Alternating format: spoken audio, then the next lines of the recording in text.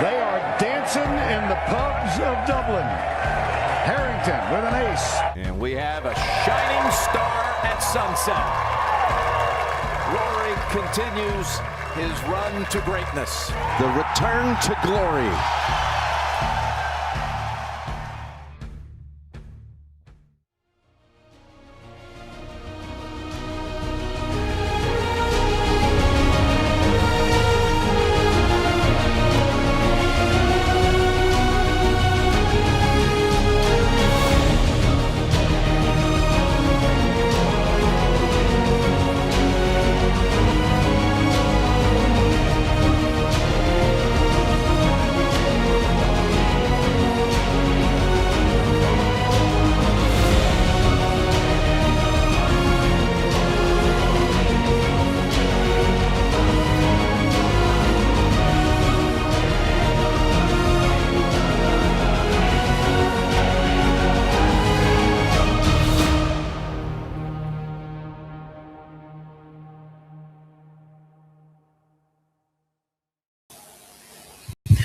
Hello and welcome to the 2026 AIG Irish Men's Amateur Close Championship. We're here at Portumna Golf Club and we have a very exciting final round for you guys in store today. Welcome to a lovely day here in Galway.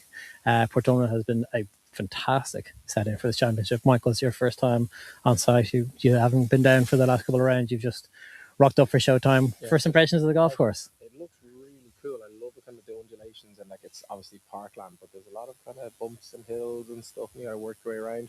You sent me a text yesterday saying that this golf course is unbelievable, and I kind of sat at the 18th green, and the greens look immaculate. Yeah, it's been a brilliant championship so far. We've got a lot of the big names in the hunt already so far this season, so far to this week, and it's really been a brilliant season across the board from the very first championship in the West over in the West Coast, where I'm not too far from here, to today. It's been a brilliant season, and I think that's the perfect time to say that our coverage today and all day today and for most of our championships is brought to you by AIG. They've been a partner of the Bogeymen for over 3 seasons now. They've been a partner of Golf in Ireland for over 25 years and 28 years now. So they are a partner of the sport and have been ingrained in this community for a very long time. And I think this championship is delivering a bit of drama that's worthy of that level of support. It's been really, really good so far. Harry McArdle has a one-shot lead currently as it stands.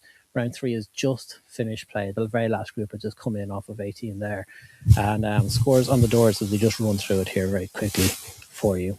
Yeah, so at the moment we have a kind of first and second tie. We've got 2 young guns up the top in Harry McArdle and Dylan Holmes as well. So kind of the young guns firing at the top. But there's some lads further down the leaderboard. I think the likes of Keith Egan, Digard, I wouldn't write them out. So you want to go through the leaderboard you have there? Yeah, and it really is a who's who of Irish amateur winners and contenders. It'll be a very, very good, exciting day. We're going to try and jump around the golf course. We're going to stick with whoever is leading the championship at the time. But as it stands right now, that is Harry McArdle of Warren Point Golf Club. He's teeing off at 2:18, so in about 13 minutes time. But the nearest competitors, as it stands in terms of updated scores, that we have, Dylan Holmes is at 6 under par. William O'Riordan and Conor McCarthy are 5 under. Paul O'Hanlon is 4 under par. Jonathan Yates, Keith Egan, David Howard, Thomas Higgins, Conor Clark, and Dylan Keating are all at 3 under par. So they're pretty stacked deal, and that kind of tops out your top 11, top 12. I see we got a message in there asking about course conditions, considering how firm or how dry it has been here in Ireland across the board.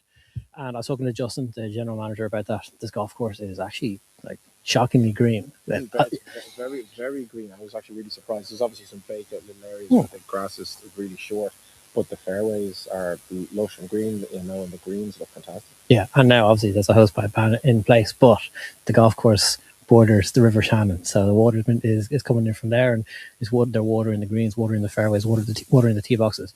But it's, as you can imagine, with how dry it's been, it is by no means soft, and these greens have been playing so treacherous. It's been really good to watch. It's been really, really fun to watch. Certain pin positions I've seen over the last couple of days where if you miss long on the green, or if you short side yourself really on the wrong side, you're bringing bogey, you're probably bringing double bogey into play on a lot of these holes.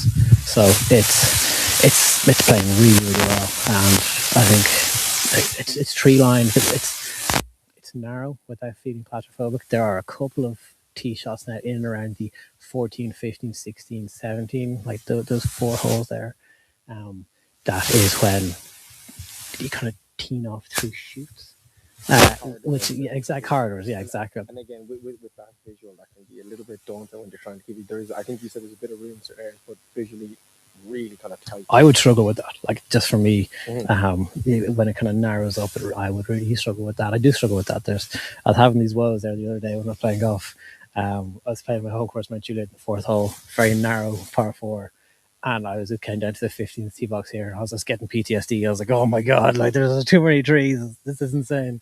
But the good thing about, or what I found really interesting about here is there's a lot of trees, but the course still gives you opportunities and gives you angles to attack greens in certain ways. So like 17, we're going to see it here now later on. Gorgeous hole, big long par over into a blind tee shot essentially. Trees left, trees right. But if you're hitting driver, you have to be on the left-hand side of the hole. So you have to go and try and carry over the trees. It's not the type of golf course. Now, listen, there are certain holes where the trees dictate, hit to this spot, and then hit your approach in there. But like 12, you can cut the corner, go with the trees. It's not like the amount of trees here dictating how you have to play the course. It's just saying, this is probably the safer way to play a course. You can go a bit more aggressive. But. So that was also kind of the background with kind of two guys with the leaderboard and how we're going to play them. You know, we've seen Dylan before, he's won the West, not that long ago. You know, since after he won that, a little bit of a different form, really just, you know, just kind of middle out, nothing too bad, but kind of like 46 at the East, he was 24th in the South, 24th in the Men's Open.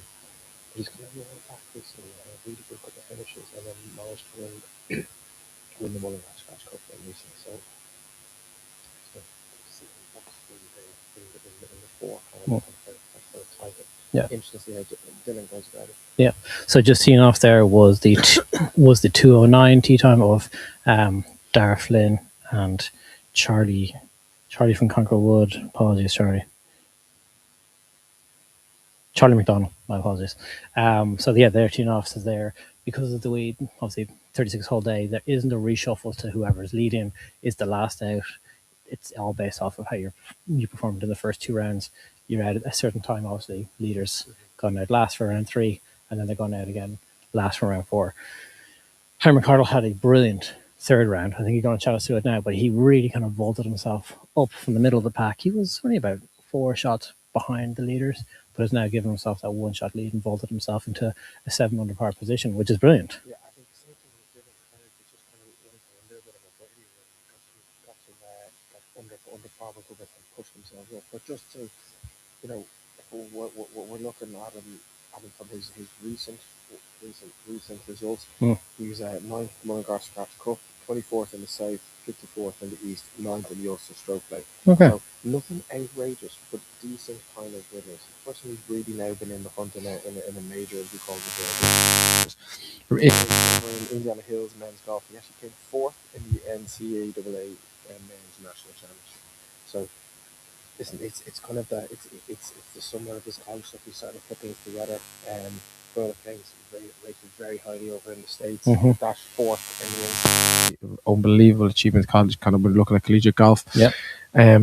So interesting now because you've got Dylan who has, you know, hasn't gone to America, taking a bit of a gap year, perhaps maybe going to America. You know, I don't know his full plans, but he has taken his gap year after his leaving cert. So it'll be interesting where Dylan sees himself and how these two kind of fight. If we're going to have a straight shootout between the two lads, it'll be very interesting. Kind of young, both kind of under 21. You know, if you're looking at Irish panels, you know, all under 21 level. So I'm really interested to see how these two kind of, hopefully they, from a spectator point of view, hope they go at each other's throats and they try to shoot as low as possible and we get an absolute brawl. But yeah, no, looking forward to seeing the two of them. Yeah, well, I guess to that, there has been significant change on the leaderboard here now, which is unfortunate for what you were just saying. Harry McCardle now has a 2-shot lead. He's 7 under, obviously about to tee off. Dylan Holmes came in with a 73 there, so he's finished at 3 under par. So he joined that group at 3 under alongside a number of other champions. So Harry basically has a 2-shot lead over William O'Riordan and Conor McCarthy. William O'Riordan of Greystones Golf Club, so also where Dylan's from, and Conor McCarthy also of Headford. So just in that group. So if we're just saying that for people, obviously know we've got Harry out in front. Out of the next kind of group, if you were Harry, who would you be checking your shoulder over? Like you've seen these lads play kind of this week, but you've also watched them play all summer. You've watched them win, but you've interviewed them one-on-one in kind of 45-minute long session. Who would you, out of that group just behind him, who would be worrying you if you were Harry? So he had 7 under par. The guys at 2 under par are they're very good players, but I think the 2 names that are probably going to be pushing the hardest, it's going to be David Howard, who's actually already out in the golf course. He's 1 under for his round. He started around 3 under. He's now already down to 4, so he's 3 shots back. And obviously David played in the Open recently. He's playing some unbelievable golf. Yeah, he's no stranger to winning as well. Like he can come and win. Yeah. So he's very much an informed golfer who. He had a bit of an entourage walking around the golf course with him there yesterday. Oh yeah. He's a bit of a fan favorite, is he? He's a bit of a celebrity. And then the other, he's just signing open flags everywhere, is he? And then the other is Paul O'Hanlon. Paul O'Hanlon won this in 2008. Okay. So Rory McIlroy won this in 2005, 2006. The AIG close. Shane won it in 2007. Paul won it in 2008. It's not bad company. It's good company he's keeping. So actually, we interviewed him after his round there yesterday. We will play that VT in a few moments once we've teed off here. He spoke about how that was 18 years ago now. He's like, it's great to be still in the mix and still competing and back in the hunt for this championship. To be in the hunt in particular. Yeah. So those are the 2 names that I think will give an early push because, in both their cases, they're 3 shots back. I'm sure they're probably looking at it like they've got no right to go and steal this from Harry, which then gives them a freedom to go and attack, which is brilliant. We're about 3 minutes out here now. But just a heads up for everyone at home, 3 minutes out from the final group teeing off. So I think as you say, is like David Howard's already out there. If he can put maybe another birdie on before Harry tees off, the lead is the same, but it's not the same. Yes, because he's got birdies in the bag, so it might just creep into his head. So I think it's very interesting looking at the leaderboard. Obviously, we only have one internet, and we're going to stay with the one group. And if things are chopping and changing, we'll do our best. Yeah. But even though we have 3 cameras, we can't split them up. So anyone asking, can you send one camera? It doesn't work. They need to stay close to our HQ here that our director Aaron's in. So just to let everyone know that we will, Johnny, it's on you. You're going to make the call on where we go. But we'll try and keep you updated with the scores as much as possible. We'll let you know if there's birdies going in elsewhere. But I think you're right. I think you said that this golf course was interesting. You said that there was a couple of ways to play holes. There was driver, blow it out there, try and get it in close. There's also kind of safer ways to do it, and at certain times you need to know when to put the foot in the gas and when to just keep it steady. Yeah. Also, I sat and watched the 18th green for about half an hour this morning, and everything was bouncing and going out the back, and you were left with such really difficult chips. I thought Keith Egan hit a beautiful chip this morning where he flopped it, and his playing partner took out a 3-wood and just nudged it across. So I just think that greens, the experience of playing on these greens is going to be big. So what I think will be very interesting early on in this final round is the first 4 holes are a little bit more generous off the tee box. You can see it. There's obviously out of bounds there on the right hand side, way right. That's where the driving range is, but it's not. It doesn't narrow up until 5 and 6, 7. It starts to get very narrow, and then it opens up a little bit again, and then that stretch from 14 to 17 really narrows up again. So I think we're going to see people making a push early, and with that, we just saw Keith Egan 2 groups ahead, teeing off. They were the one in front of the 209 group. They were the 2 o'clock group. He birdied 1. So he's now at 4 under par. So he's joined their group alongside David Howard and Paul O'Hanlon. You don't want Keith Egan chasing you. Can I just add, because obviously you've seen more of the golf course than I have. The way I've looked at it, and I might be wrong, but there's kind of groups of trees. It seems like the trees are in particular sections of the holes. That's nearly on purpose, the architecture to try and create, because there is bits of gaps and spaces. It's not it's not like Elm Park where it's just tree lined, tight all the way. There is corridors, but there's other little spaces where you're going, okay, you go into those set of trees, big trouble. Those trees might be okay, but you have a bit of a gap. Yeah, and there are little clearings as well. I think it's not just like trees all the way down. Don't get me wrong. There's a lot of trees. There's a lot of trees. There's a lot of wood. There's a lot of trees. There's a lot of timber. But there are clearings. So if you get past a certain point, it opens up left or right on into the rough, and you're okay. Rough is down as well. Yes. Obviously, with the nature of it, with it being so hot, the grass isn't up as much. I never really like using this comparison because I think everyone likes to use the comparison of like, oh, this is our version of Amen Corner or whatever. But the actual those fairway undulations and just the look of the trees around here really does give like Augusta type of vibe. It's a big compliment. I was walking around the place, and then that combined with the... Well, I've never been to Augusta, have you? We'll continue this in a moment. Yeah. Our final group is just about to tee off, so we'll go join the live on-course action.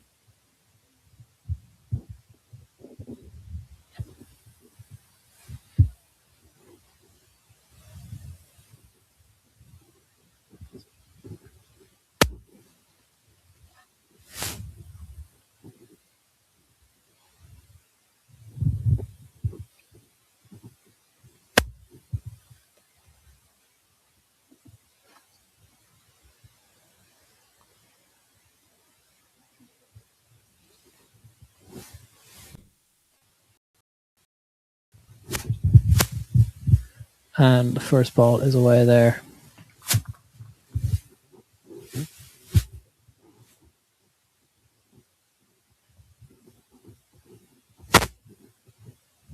So Harry McArdle, our championship leader, steps up onto the tee. First hole, Portumna Golf Club. 18 holes away from winning the AIG Irish Men's Amateur Close. And the tee shot is away down the centre right of the fairway. It's a big ball. That's a great hit. That's bigger than the last few groups, John. Yeah. He's gone over the lip onto that fairway and it's kind of run down. Really good shot. Brave shot off the first tee. Glad to see he hasn't changed. Super shot. So what we'll do now, as the players are making their way down to the to their balls in the first fairway, here is a little recap of how yesterday's action went ahead and how some of the players fared.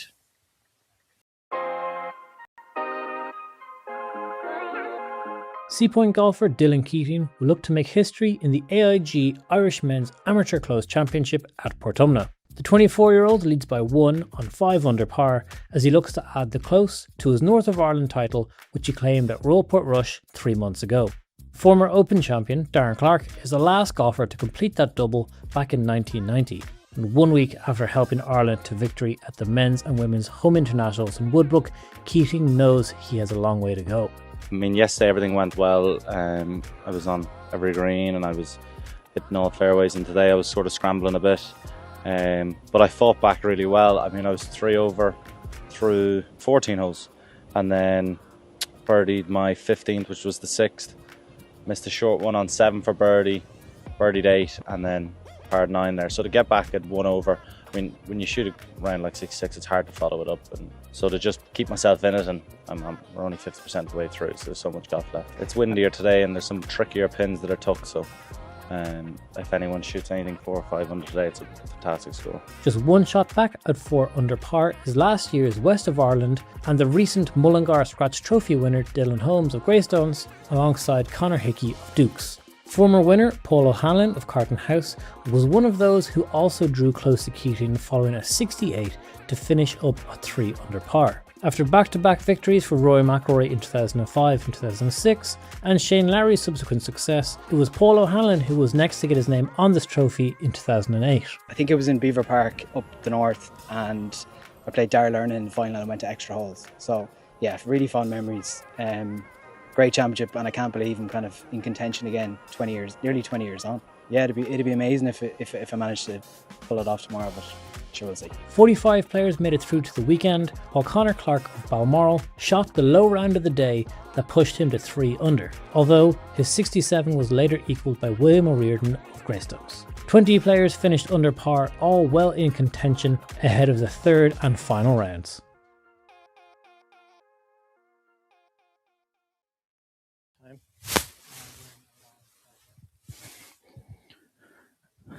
and welcome back to the Bogeyman's live coverage of the AIG Irish Men's Amateur Close Championship. So, the funny thing about shooting a recap from round 2 yesterday is the leaderboard has completely changed what we're talking about. Dylan Keaton shot a very good 1-over round there yesterday to finish at 5 under. Finished the day yesterday with a 1-shot lead. Paul O'Hanlon gave it a good shot, finish at 4 under. He also shot another even par round today, finishing at 4 under. As Harry's just making his way. This is That's a bomb. Massive drive. Like I would be like so 5 or 4 to that. Give him a really good shot into this green, but wait till you see these greens. The greens are so good. Actually looks like glass up there. Probably only a flick of a wedge in. Or it's probably about maybe 65, 70 yards max in for him, Johnny. So this golf course is all measured in meters. So if you're seeing that 100 stake there in the middle of the fairway, it's 100 meters. So got to do a little bit of mathematics. Or 15% of that, that's 115. So it's probably about the 90-yard mark. I think I'm going to get the shot scope app out and I'll do my yardages that way. And if you want to get a shot scope products, use the code Bogeyman, you get 15% off. I actually gave a new app for Apple Watch. Actually, I'm very excited about it. Oh, I need to. Yeah, I do love my Apple Watch. So I'm drinking a book already in front of me, one pen to the right. This should be a straightforward shot. Yeah, wedge in hand.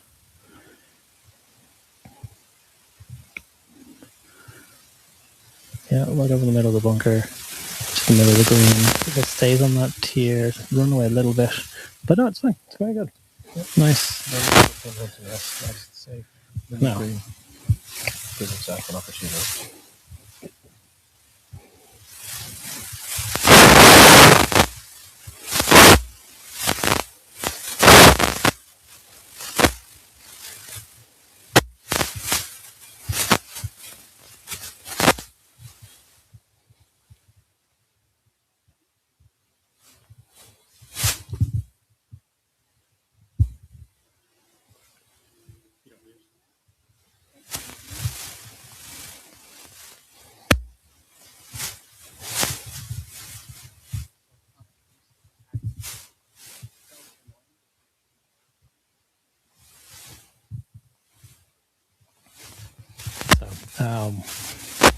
Yeah, good shot. Sorry, McCardle.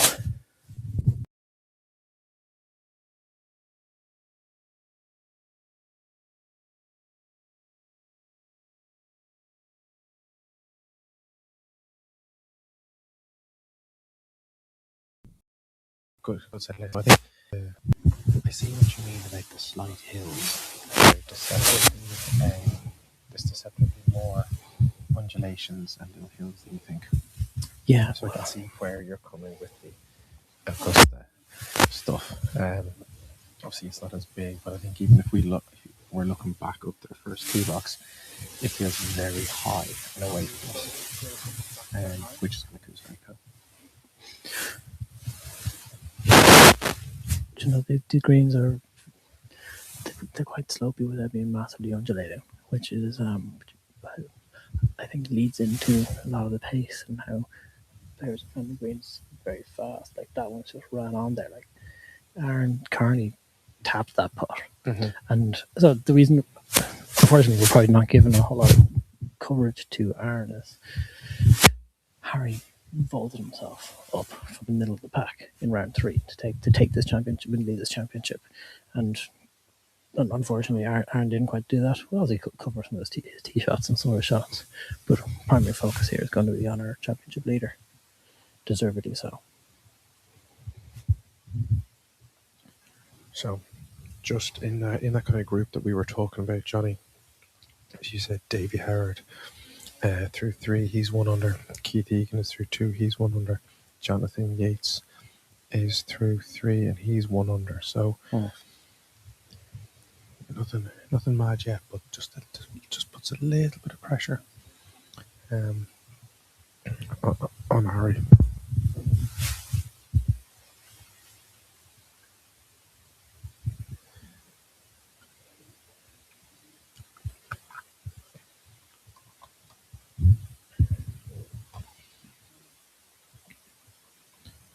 It's a decent enough putt from Harry. Should be a simple enough tidy up for his par.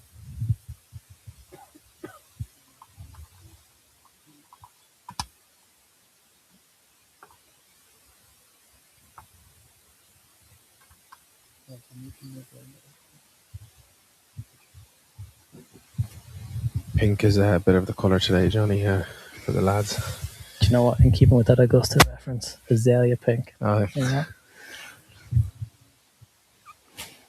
was going to say the new Man United third kit has the new red book of the Salford Boys Club. Maybe they're just getting into the new kit launch. Sure, yeah, that's the reference that I'm sure they're going for.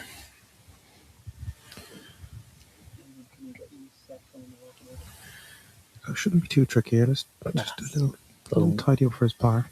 Little 1 footer there. There we go. Okay. So Harry McCardle is 1 under. Sorry, apologies. Not. He's even par. He remains at 7 under. I was saying for his championship. And I don't know. He's looking back there at the green as if he wasn't liking certain things. Maybe he overread the slope.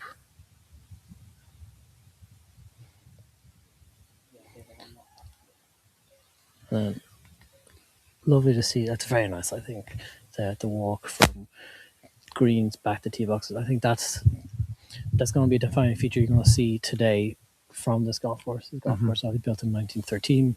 This is a golf course where distance.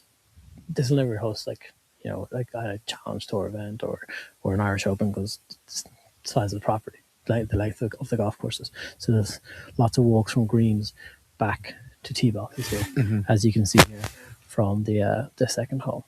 It's a lovely tee box here in the second that they've got the old wall, old traditional Irish wall, also the right hand side, trees coming over.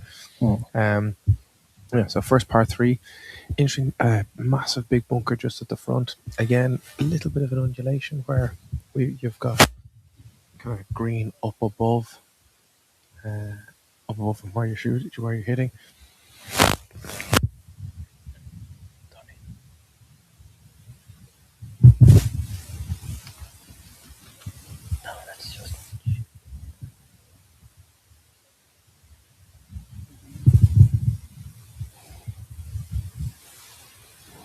So the order remains Aaron Carney, tee off first, both players making par. Can I ask if you're Harry? Would you be happy going second? Yeah, A 100%. little bit more information. Obviously, there's no pressure. The play partner is not in the hunt. Yeah. You're getting that little bit of information before you get to hit. Absolutely, particularly on par 3s. Some of the par 3s are quite long. You feel them playing into the wind. And then just, like we were saying, to see how the green reacts. Yeah, so probably we're saying 149 meters. So, yardage wise. Yeah, it's about 170 yards. That's a little bit long for the flag. He's on the green though. Yeah.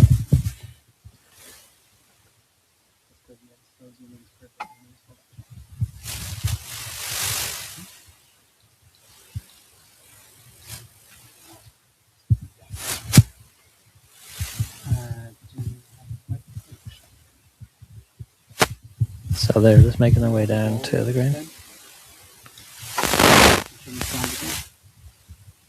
And so that is Harry's golf ball there on the back edge of the green. So yeah, he's got it just held onto the collar there, working its way back up. He's got a fast putt though. He's been working from the back of the green toward the hole. We're in the way to be behind, so we got to move right there.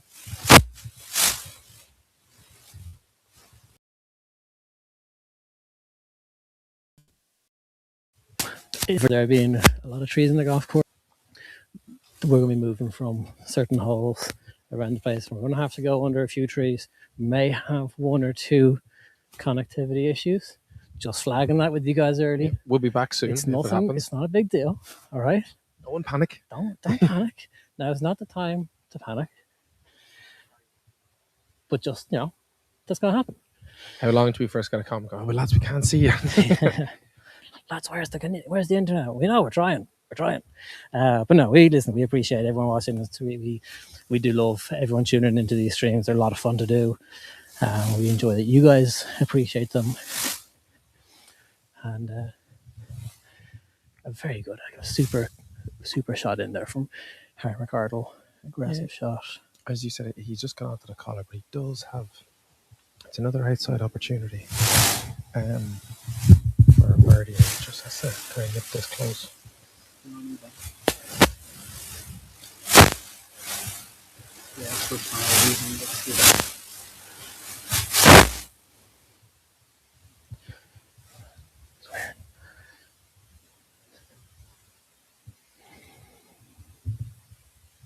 So both players taking the flag out there. Harry's putt here is going to be, like we're saying, it's going to be fast. And it's going to run from his right to left. So as we see it, it will run, well, on that angle, away from us.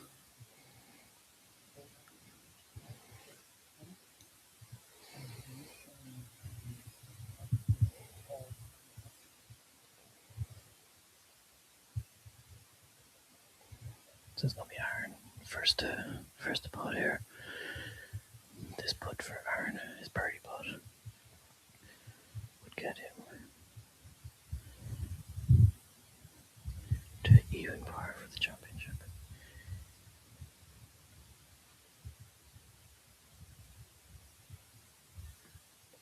And that's low. Good pace, but low.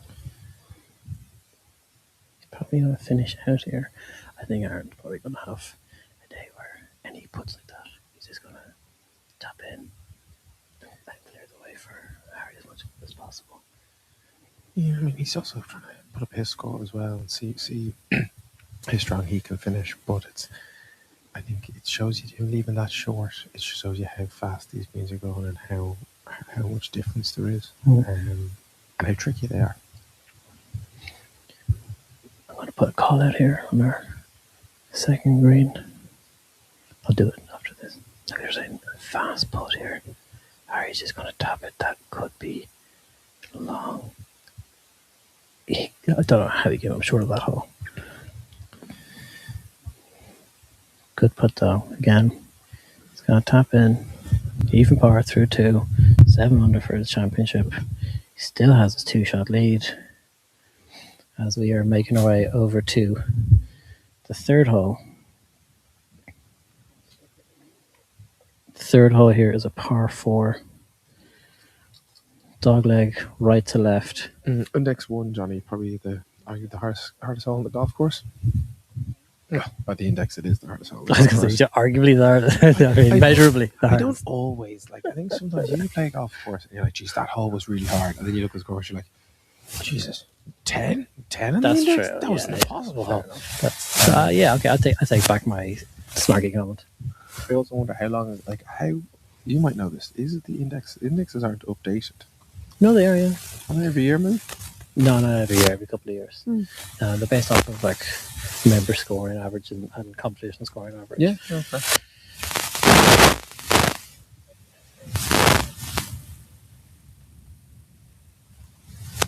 Yes, it's both. I think it's driver.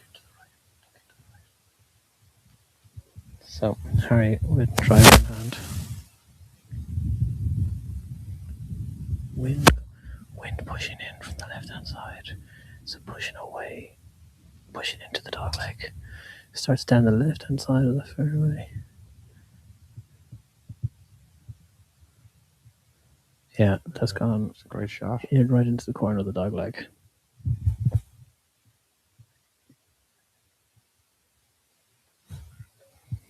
So the order has just. I think the lads have played a bit of ready golf here as Aaron was taking his top off. It's not that kind of show, Johnny.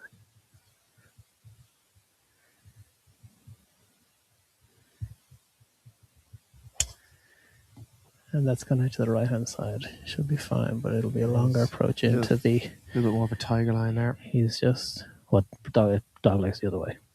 Oh, sorry, that was the other way. Right to left. Right. So we will be rejoining the action here from the AIG Irish Men's Amateur Close Championship just after this ad break. Coverage of the 2026 AIG Irish Men's Amateur Close Championship on the Bogeymen is brought to you by AIG.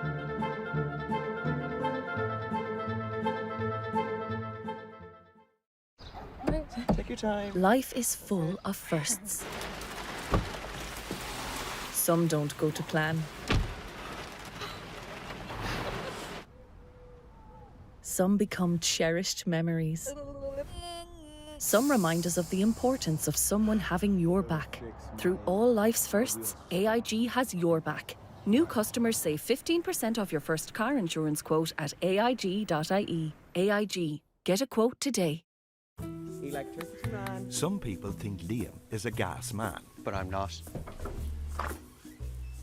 Electricity. Yes, we're called Flow Gas, but we do electricity too. The gas part about it is that the gas part of Flow Gas is only part of it. Not the gas man.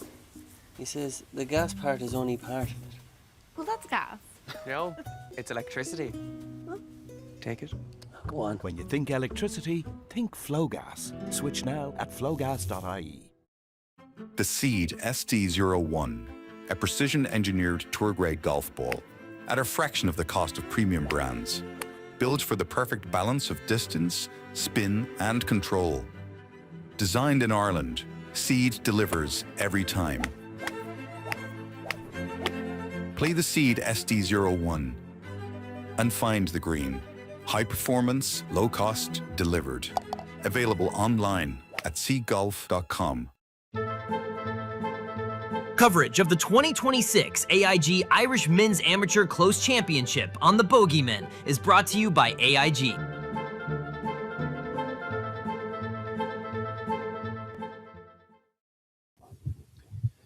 Yeah, so as Johnny said, dog leg right to left, par 4. So kind of just at the turn, a big tree kind of blocking your way out. So green, you can get this green, even though it's, as we said, index 1 green, 3 bunkers around the sides of it, but nothing kind of in the front. Anything short will maybe roll back down to you. So actually the best angle would be kind of out here to the right, even though it makes the shot that little bit longer. But yeah, again, another great hole here. Yeah, it's a lovely hole. Nice. You know, the index kind of surprised me. Yeah, you see? Yeah. Sometimes I come out with something that makes sense. A blind squirrel finds a nut every now and then. Well, it's like we're going to come up to holes like 5 is a very tough par 3, 6 is a very tough par 4. 6 is a tough hole. I mean, I'm kind of looking at the rough, and obviously it's down at the moment because of the dry weather. But if there's rough up here, and you come to where we kind of are right side of the fairway, if this rough is up, you're not getting there. You're not getting in 2. But super shot up there, in particular from Harry. It's kind of gone through the dog leg just into the rough there. But from where the flag is, front left, centre left, I'll get the exact pin positions for you. There seem to be a bit of a drop off on this left side of the green. Then that's probably that's kind of the danger on this green. That's the big, especially with where this pin position is. Like Harry's actually got a great line in. He can probably got the flattest run to this pin position, but with nerves for a right-handed player, the issue is probably pulling it a little bit, and that's where running down or falling down into that runoff on the left-hand side starts to become potentially problematic. I was thinking because it's so dry, it could run a good bit back, and then not really give you a difficult shot, but a tricky one where you have to be on your game. Yeah. The counter to that is this is obviously a 2-tier green, and so the play from Harry's perspective is going to be played up to that front part of the green, that lip of the green essentially, and then play it off that bank it off the bank down the right hand side and let it roll down toward the pin. Essentially where Aaron Carney is on the short left of the green, or left of the green, is exactly where Harry does not want to finish this out. So Yeah, the minute you go down there, it just becomes a trick. It's tricky to get apart from there. You know, you need a really good up and down. Yeah. Obviously, no green to work with And as well. I think the overhanging tree there in front of him is probably he's going to have to play it like saying low, punch it up to that front part of the green. Oh, that really checked up on him very quickly. A little bit too much check than he wanted because it was on a beautiful line into that pin. That was very interesting. I thought that was going to run on a lot more for Harry. Nearly like a punched wedge, more so than anything else to keep it under the trees. But a great play, perfect execution. I thought that was 100% the shot, especially with that overhanging tree. It takes out the idea of trying to play it high and drop it. You have to run it up. It just checked up on the second bounce there for him too quickly. So just as we're sitting in the fairway, it's interesting. I actually think probably why it's index one is the distance wise. It's too long for a 3-wood to the turn, and then driver puts you into the trouble in the trees. So if you hit 3-wood, you don't get to the corner, and then driver puts you through it. Yeah, true. So I think that could be where you're kind of caught between obviously the two clubs. Yeah, I think both guys hit driver and kind of went as you said, bounced straight through the fairway.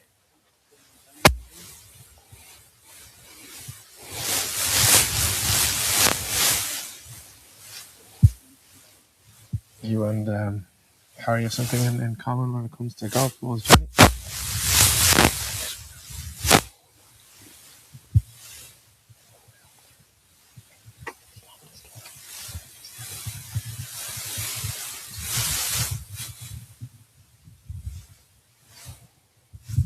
You were saying? You and Harry clean your golf balls the same way. It's very interesting. Me, Harry, and Roy McIlroy. You know, I haven't done that for months, probably for like a year, since you've shamed me out of licking my golf balls. You need to be a stronger character and not let me inside your head. No, man, like a Jenga tower with one block too many removed. Paper mache. Yeah, paper mache duck. I just crumble. Pretty good shit check there, man. Like that was tricky. A nice bit of check. Just nip past the hole. Doesn't look like there's a huge amount of break in this putt for Harry coming up, but it's gonna fall from, I want to say, from his right to left. I found this green particularly tricky to read in a few days.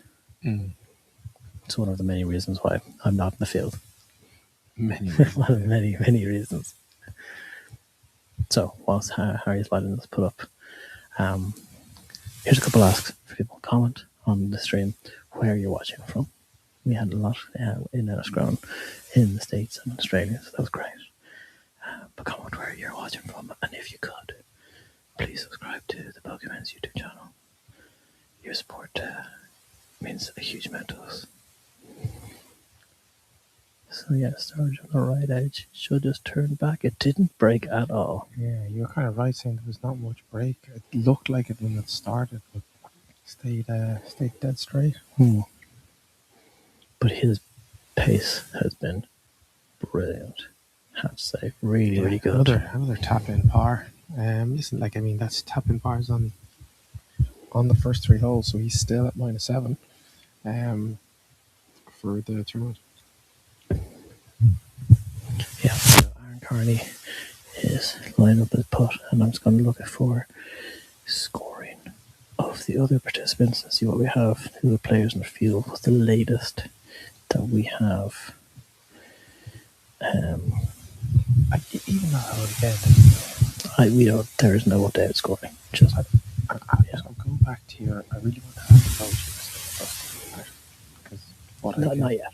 It's not there yet. But my point is, there's slight undulations. Like I didn't think this was downhill from the middle of the fairway. And now I'm looking back up to it. Yeah. So I can kind of get a little bit of what you're saying. Yeah, from 6 onwards, it does.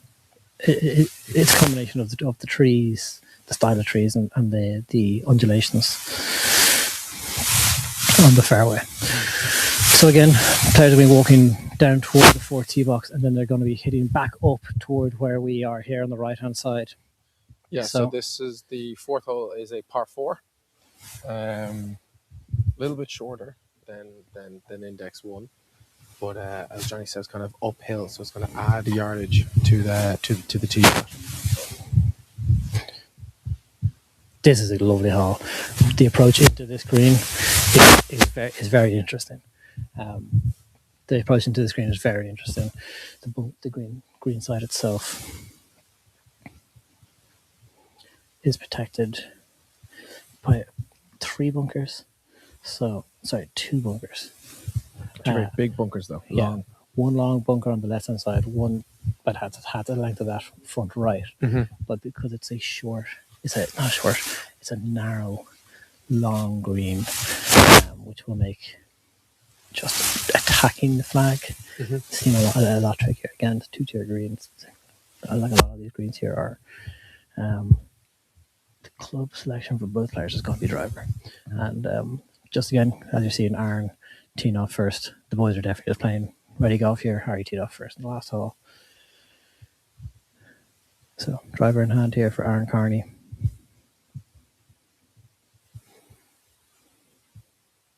It's a beautiful golf course, though, isn't it?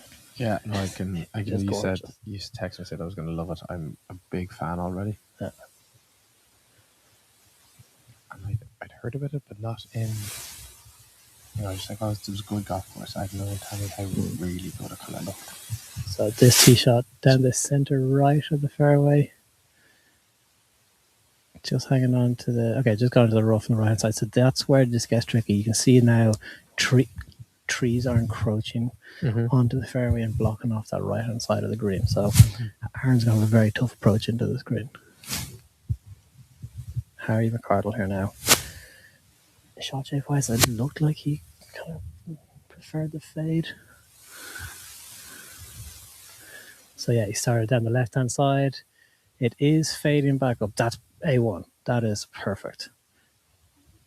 Yeah, that's a brilliant position. So good. And because I don't know this whole to me where I'm looking, looks like he's going to be a little bit blocked from the trees on the left. But do you think he's perfectly fine there? Harry's in perfect position there. He's got the straightest line straight up to the green. Actually, Aaron on the right hand side, who went first, he's a bit blocked out on the right hand side from those trees. We were talking about.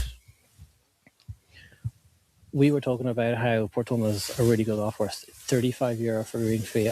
There's open competitions Monday, Wednesday. Green fee is £45 every other day. So what you're saying is it's a ball on a budget golf course. Ball on a budget golf, and so within that, that's a very new series that we're running on our YouTube channel, and the first episode from that was from Castleknock Golf Club. So check it out, and here's what that series is all about.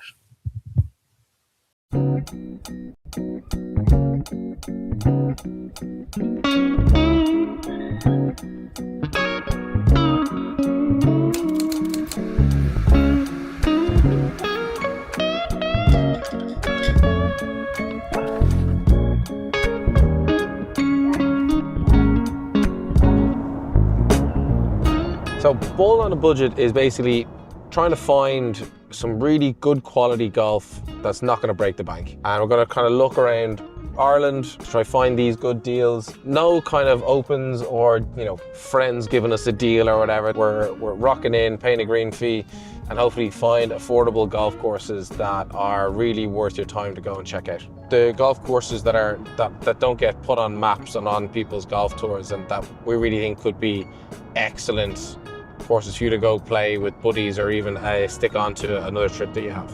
The whole idea is that there's really, really good golf courses all across the island of Ireland. We've got over 400 golf courses in the country. So many of them are really affordable that you don't need to go and spend that big money to play those big golf courses. Those are obviously a big treat, but if you want to go out with your mates and have a good fun round of golf, Ireland is littered with unbelievable golf courses that are affordable. And so this series is just to showcase a little bit of that.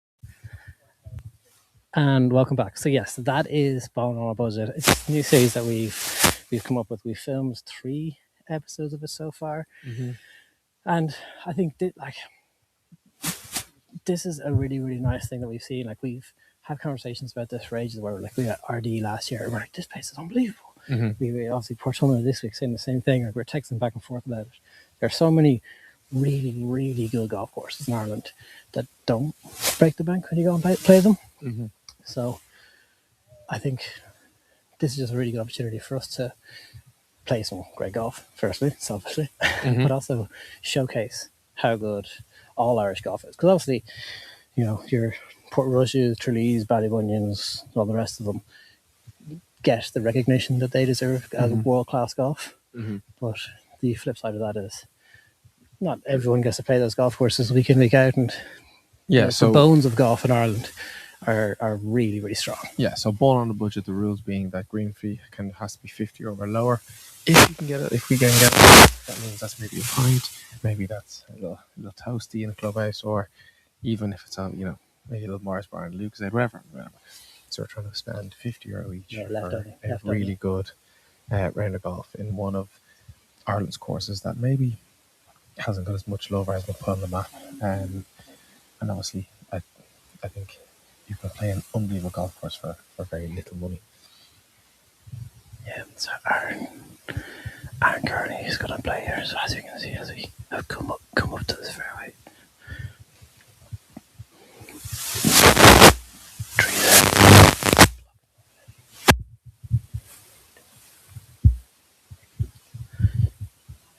The tree there is blocking his approach, so he's gone over the tree, right hand side of the green,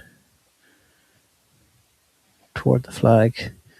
That's a great shot, pin high, 8 foot to the right of the flag. Super shot there from Aaron. Harry now. See that? Straight up. Direct line to this flag. Really good. He doesn't seem thrilled. Oh, a little bit of check. Stay up there, don't go down there. It's just hung on by its fingertips. Just hung on. Hung on to that green there. Oh, yes, again, very good shot. He's given himself an outside opportunity at a bird. Yeah, absolutely. He's got himself a look. And again, worst case scenario is going to be 2 putting for par.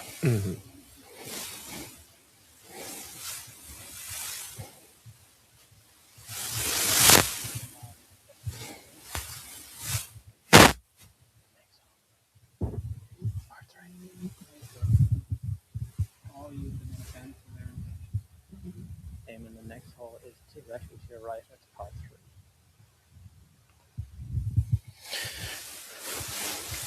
This is lovely summer golf. It's humid enough, but there's a nice little cool breeze. There's enough for the golfers to be thinking about without it being blown a hoolie and also just being roasted, or the opposite, horrific rain.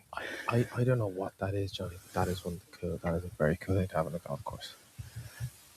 Oh, I know what these are. I know these. I don't know if our camera can get a shot of those while we're waiting. The stone tower on the right hand side. Things are really cool. So I have it here. So these are called the Clonrickard Monument. Okay. So the 14th Earl of Clonrickard, Ulick John de Burgh, from 1802 to 1874, and his son, Lord Dunkelin, were noted horsemen who regularly attended race meetings in Ireland, England, and across Europe. Ulick John, who was involved in the establishment of Galway races in 1869, developed a number of race courses on his estate, one of which is located here within his land. It's believed that this structure was used for viewing, the viewing stand for ladies who attended these races. It also may have doubled as a structure for like ringing horses, walking around in like loops and stuff like that. So yeah, there you go. There you go. That's really cool. I love it. It's just off to the right side of the green. Just gives it something a bit different. There you go. Who says we're not educational? Read it from the book. There's a sign on the golf course.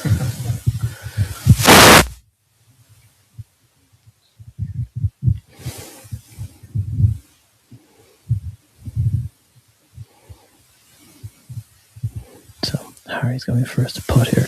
He's going to ride this ridge toward the hole. It's going to break from his left to right. It falls down there now, and then breaks back a little bit.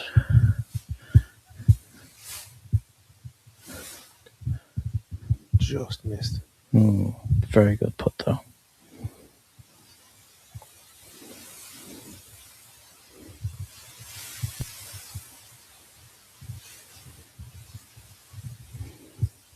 Thank you, Anthony Cahill, by the way.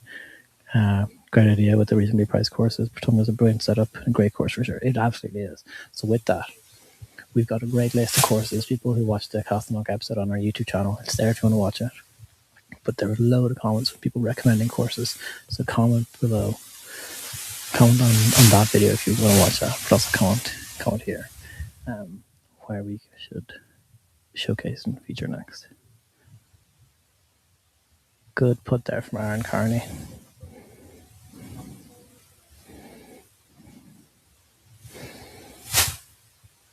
So I'm just going to give a quick score update as Harry McCardle is about to tap in for his par. Connor McCarthy has moved to 6 under par. He's 1 under. And David Howard has moved to 5 under par. He's 2 under for the day.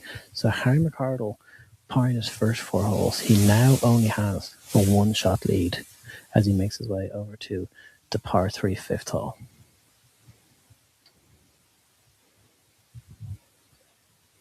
So when we started the stream, pretty big gap, and then you've gone up. So what, 3 or 4 shot lead when we started the stream? 2 shot lead? 2-shot lead. The very, very start though, you know, we looked, there was a 2-horse race, and that changed very, very quickly. This is a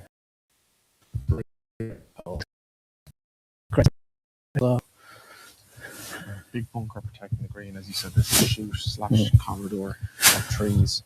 Makes it feel quite very, very tight. So the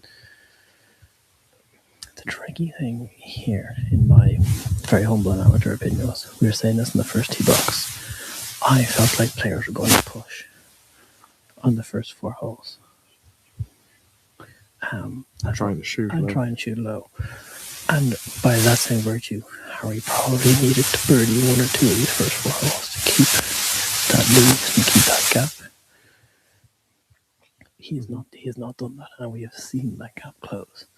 There was definitely an opportunity for players to close this gap. To, you know, he's obviously only got 1-shot lead now, but to close that out entirely. So looking back at his third round this morning, he birdied 1 and 2, 8 and 9.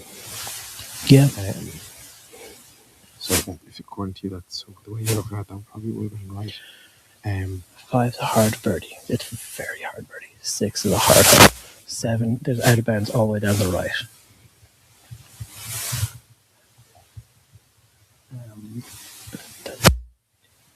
On Friday, he did birdie this hole. That's a great birdie. It's a fantastic birdie. So the group in front as well as we're waiting, by the way, guys, is finishing up on the green. So Harry and Aaron have been playing quite at a very good pace. The group behind them are a good bit behind them now as well. They're at a very good pace, but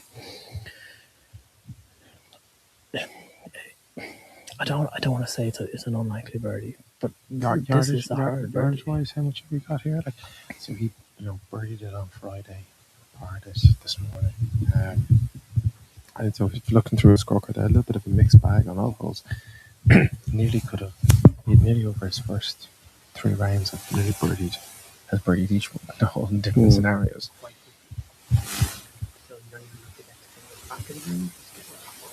Yeah, it's about 190.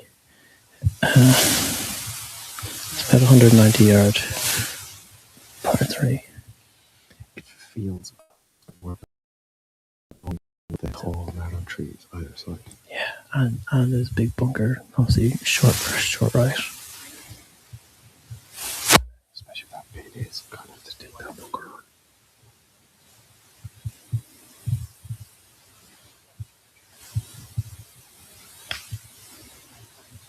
So there's also that wall back of the green. The green runs down to it, runs away from it. Yeah, middle of the green. Yeah, I couldn't save there from Aaron.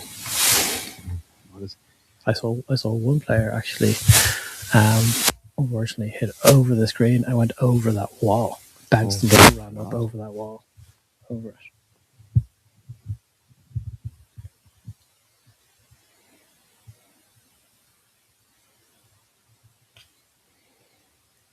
Yeah, he's fading it in toward the flag. This is a great shot here from Harry.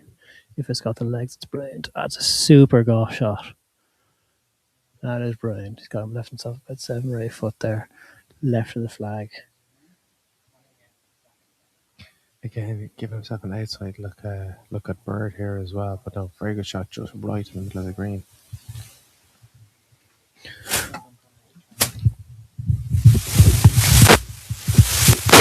That's a great golf shot there from Harry.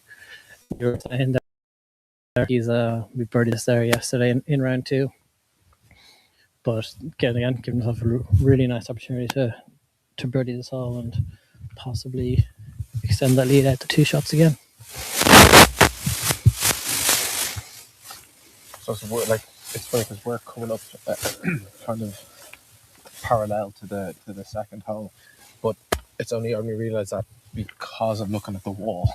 You don't feel it the way you've moved. And how much of a drop in elevation there actually is as well. I know that you're saying that it's about 190 odd yard long par 3, but the elevation drop, like it's not massive. We're not talking about 50 foot or anything crazy like that, but it's significant enough that it's like it's a half floor. It just makes it less. It's not boring. Just one just change it. So this is €35 for a round. In their open comps, without 45, if you're just rocking up as a golf. 45 is very good value. It's very good value. But that's why these golf courses are great. Mm. And having the open comps every Monday and every Wednesday, doing a bit of research, scoping it out. I love it for ourselves. It's funny because someone's definitely going to comment going like, yes, lads, obviously you're from Dublin, so you didn't know this place was that good. Everyone knows it's good. No, obviously we'd heard a lot about Portumna over the years. We just haven't had a chance to come out this way as of yet. Actually, it wasn't too bad. It was 2.5 hour drive this morning. So it's actually not, you can get out here. It's not a million miles away. From us anyway. Oh, great golf hole. Yeah, it's good, isn't it? Yeah, it's brilliant.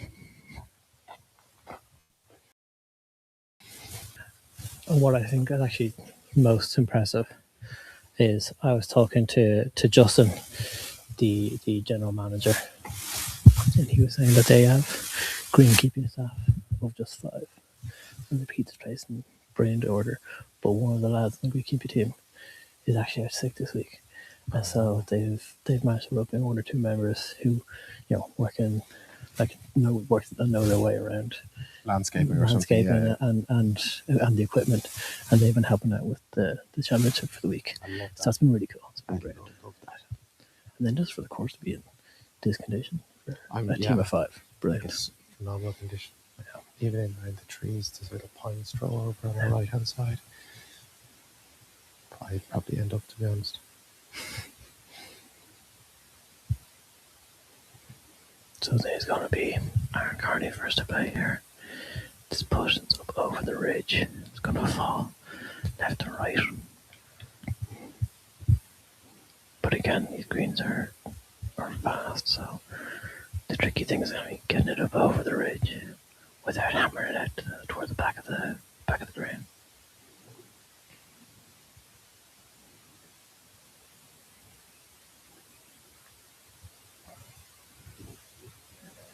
Get right.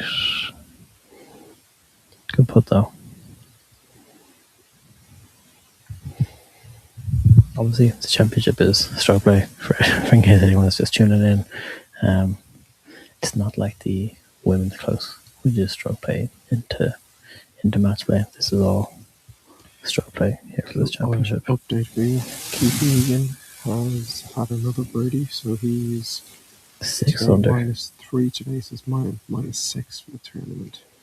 Puts himself up into 2nd place beside Conor McCarthy. So, as what we were saying, could very well be the case, is turning out to be the case, and a couple of the players who know how to win and have won before are asking the question. Harry's birdie put away, this one needs to drop, and that one might start to feel like a little bit of an opportunity lost. You can see it from his reaction there. Shoulder drops a little bit to par, it's tidy. He's making his way on to the next hole. So as the players are making their way over to the 6th tee box, we will take a quick break and we'll be live from the AIG Irishmen's Amateur Close Championship here in Portumna just after this break. Coverage of the 2026 AIG Irish Men's Amateur Close Championship on the Bogeymen is brought to you by AIG.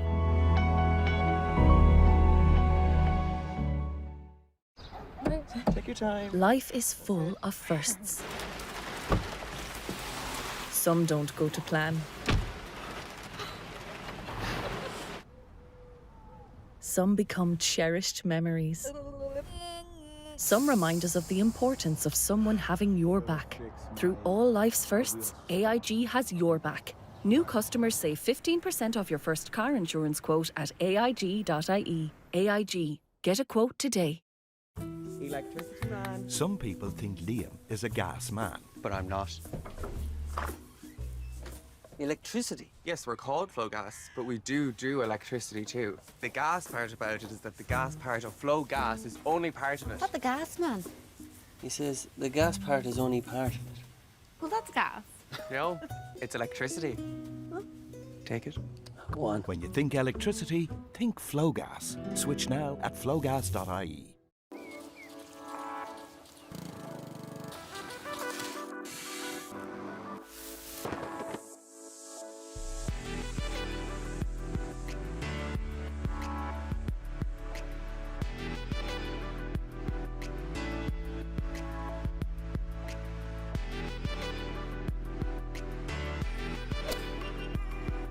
Did that go in?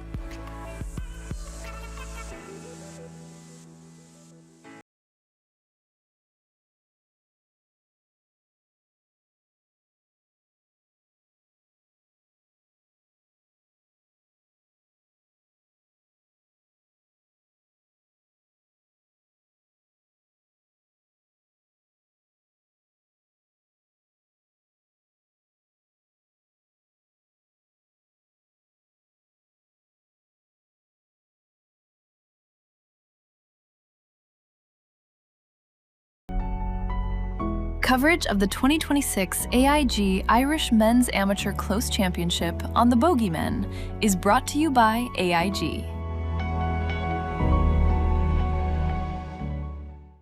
And welcome back to the Bogeymen's live coverage of the 2026 AIG Irish Men's Amateur Close Championship. A little bit of movement on the leaderboard, Johnny. You might have to start from the bottom and work our way up just to give everyone a bit of a flavour. So in case you're wondering why am I looking at these two idiots, things seem to have slowed down a little bit here on the 6th hole. 6th hole is a great hole. You'll see it as you kind of crest over the ferry. Gorgeous hole, really good, really narrow, which I can understand why things may slow down.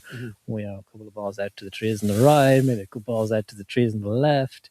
So we're going to be chatting away as Harry and Aaron are just waiting on the tee box to get going. It's a good opportunity for us to kind of run down through the leaderboard then, like you were saying. So we got Harry McCarthy still top of the leaderboard at -7. Before you go into that, let's play how far back is too far back. Okay. Because we thought that the 4 under number was kind of in and around the worry mark.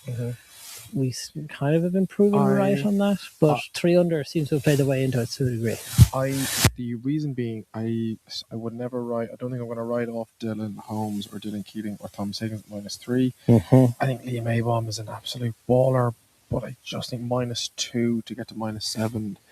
I just think the other lads are gonna go a bit further ahead than -7. So I'm gonna say Liam Abom, Darcy Hogg, Connor Clark, Connor Hickey, Dar Flynn at 2 under is too far back. Yeah, I would tend to agree with that now, especially kind of at this stage.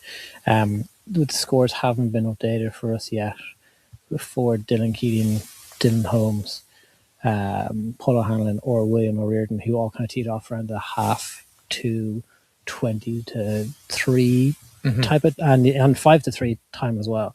So obviously the running scoring has been updated as and when they can, which also means that like they could have made moves already. We saw already a number of players birding the first couple of holes and getting and closing that gap very quickly. One of those is probably the the player who's probably hottest at the moment is Keith Egan, who's 3 under par for the day, 6 under for the championship. Yeah, like I think, and even below that, you've got David Howard as well. Like, they're not two lads you want chasing you. You like, the two lads can absolutely golf their golf ball. And I think, as you said, with Egan being hot, watching play kind of 2 holes here this morning, he looks sharp. But both of those lads have a bit of a killer in them. So it's a big question now for Harry. As we said, he hasn't birdied some of the holes that he birdied in his other 2 rounds, but he hasn't put himself in trouble. He's given himself outside opportunities, so that doesn't mean he can't go on a little birdie run. He just needs probably his approach shots to be 2 or 3 foot closer to give himself a really good opportunity. So it's not a worry, but you just don't want to see, or he doesn't want to see the rest of his lads put off more birdies, because then you have to make them, which feels different. Yeah, Keith Egan actually eagled this hole, made a 3-6. It's obviously par 5. He made a 3 on it, which goes a long way in terms of jumping you up the leaderboard. So I don't think so. Harry is taking a driving iron, not to. I don't think he needs to force the issue just yet, but he does need to start converting. That's a nice golf shot. Doesn't look too happy with it. No, it is in the middle of the fairway, but probably not as far as he wanted it. Yeah, it's a tough one to know sometimes. It's a tough one to know sometimes with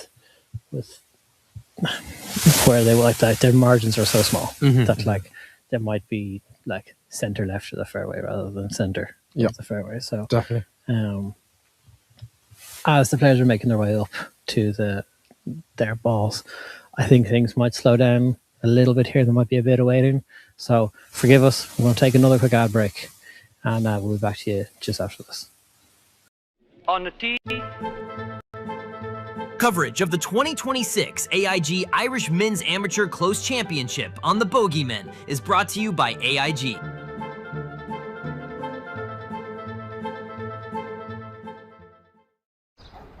Take your time. Life is full of firsts. Some don't go to plan. Some become cherished memories. Some remind us of the importance of someone having your back. Through all life's firsts, AIG has your back. New customers save 15% off your first car insurance quote at AIG.ie. AIG. Get a quote today. Electricity man. Some people think Liam is a gas man. But I'm not.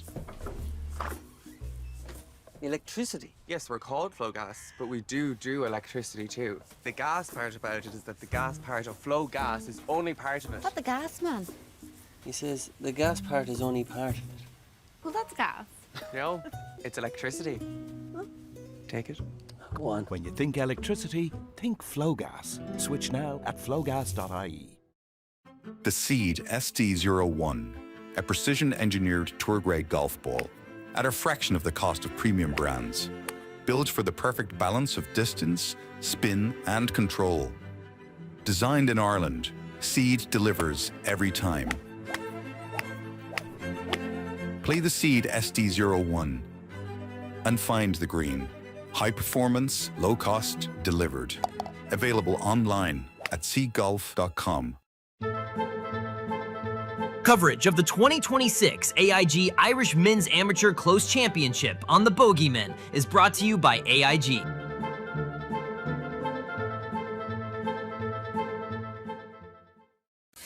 Hi guys, welcome back to the AIG Irish Men's Amateur Close Championship here at Portumna Golf Club. We are on the fairway of the 6th hole here. Beautiful hole. Yeah, it's nice little drop rock with an old house ring in the back, and then the backdrop. Yeah, I can now see why Harry wasn't delighted. He needed to be left centre. From your point, it's kind of not blocked out, but his vision is blocked by a tree. Yeah, so it's going to be Aaron first to play here on the left hand side.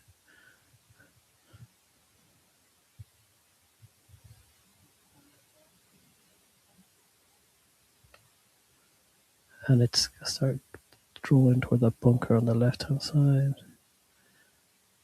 Yeah, fairway, very nice. It's just a layup. Yeah, good position, good play. Harry's gonna do the same thing. It's must have been 2 Farrell digs for Keith Egan to do there. 2. It might have been a case of hauling out as well, you know. Yeah, it's a good shot there from both players. Sensible play. Yeah, 2 good layups. Yeah. One feature about the par fives here is there's really one par five where players are going to be taking the driver off the tee.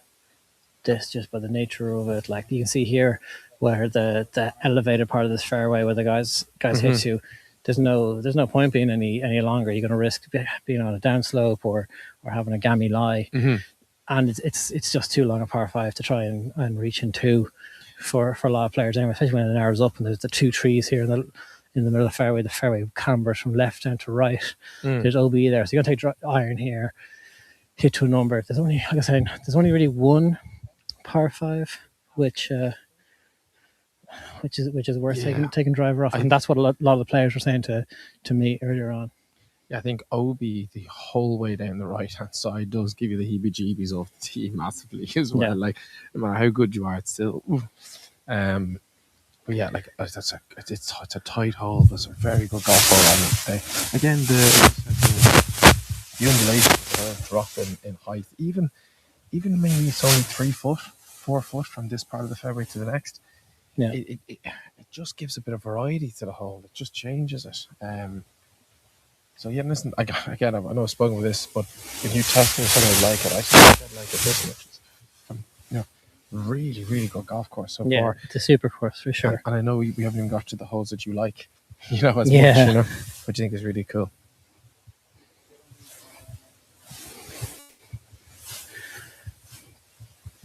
So this par five, the green is again only protected by 2 bunkers.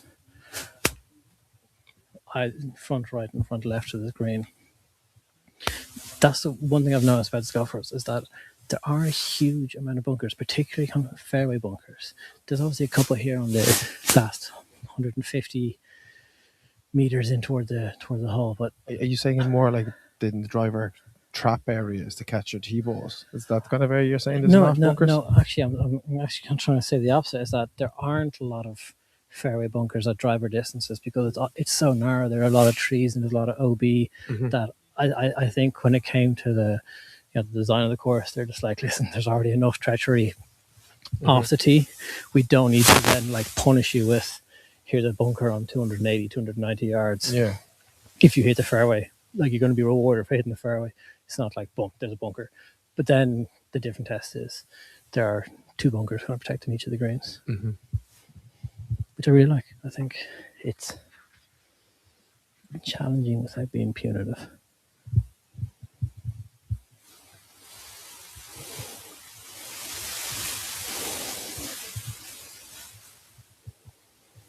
So you can see here, the green is down to the right hand side of your picture. There's an elevation drop off. Aaron Carney is first to play.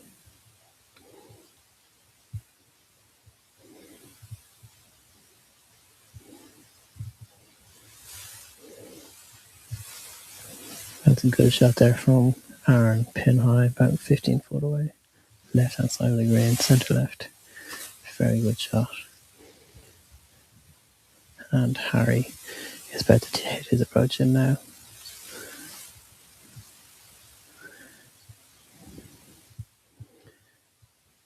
And Harry really in a brilliant position. Middle of the fairway. Got under 100 meters. Downwind. He's gone straight at the flag. Yeah, that's a good shot there from Harry.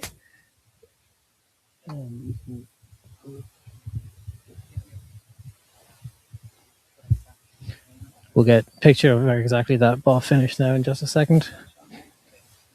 And there is a super shot from super shot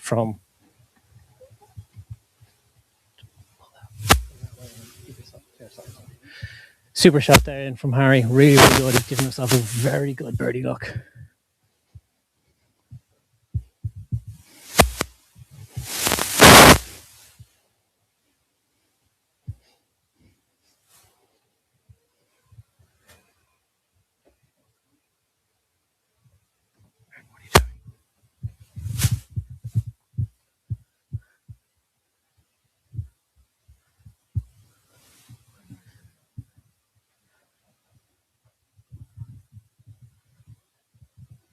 And so you can again talk about the elevation changes. You can see the drop off here as the two lads are walking down toward the green.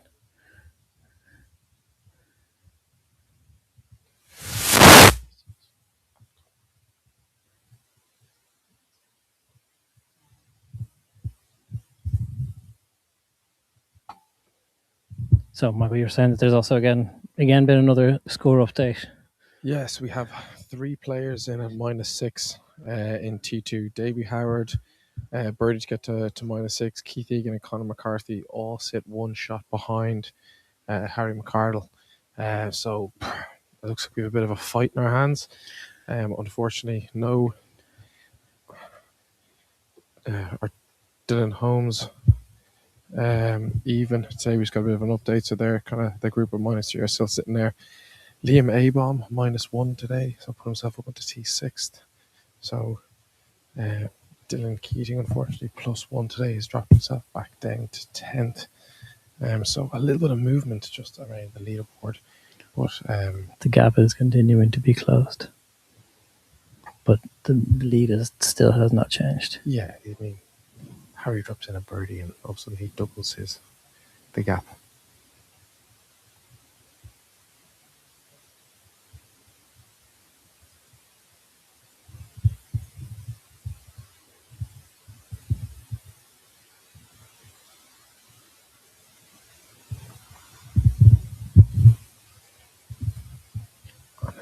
On your travel round, did you get the history of the old ruined house / church / castle / bunker thing? I'll be honest with you, this is the furthest part of the golf course, so I didn't venture out this far.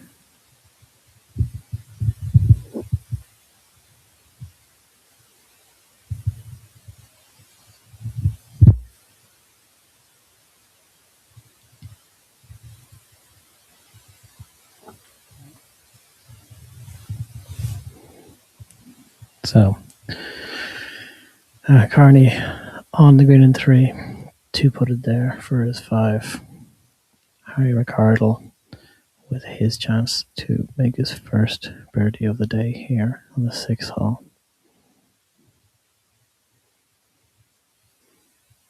It's got about 4 foot. That's another one that slides by. That's gonna feel like a dropped shot from Harry there. Not very happy with himself at all. We're gonna have to move through a couple of trees and a little bit of a journey to get over to the 7th tee box. So we will take a quick ad break and we'll be back to you in a couple of moments. Coverage of the 2026 AIG Irish Men's Amateur Close Championship on the Bogeymen is brought to you by AIG.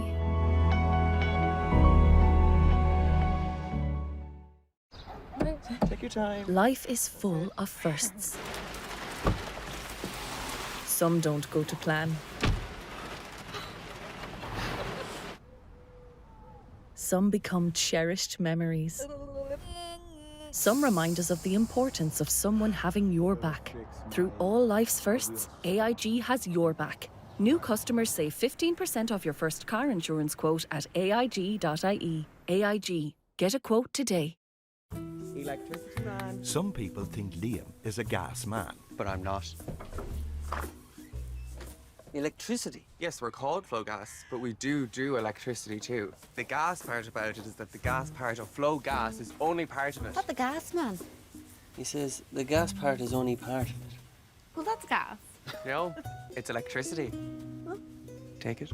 Go on. When you think electricity, think Flowgas. Switch now at flowgas.ie.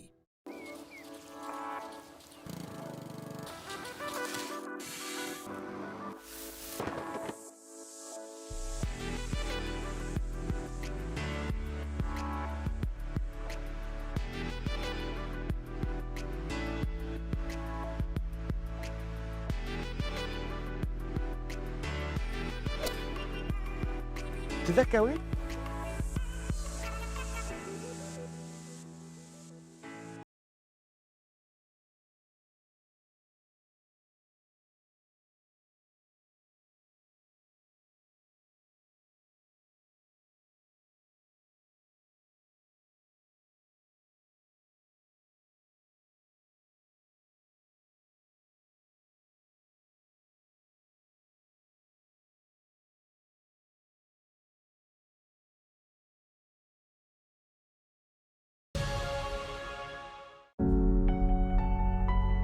Coverage of the 2026 AIG Irish Men's Amateur Close Championship on the Bogeymen is brought to you by AIG.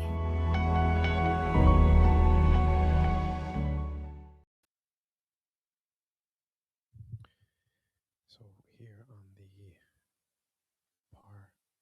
par 4 7th, great par 5. We just kind of came off and.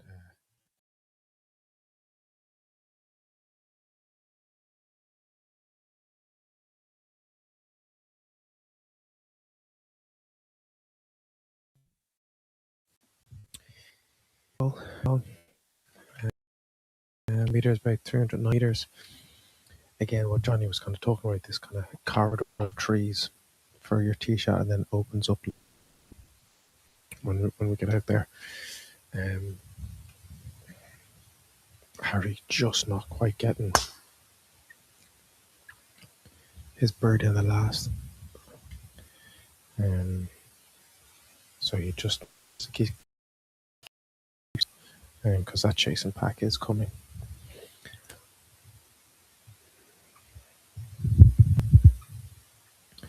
This is Harry now with driver.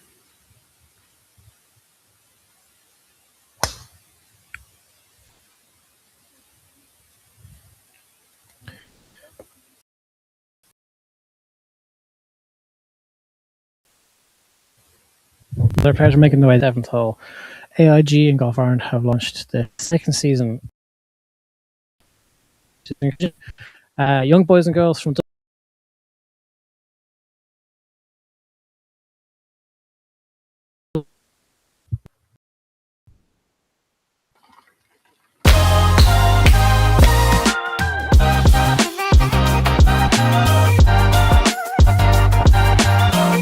Bradley had come to me and mentioned it about it because of the success of last year. So this year we went with a boy and a girl, Gary Byrne and Ella Rose Dungavin.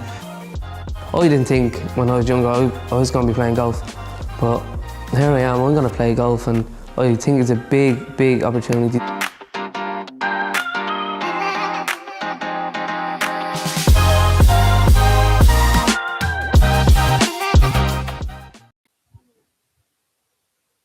Okay, and so yeah, the Inner City Golfer Series. It was a really good initiative that went out there, or began last year, and a second season of that is happening now again this year. But they're getting last year there was just 2 boys doing it, and then this year they've they got 2 boys and a girl doing the series, which is really good. Also, again, just trying to get as many people into the great game of golf as possible. So that episode will be going live soon enough, as our players are making their way down to the 7th.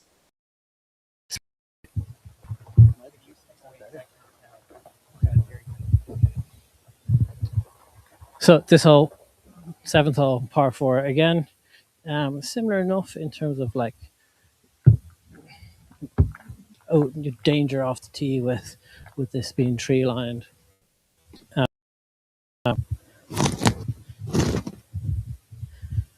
Par 4, dogleg it to like weaving around the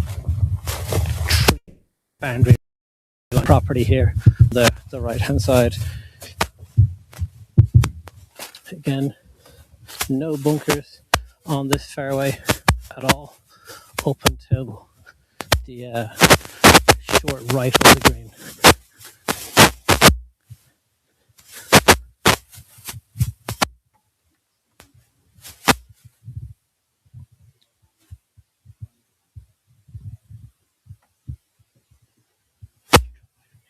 Treasure pond.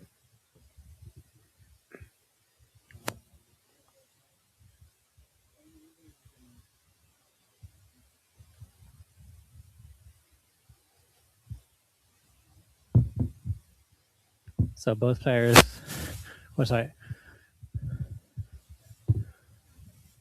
so Aaron Carney taking the safer line down the left hand side of this hole. Harry McCardle going a bit tighter down the right hand side. Taking it just over these trees just to give him the most direct line to the green, especially with this flag tucked on the back right hand side. Do you think that was pushed a little bit, or was it intentional to hit it, try and hit it there and shorten it up? He's right next to the path there on the right hand side. He might even be on the path. He's just short of it. I mean, he's definitely shortened the hole and given himself a wedge in, but he's got to go over that bunker. Yeah, and it's a narrow green from that angle as well. Obviously, it's kind of the fattest part of the green, but from that direct line.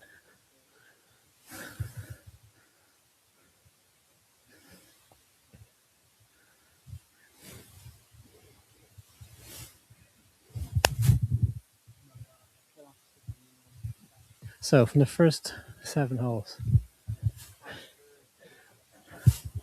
what holes kind of stood out to you so far? I loved the fifth par 3. The first dog leg was at the third. That was a brilliant hole.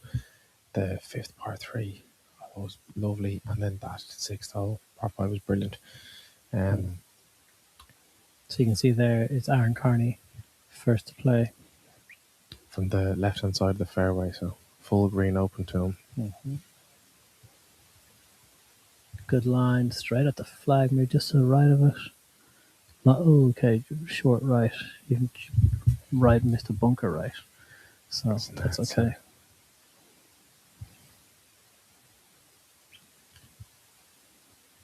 And here's Harry taking the direct line, getting the ball up over the trees. Left of the green, it's taking that bank. It's cambered down left. Okay. That'll be an awkward 2-putt from there. We're now getting into a tricky spot, I think, for Harry. He's hanging on for dear life.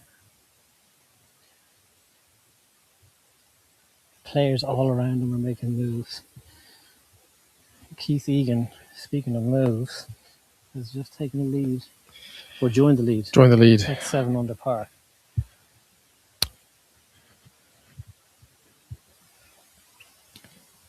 We're going to stick here with Harry for a moment as he is still joint leader.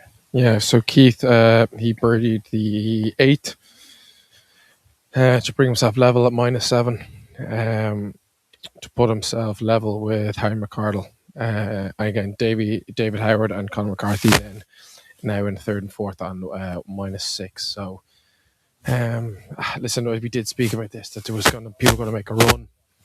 I'm going to give ourselves a pat on the back for probably naming the 2 favourites that were in the pack to come through. Brave call. Yeah, for sure. But again, he's been very solid, hasn't put himself in too much trouble. A birdie putt drops for him. All of a sudden he's back in the lead and it's game on again. It's by no means out of his hands, you know.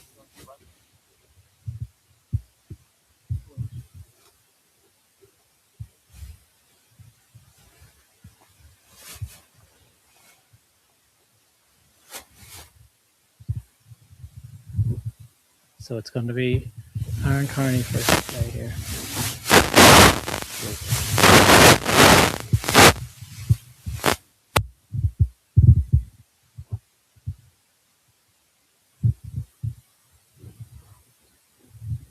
So Aaron Carney's going first to play here. Jib it over that green. That's Harry McCardle. looks to put up.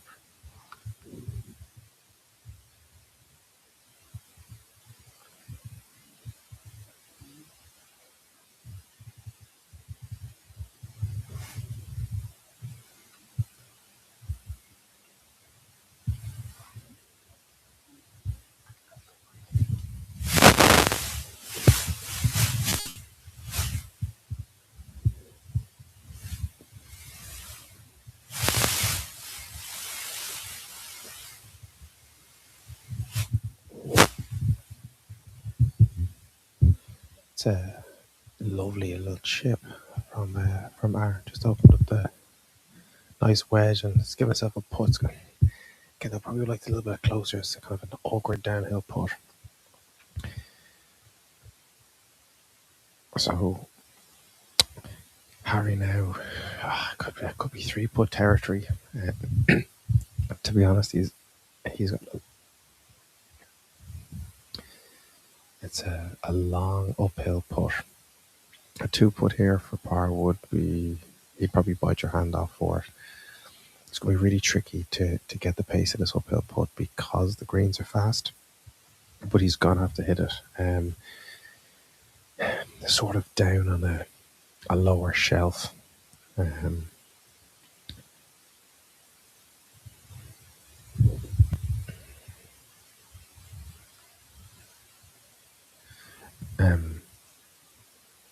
He's had a good long look at this one.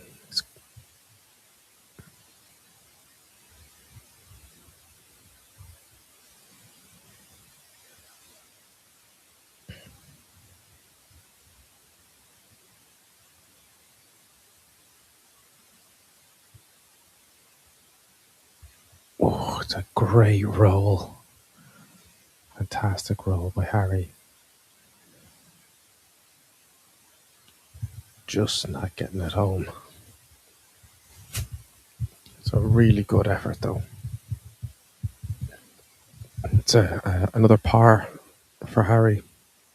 Kind of got himself out of a little bit of a sticky spot there, to be fair, to get his par.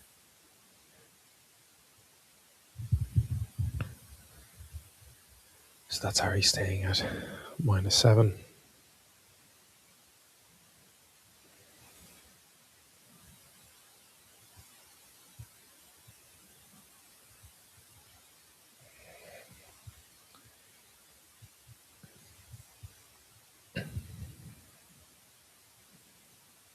So as there's a lot of movement going on, we're going to take a quick ad break and we'll be back with you just after this. But we are actually going to change group.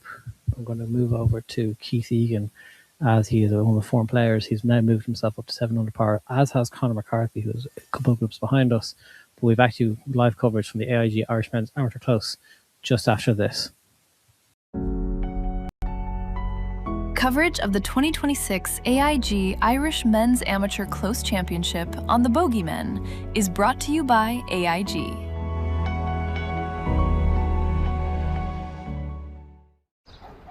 Take your time. Life is full of firsts.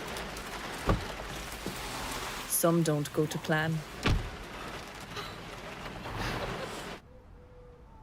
Some become cherished memories.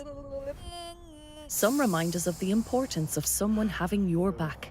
Through all life's firsts, AIG has your back. New customers save 15% off your first car insurance quote at AIG.ie. AIG. Get a quote today. Electricity man. Some people think Liam is a gas man. But I'm not. Electricity? Yes, we're called Flow Gas, but we do electricity too. The gas part about it is that the gas part of Flow Gas is only part of it. What the gas, man? He says the gas part is only part of it. Well, that's gas. No, it's electricity. Take it. Go on. When you think electricity, think Flow Gas. Switch now at flowgas.ie.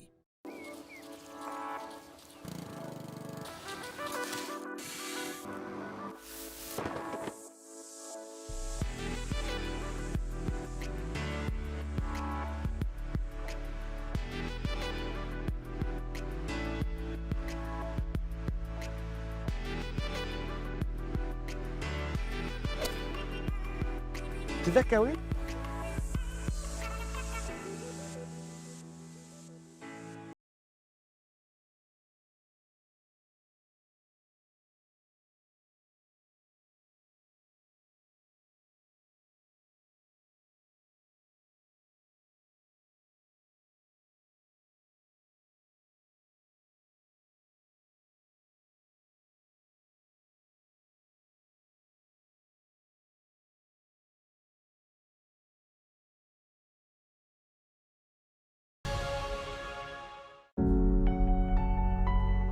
Coverage of the 2026 AIG Irish Men's Amateur Close Championship on the Bogeymen is brought to you by AIG.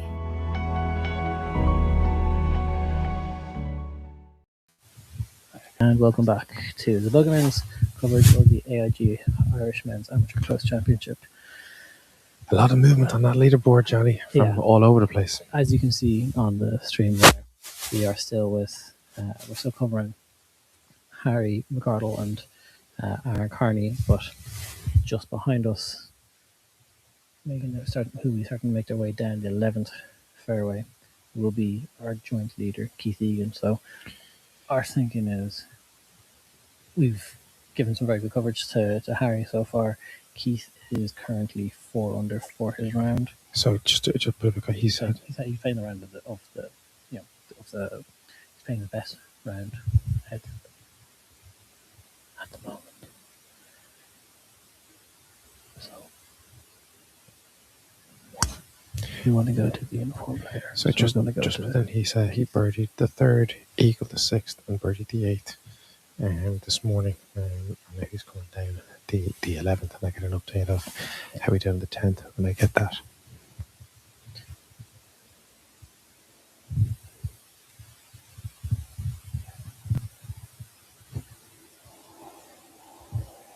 So there's just a bit of waiting going on. We're at an intersection here before T-Box are teeing off. Then Harry and Aaron are going to tee off of 8. To our left, David Howard is putting on the 11th green. And starting to make their way down the 10th or 11th fairway, apologies.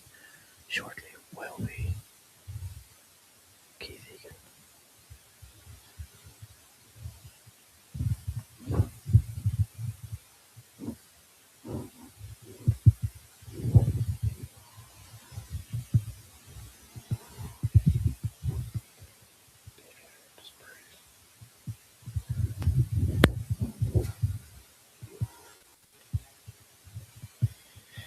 And another change at the top here. Dave, we just got news that Dave Howard birdied the 9th and puts himself at -7. So as it stands, we have a 4-way tie, all at -7. David Howard of Photo Island, Keith Egan of Carton House, Harry McCardle of Warren Point, and Conor McCarthy of Headford. So when I said I wanted lads at each other's throats, I didn't probably mean a battle royale of 4 lads, but we've got it. So as I said, it's up to Johnny to decide on where we're going to go. He has he's got that awful task. Yeah, well, we can see here now, Keith Egan is making his way down the right-hand side of the fairway. He is in that blue top just here. Here is Keith. So one of our 4 people tied at 7 under par. We should do like a 9-hole reshuffle. Let's have the lads in play another 9 holes. 4 of them. What a 4-ball. Can the 4 lads leading the tournament please report to the 9th hole, please? And we're going to start again. So Keith Egan here now with his approach into the green. Yeah, so just as we were saying, in form, he's probably the informed player with 4 under today. Dave Howard then just followed him at 4 under as well. But listen, this is the entertainment we wanted. We wanted a fight. We didn't, this is why you tune in to watch some entertainment of golf. Keith Egan in the trees though at the moment. We could be moving a group again. Johnny depends how can he work his magic and get himself out of here. Yeah, so Keith's gonna need a bit of wizardry. Look at us giving you guys the live broadcast coverage that you can't get anywhere else. High caliber deserves. Yeah, and we're the only ones doing it. Only ones foolish enough to try and do it. People always give out Sky miss some players. We're doing our best to not miss any players for you. Very true. And it's the last championship of the year. So Keith is just run up there. It's come up short. It's going to be on the bunker. He laid it out there. That's probably as good as he could have hoped to do, punch it out from the trees. And so Keith Egan is going to be making his way down back onto the fairway. He's going to have probably about 60 yards, not even 40 yards to that flag, as Keith's playing partner has just played a lovely one up onto the green there.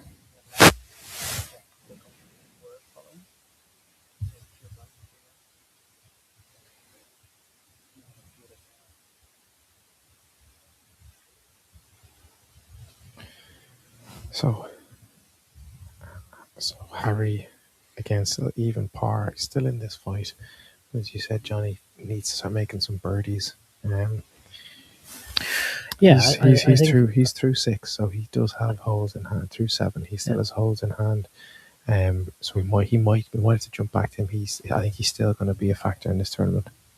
I think from our perspective, we want to try and bring you as much golfers and whoever might be the form golfer at that time. So right now it's kind of a toss up, I guess, between David Howard and Keith Egan.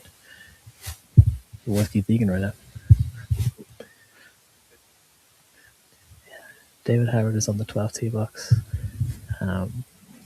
Great hole, 12. Oh, good hole to be fair. I'll locate that one. Bunting its way up the green, running up, still very short.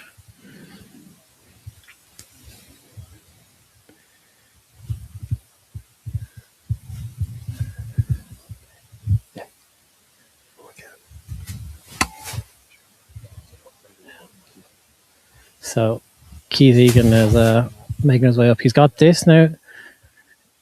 Keith Egan has this putt for par, and if Keith bogeys this and moves back to 6 under, on the 12th hole, just ahead of us, is David Howard, who is also at 7 under. So bear with us. We'll see what happens. This is live sport, ladies and gentlemen. This is live Irish amateur major golf.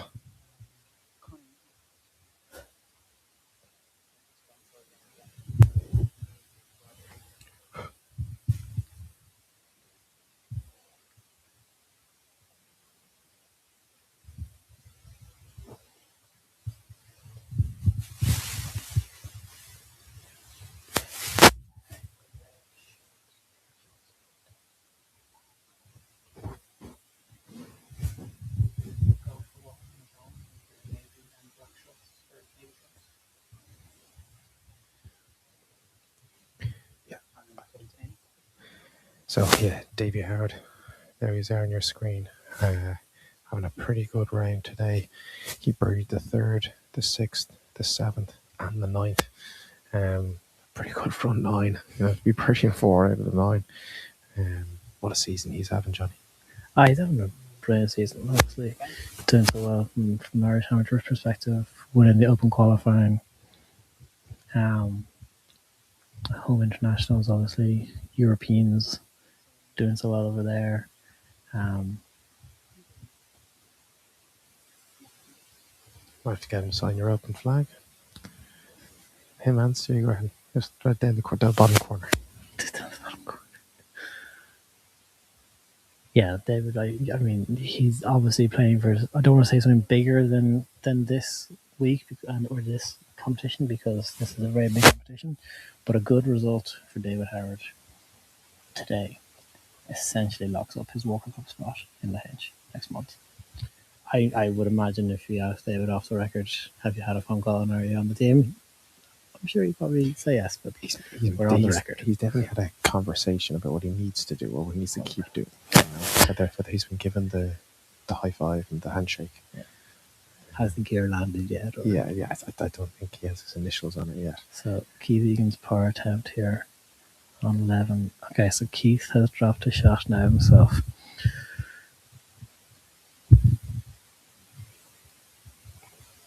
So with Keith dropping a shot back to 6 under par, once play concludes on this hole, we are going to join the group in front with David Howard, who is at 7 under par.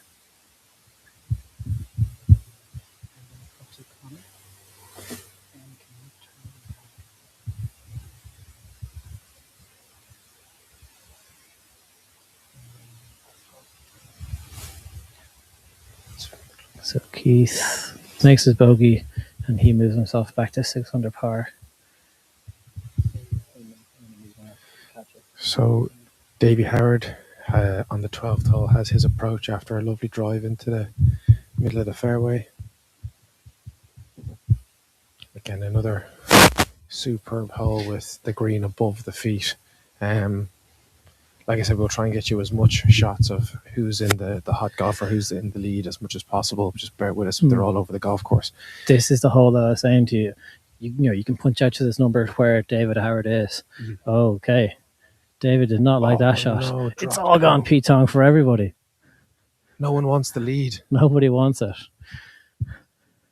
This is. I'm not going to say chaos, but there's a lot of movement going on. A big four, a big point left.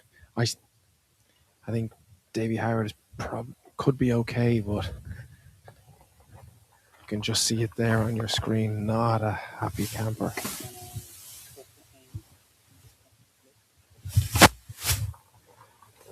So Keith Egan goes back to the tee box on 12.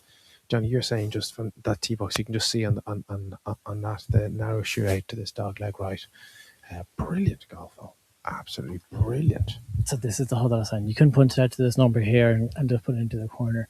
A few of the guys I was with yesterday went over this tree line. And that's what I'm saying. Like, trees on golf course are obviously great and trees should be on a golf course. But they shouldn't dictate how the course has to be played. Mm-hmm. And that's not the case. That's not the course here at all with particularly this hole, but this course as a whole. And I love that. I think it's brilliant.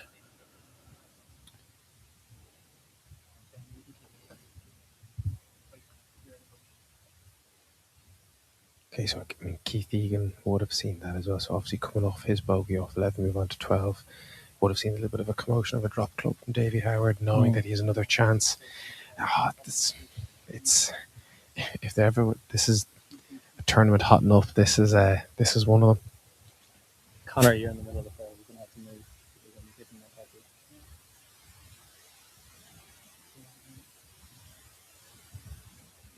heavy. So yeah, just confirmation there. Keith Egan's bogey. He's gone back to 6 under. So at the moment we have a 3-way tie. David Howard, Harry McCarthy, and Conor McCarthy, all on -7.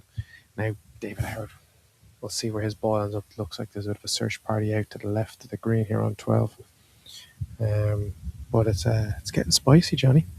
This is, and you know what? This is brilliant. I think if we were the ones running the ones and twos on it, we'd be loving how tight it's getting and how one little putt or one dry tee shot into the trees loses a tie for the lead for Keith Egan, or how David Howard, you know, I've no idea how bad that shot from I've no idea how bad that shot from David Howard was, but he certainly didn't like it.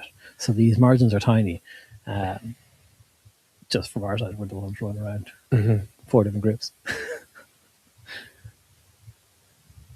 Keith Egan here. Let's see. Long club in hand. Looks like he's going to go over that corner. Oh, I'd love to see him try it. Yeah, he has. It's got a wood. It's over the corner. It's going to cross the fairway. It's going to into the trees. Oh, long. That's too long, Johnny, isn't it? Long. It just didn't cut enough for him. Yeah, he's going to put it. That's going to be troublesome. He might be hitting a provisional. He is hitting a provisional. There is a little bit of a. So Keith Egan is just hitting the provisional here to be safe because that did go. There's a long way. Just above, so behind that kind of the rock mountains you talked about earlier. There's a lot of kind of rough and heather. This is on a more aggressive line. It's cutting a lot. Has enough to get over. No, that's no good either. I'm not sure if that got over. I don't think that one got over. I'm not sure that second ball got over. He's walking down. I'm pretty sure that. Yeah. Is he going to bank on finding that first one? Yeah, I think he will. Johnny, you talk. This place was like Augusta. This is like the back nine of Augusta on a Sunday. Yeah, this is like the Masters where everyone's feeling the pressure. This is unbelievable. Yeah, it's gorgeous. But also, like, just look at the trees Yes. and the undulations of the fairway here, halfway down the hole. It looks great. It does look magic. We have to play this golf course. This golf course is class. So a little bit. There's a search party for Keith Egan's first ball. So yeah, David Howard is in the trees. You can.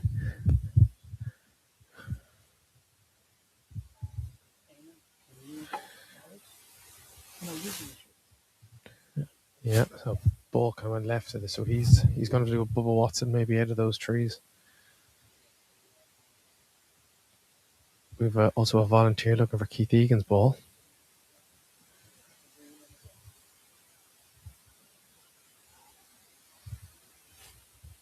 And so you can see there just like how tree-lined the approach into this green is. And so David Howard's ball is just come up just short of the green.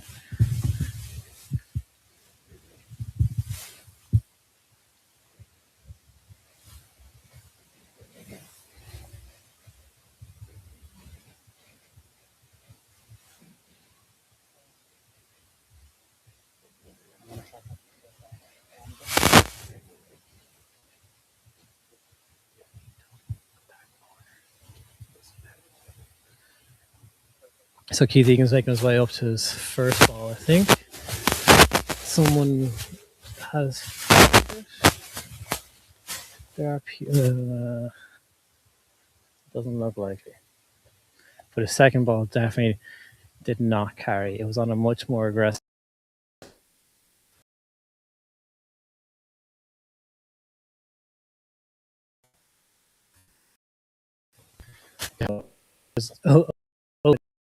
Going over the line. There actually so Keith Egan's golf ball has been found. We're just working on getting cameras into positions for this golf. We're also trying to figure out what doing that is.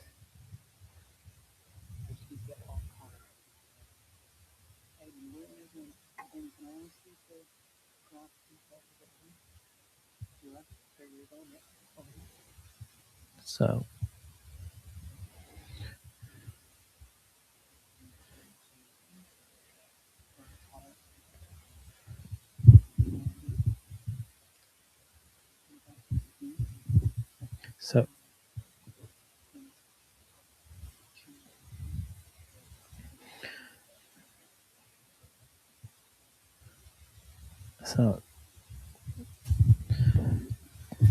Keith Egan's playing partner here. We'll get proper identity on who it is for you as soon as possible. Sorry. Just give him a little bit of space to sort out for his ball.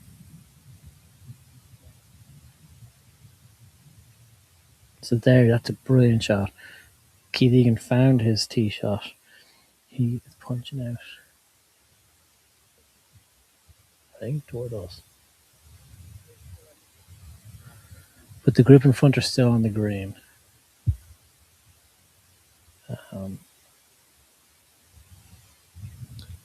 Keith is going to have to punch out.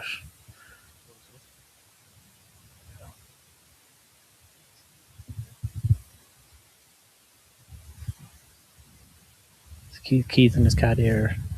You're not actually looking at a shrub. Behind that is Keith Egan. Yeah, behind that wall. Behind that.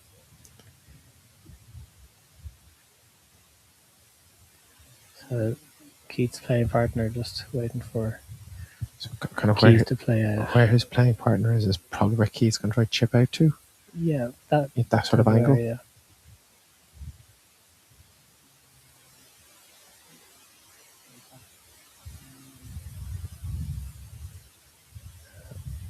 Two of them are just trying to figure out line, like what the lie is. Obviously, it's less than ideal here where they are, but you can see Keith there.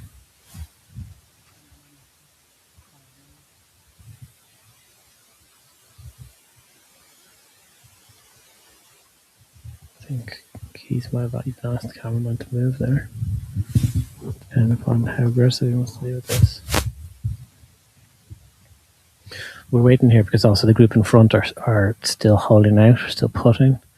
We don't quite have a shot of that for you.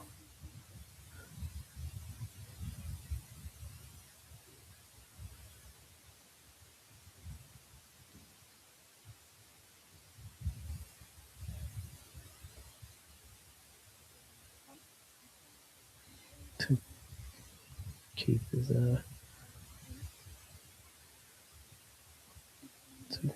Keith is measuring out here. Trying to do some maths. If the distance from that angle to the green is that to that angle to that angle, it's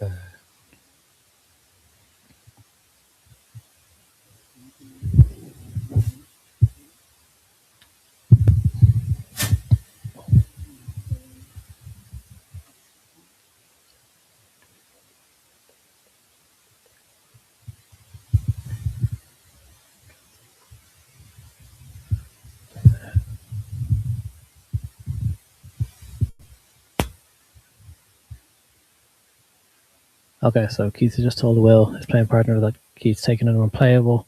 So that means he's dropping his second.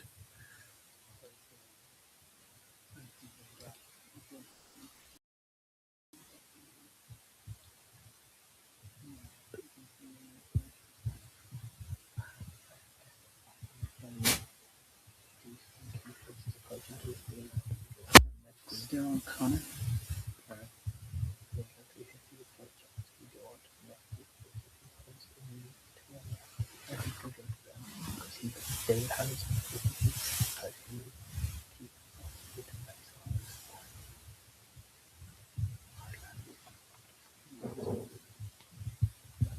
So Keith's taking an unplayable. So although he hit a provisional, we're not playing that ball at all. And obviously, he can go back line of sight as far as he wants. Dropped his second. He is now playing his third. I think that's a very smart play. It's a good play. He wasn't going to even get close to the distance from where he was. No. The alternative was to punch out to here in the fairway. Still let himself.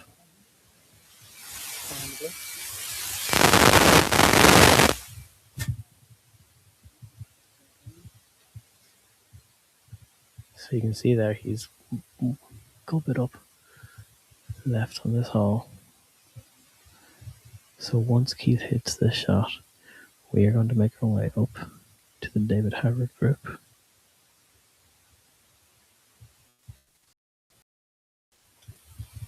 So clipped a tree there. Clipped a lot of trees, and that's dropped in this drop down in the middle of the trees. So as Keith is making his way up to his ball, and we are going to go join the action with David Howard. We're going to take a quick ad break and be back to you with live action of the AIG Irish Men's Amateur Close just after this.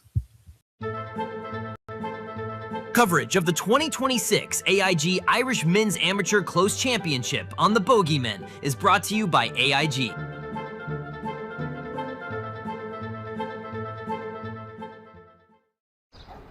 Take your time. Life is full of firsts. Some don't go to plan.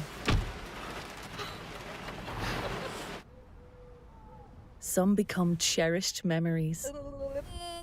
Some remind us of the importance of someone having your back.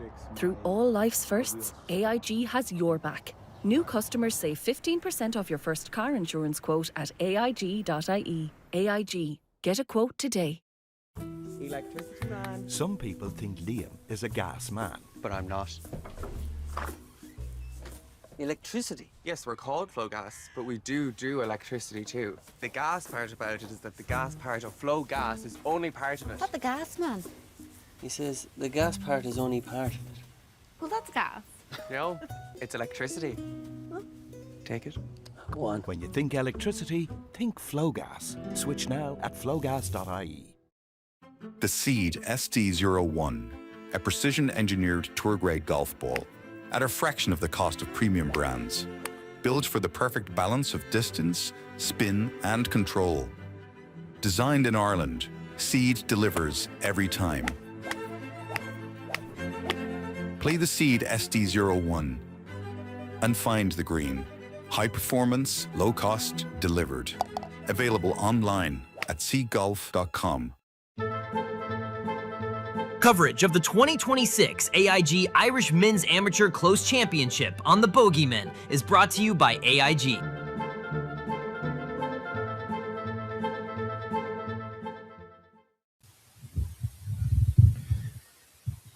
Hi guys, and welcome back to the Bogeymen's coverage of the AIG men's amateur close. A lot of changes. We were with Keith Egan. We started the day with Harry McCardle, and Keith Egan took the leads. We jumped to Keith Egan, and now he seems to have dropped off a bit. We're just getting Davy Howard has just bogeyed, so he's going to drop back one. We might be able to get you a little bit from that. Yeah. And then make a call to see where we're going to go after that. But trying to get you as much golf as possible of players all around the leaderboard when they're in the lead.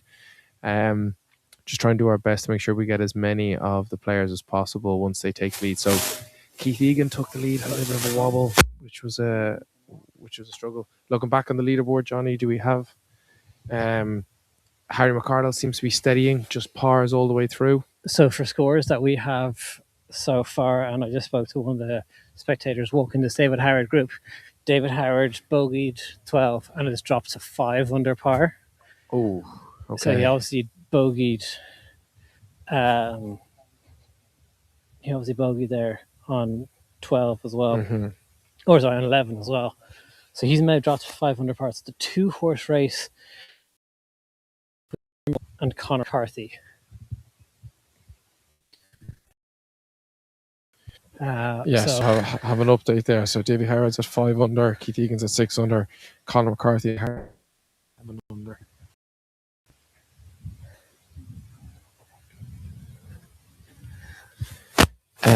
I think I'll have kind of show you a little bit of Davy Howard, see can he recover now that we're on the hole with him, and we will we'll get back to the leaders next time we cross paths with them.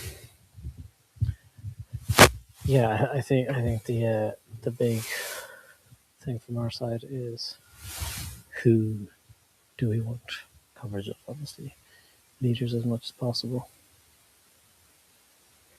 So David Howard big tee shot down right of this fairway, but he's put himself on the wrong side of the fairway with where this pin position is, trying to hit over the bunker. And the flag sat just on that ridge in the back of the green.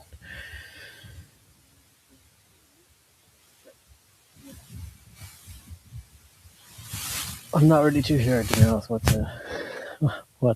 to do coverage wise. We have a couple of options. Do we want to wait here on 13 green and have the Keith Egan group and the other groups come into play to us, and we wait here at 13 until our leaders come again?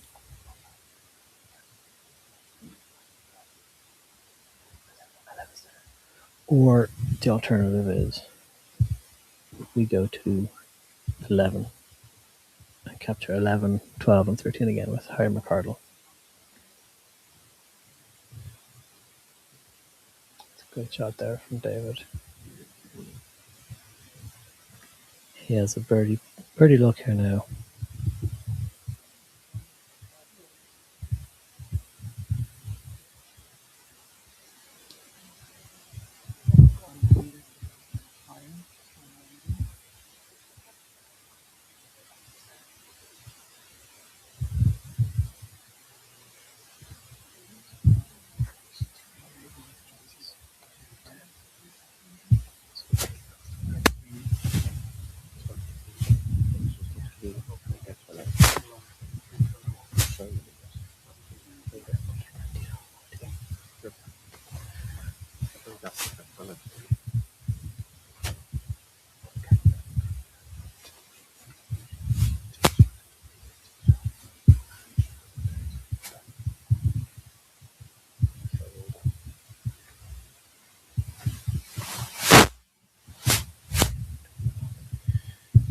So in this probably little kind of amen corner sort of area, we're going to stick with Davy Howard as he finishes up here, and then we're going to show you Keith Egan playing this hole. He's had just teed off in the middle of the fairway, so we will show you Davy Howard, Keith Egan as they finish around this little corner, even onto 14th tee. And then we'll see how Harry McCardle's got on. We should be able to link back up with Harry I'm back with the leader group. So you're getting a little bit of a view of everyone that has been in the hunt. So yeah, Keith Egan has hit the middle of the fairway here on 13. Davy Howard trying to finish and get his round back on track after back-to-back bogeys.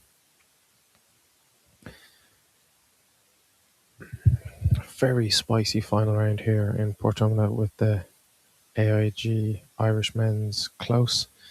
If you're just joining us, we've had three different leaders over the past 15 minutes, and everyone doing their best to give it away.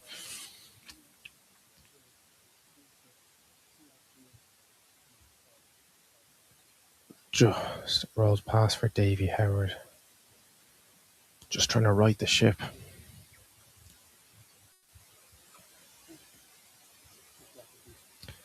Just see from his body language, just that little bit of frustration from him. I think he had just as he got his one hand on that trophy, it just slipped away out the bow with a bow back to back. Body language, no psychologist, but reading body language there, it's just that little bit of frustration.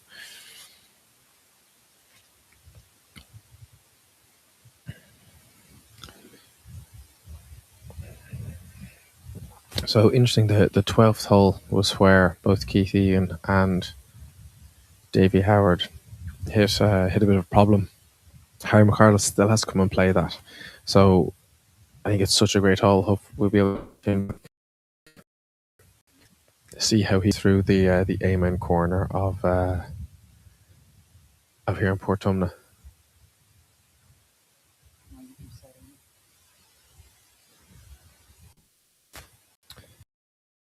Well, I think we're going to get to watch this stretch of 11, 12, 13 one more time. I think that's. I think it's a really good stretch of holes. I think 12 is a brilliant hole. It was this 12th hole was what hit the problem with David Howard and Keith Egan. So with that, I think you'll be able to see it and we'll get to see how Harry McCardle deals with the pressure. We did say those two lads chasing it wasn't ideal. They've had a little bit of a blip now. It's interesting to see now how he's handled that. How Harry handles it, yeah. And has he looked at leaderboard? Has he not? From our response, he's gone pars all the way. Yeah, I think it'll also be interesting to see how he might have handled us kind of circulating around him. You know, not that we're distracting or anything, but at the same time, we're a crew of 6 people going with them.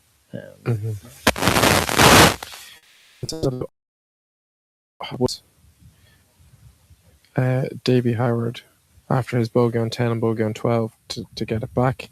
I also wouldn't put it past Keith Egan to put something together. But Keith Egan's then moved to 3. He's dropped. That 3-hole stretch really killed him. Yeah. He's had a lovely drive down this 13th. We gotta move.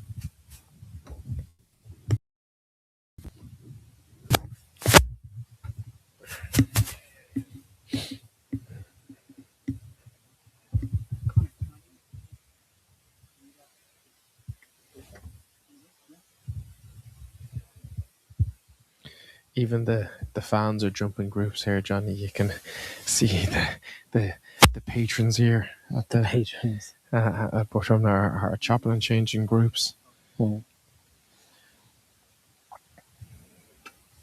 But the David Howard group is up here on 14.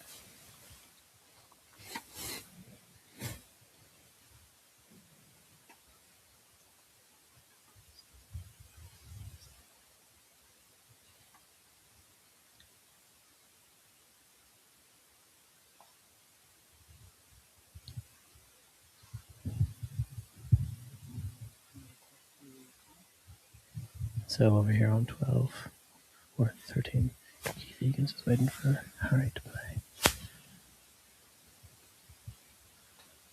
It's a good low one. And then Keith Egan now about his approach.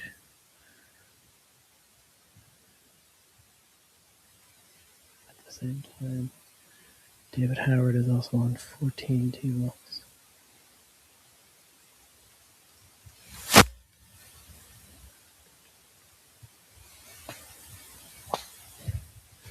Keith Egan's approach into 13 comes up quite short, and David Howard's tee shot on 14, you might have heard, went out to the right. So he may have to re-tee here off of 14, depending upon what the current situation is.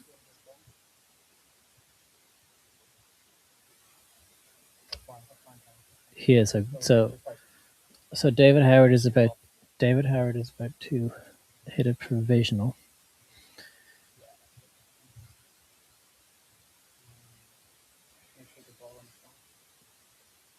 So David Howard re-teeing, and just for the people watching at home, the update from our side is we're going to David teeing off here, as he has done so.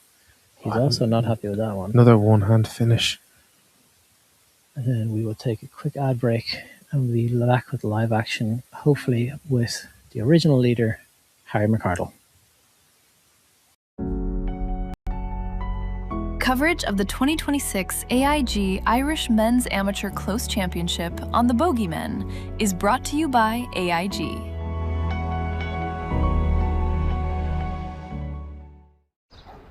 Take your time. Life is full of firsts. Some don't go to plan. Some become cherished memories. Some remind us of the importance of someone having your back.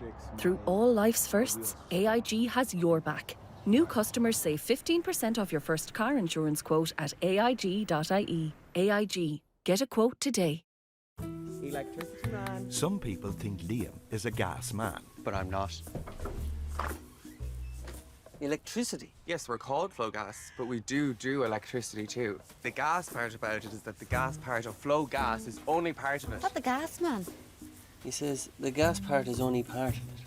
Well, that's gas. No, it's electricity. Take it. Go on. When you think electricity, think Flow Gas. Switch now at flowgas.ie.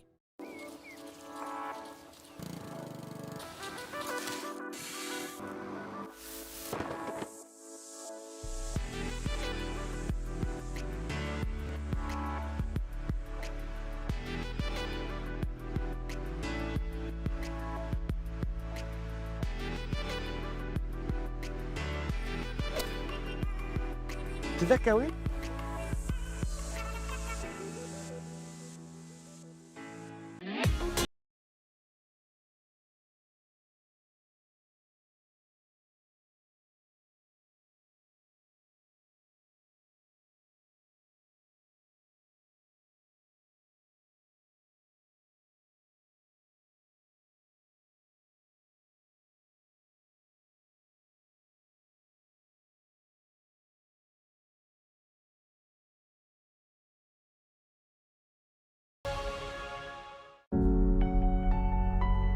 Coverage of the 2026 AIG Irish Men's Amateur Close Championship on the Bogeymen is brought to you by AIG.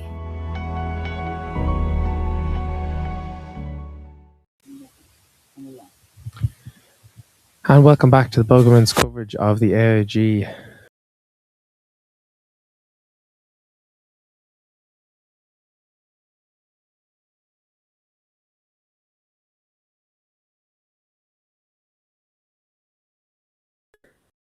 started with Carl and Keegan took the lead, and then Davey Howard took the lead, and both men went bogeys on 10, 11, 12 or 13. And what happened between this little stretch around Portumna has taken a few scalps. So we are back here on the 12th green where the trouble kind of happened for those players, and Harry McArdle will be coming along now, and we'll see how he tackles the 10th, 11th, 12th and 13th. Seems to be the real tricky spot in this championship when you're looking at the scorecard.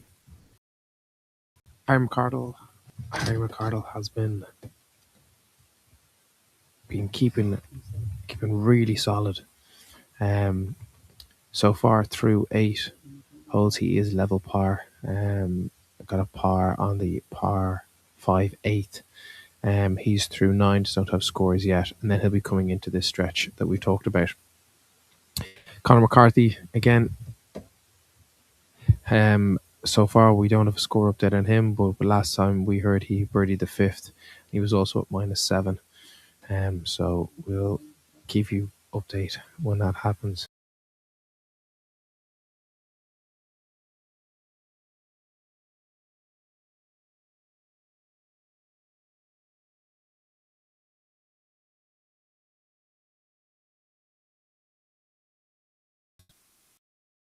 And covered by trees. So I think this is where Johnny was claiming the Augusta vibes.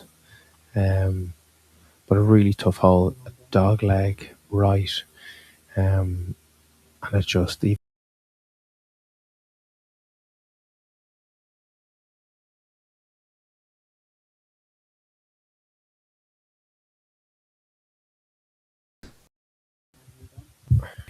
all the way around. But I'm very interested to see how he's going to go through this this stretch of holes. Also, just as a shameless plug, Bogeyman have a TV show coming out in September called Tea Time Czechia. And this amazing golf course, Portumna, just gives me complete flashbacks to a couple of golfers we played over there. Konopishta being one, just with the amount of trees and how beautiful it is. So it's going in September, so you can have look forward to that. We'll also be going to on TG Car.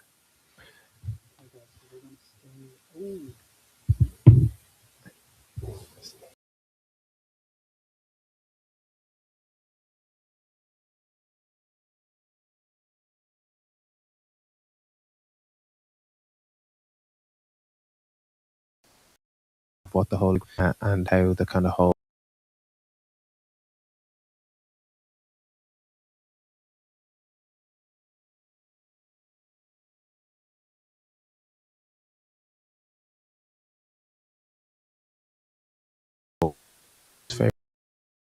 so what we'll try to do is once this group passes through, we're going to stay here on the 12th, give you some coverage of the groups coming through, possibly give you a little bit of a look of what this hole is like and how this hole has been such a big player in the tournament already.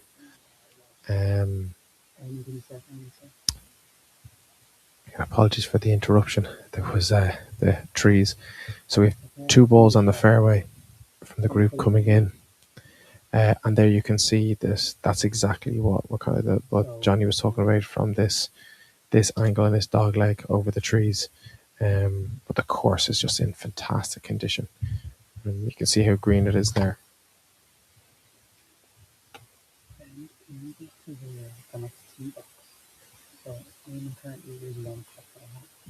So if you can get to the next tee box,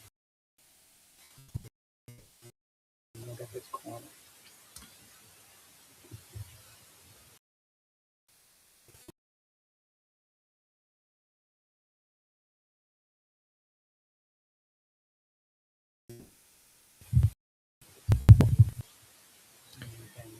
So I sent Johnny just to get in and have a look at this golf hole to come back with some information. So yeah, this is Jordan Bowles and Thomas Higgins teeing off there.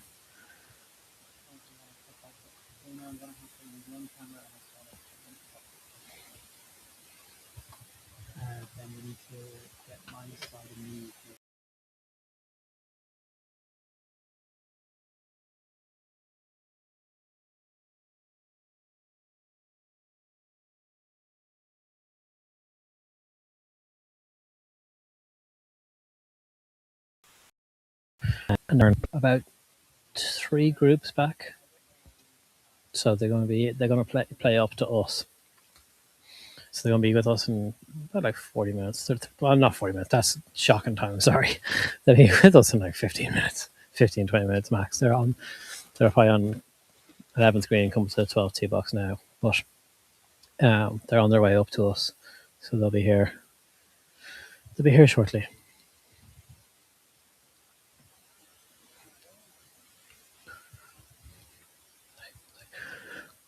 Tell you what we'll do. Whilst we're waiting, Golf Ireland have launched their series, Our Game, and the third episode in that series just got.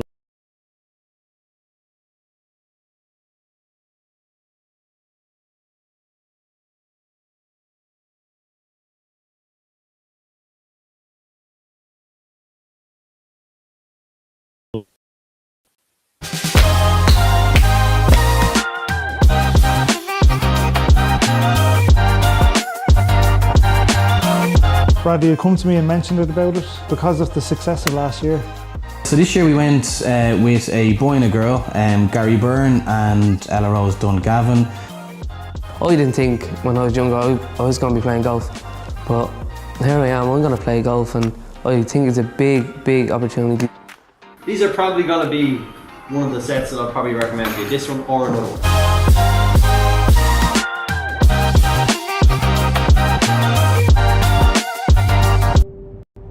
The condition I have is actually very rare. It's Bardet-Biedl syndrome. I had it since I was born. Extra fingers, extra toes, affects your weight, obesity. But probably the most thing that it affects with the condition is your eyesight. I started to lose the eyesight through teenage years. Golf plays a massive role in my life, both mentally and physically. Probably gets me out of bed most days of the week. Blind golf, it's between a visually impaired golfer, which is myself, and the sighted guide. So it's kind of a two-person relationship. The caddy is the eyes for the golfer. My dad has been my caddy as long as I've been playing golf. Just the distance, not hitting it hard enough, either coming up short and then putting the next one by and then missing the next one. Particularly when we have the putting stroke, we have a good, and then you pause and you stop, and then you want to see the hole, and then you're losing the rhythm completely. So if you could just concentrate on looking down where the ball is and practice your swing. Don't go looking for the hole, because I'm going to be on the other end and lining you up.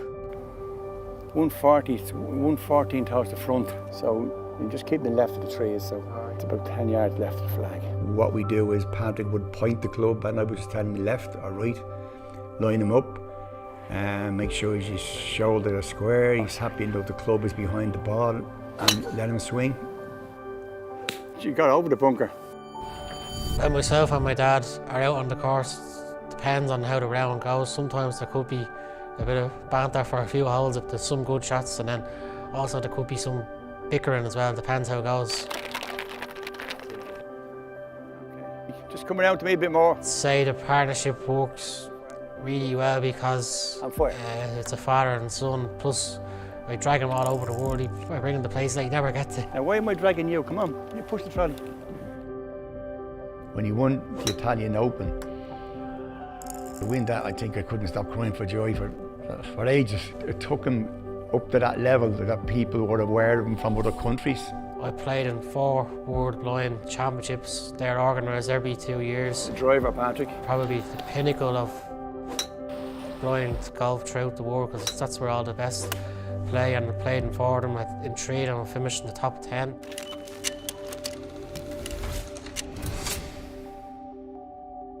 He definitely wouldn't have had them opportunities had he not been playing golf. I think it's very important to start participating. It teaches you a lot of lifelong lessons, like temperament-wise, regardless of whether it's golf or anything you do. You know, the ups and downs, the resilience, you know, to keep going.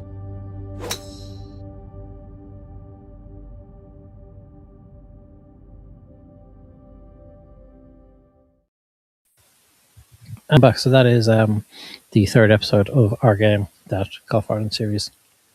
And just before that, you also got to see the teaser for the new season of Inner City Golfer. So as I mentioned, we were just waiting for the final group, the leader of Harry McCardle, to come back up and join us in a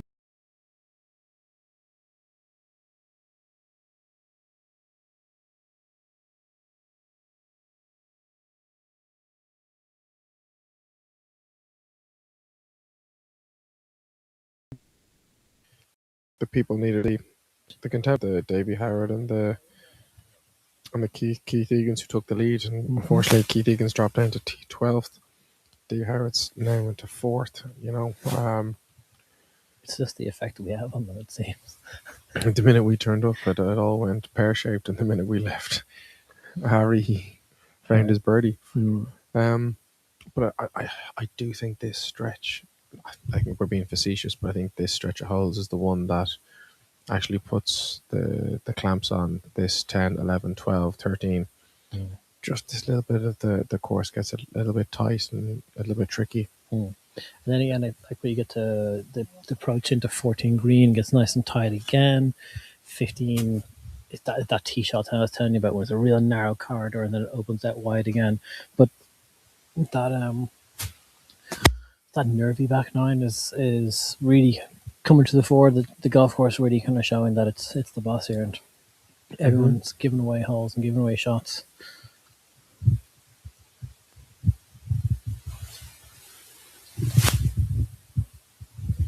So just Liam A-bomb there on your screen. You love the 12th tee?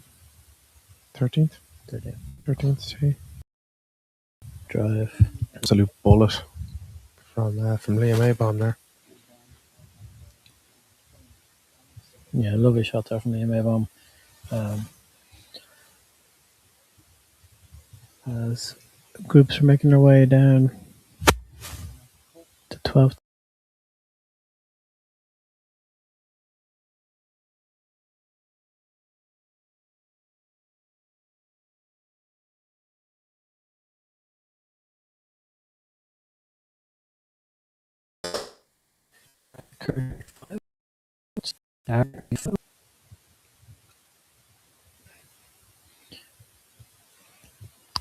This is the trickiest corner for foul signal.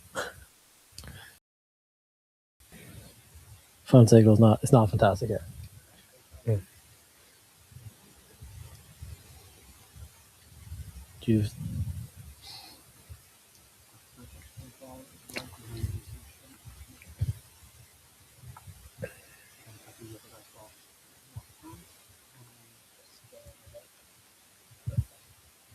So we're approaching 12th there. You can see it there. Tough green to hit. Very tough green to hit in regulation, as has proved. Very tough hole though. Across the board. Yeah, that's hard. It's hard hole. It is par 5 actually. So,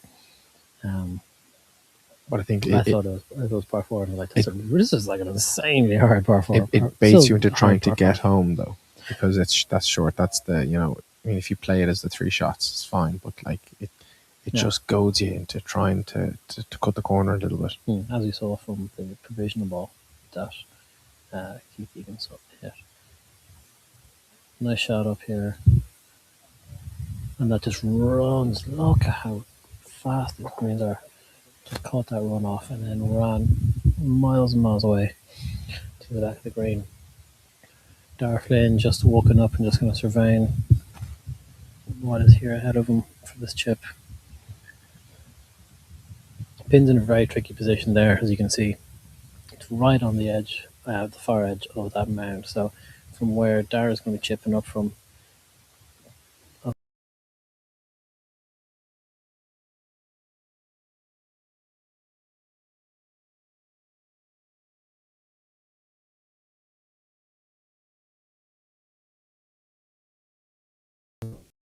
you can't really have it too, because the risk is, as we just saw a second ago, if it catches that ridge and runs, it's going to run off the back of the ridge.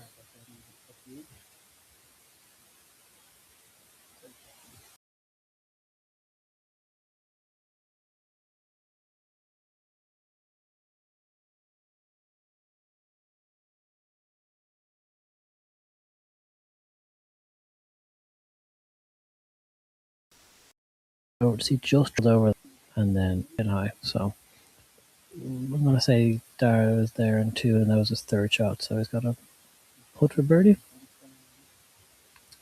I don't know. We're just waiting for the leader to come join us, to be honest with you guys.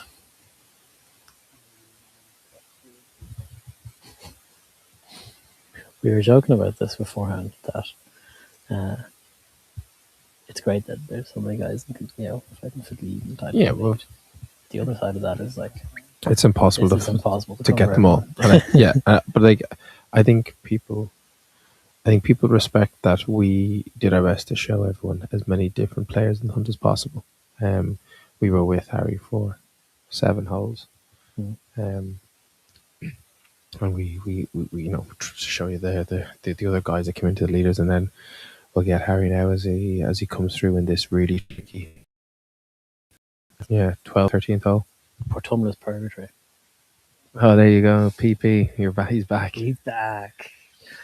As Harry McArdle looks to make this turn through purgatory, he currently has a 2-shot lead as he is now 9 under par through 11 holes. Which, don't worry guys, the irony is not lost on me that the second we left him with coverage, he made 2 birdies. But the good thing is we're here ready and waiting for him as he comes off the 12th hole now. He's the next group to come up and play. So we will have live coverage of the leaders of the AIG Irish Men's Amateur Close Championship. As we just heard a 4 call there in the distance, so hopefully that wasn't Harry. And by the time he comes back to us, he'll have lost the lead again, and Keith Egan will have a new leader to go find. I think it's one of the tournament today. It's everyone who has a hold of it starts leaking, and the minute David Howard took the lead, dropped. The minute Keith Egan took, dropped. It's hard to win championship golf. Yeah, it is, and they're 2 very experienced players, and they find it difficult.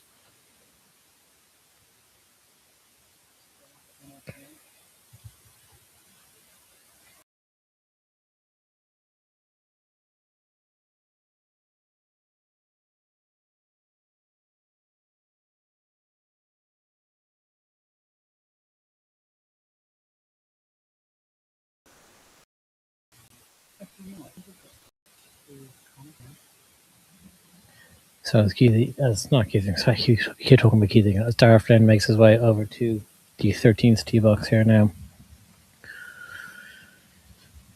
Coming down the 12th hole should be our leaders.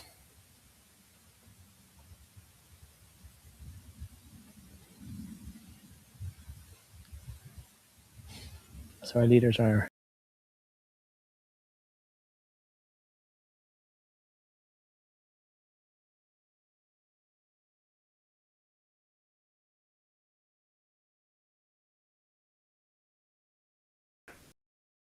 we'll have 5 leaders here for the AIG Irish Men's Amateur Close Championship.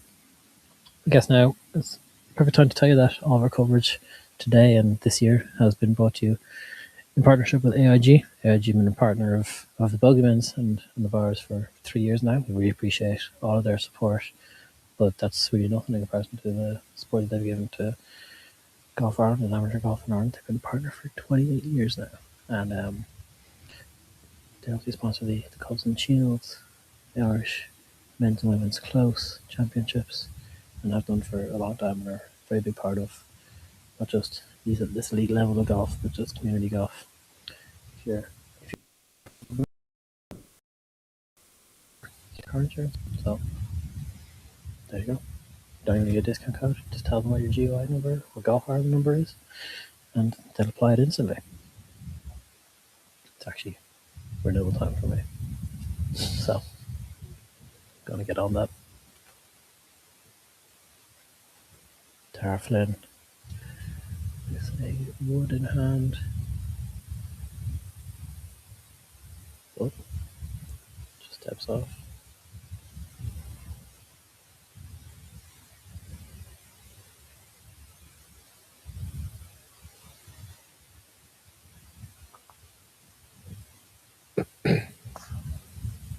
Drivers away. Good shot there from Dara.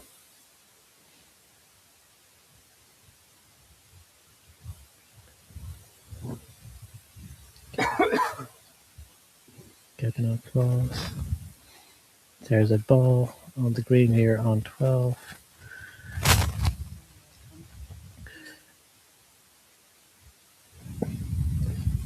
And walking down the fairway here now is our championship leader, Harry McCardle, on the 12th hole. He has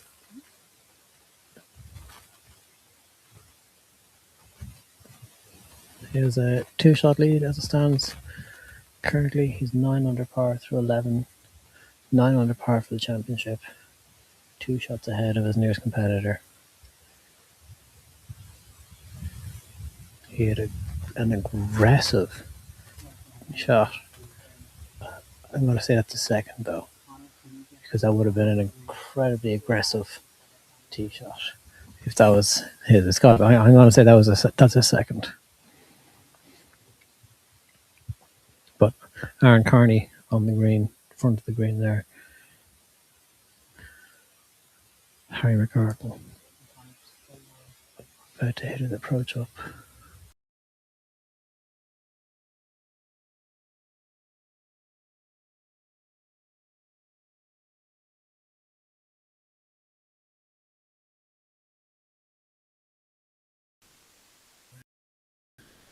And they just go straight at the flag. It's very short. It's on that bottom tier. Rolling all the way back. Just see it at the end of your bottom of your screen there. This 12th hole, Johnny, has it taken another scalp? Told you. Portumna's purgatory. Yeah. Gotta coin that now. It'll go into their bogey book. Don't have one. I know, I tried to get one.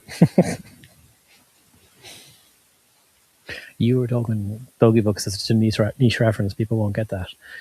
You were saying that this golf course played in our latest TV show. Yeah, I was talking about that and how the TV show is going to come out in September. Konopishta, just outside Prague, with the tree-lined golf course. Now, Konopishta, you'll see, is different. The greens are a lot bigger, and a completely different approach game where, yes, you can hit the green, but you could 3-putt. Whereas here, greens are very small. You have to be very precise in where you hit. But from tee boxes and tree-line fairways, I felt very, very similar. But this 12th hole, the more I know we've stayed here now, kind of giving you featured hole coverage for a little while. The more things would be to play.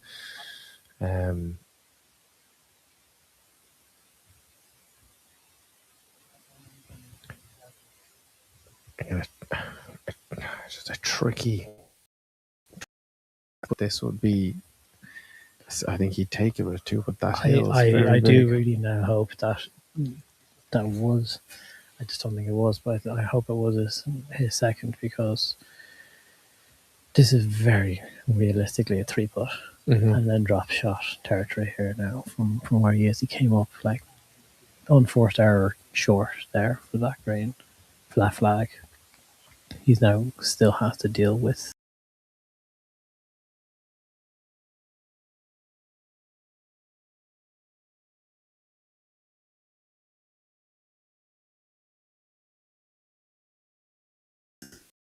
the green flag on the green. They really can't afford. Like, he's such a tidy card. When we left him at 8, he was even par, all pars, and then he birdied 9, par 10, and then birdied 11. So you can see the green there. From one slope to the other, it's actually a great shot. So he's got to get it up that ridge and all the way along. Very difficult putt. I know we're getting 1 or 2 comments about the coverage freezing. That's just because of where we are. We're all around in the corner. The trees. Although there's just a lot of trees and stuff. We'll be moving out in a moment or two. So it's only temporary. We did flag this at the start of the broadcast as well. Pretty good putt from Harry. I think you'd definitely take it. Yeah, I think if he moves on, makes it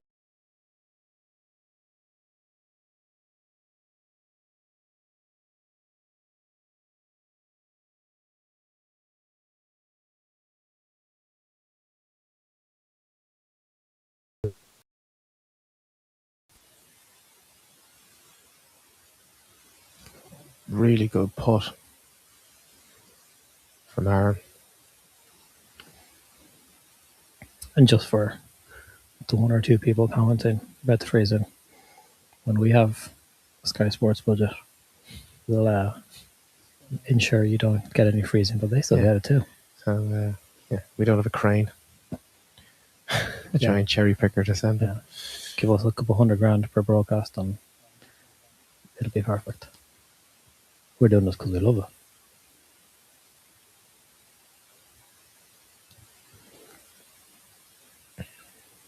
Tidy putt there from Aaron Carney.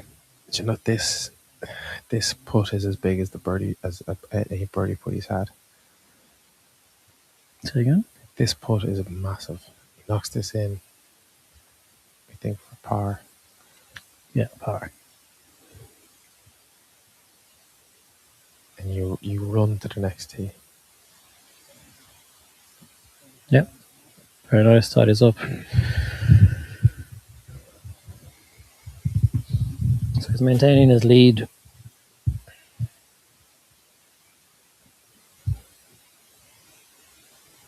He makes his way up to the 13th hole here now. It's going to open up a little bit now for you guys again. But as you can see on camera there, walking through trees, the players are to get from one hole to another. So it's a lovely golf course. That looks brilliant. Really, really nice. Very peaceful, very serene. Harry's just kind of himself and his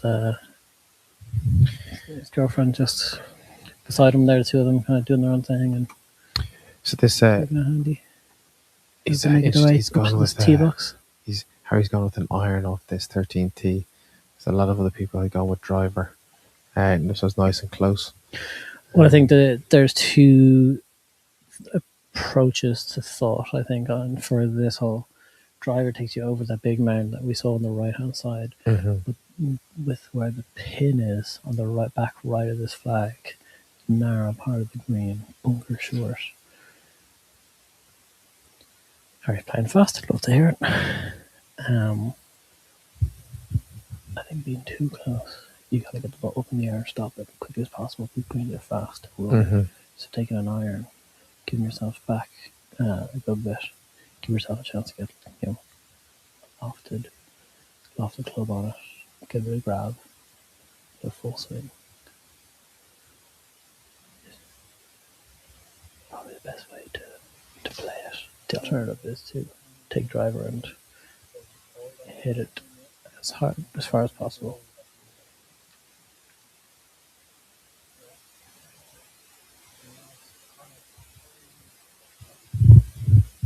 It's right there.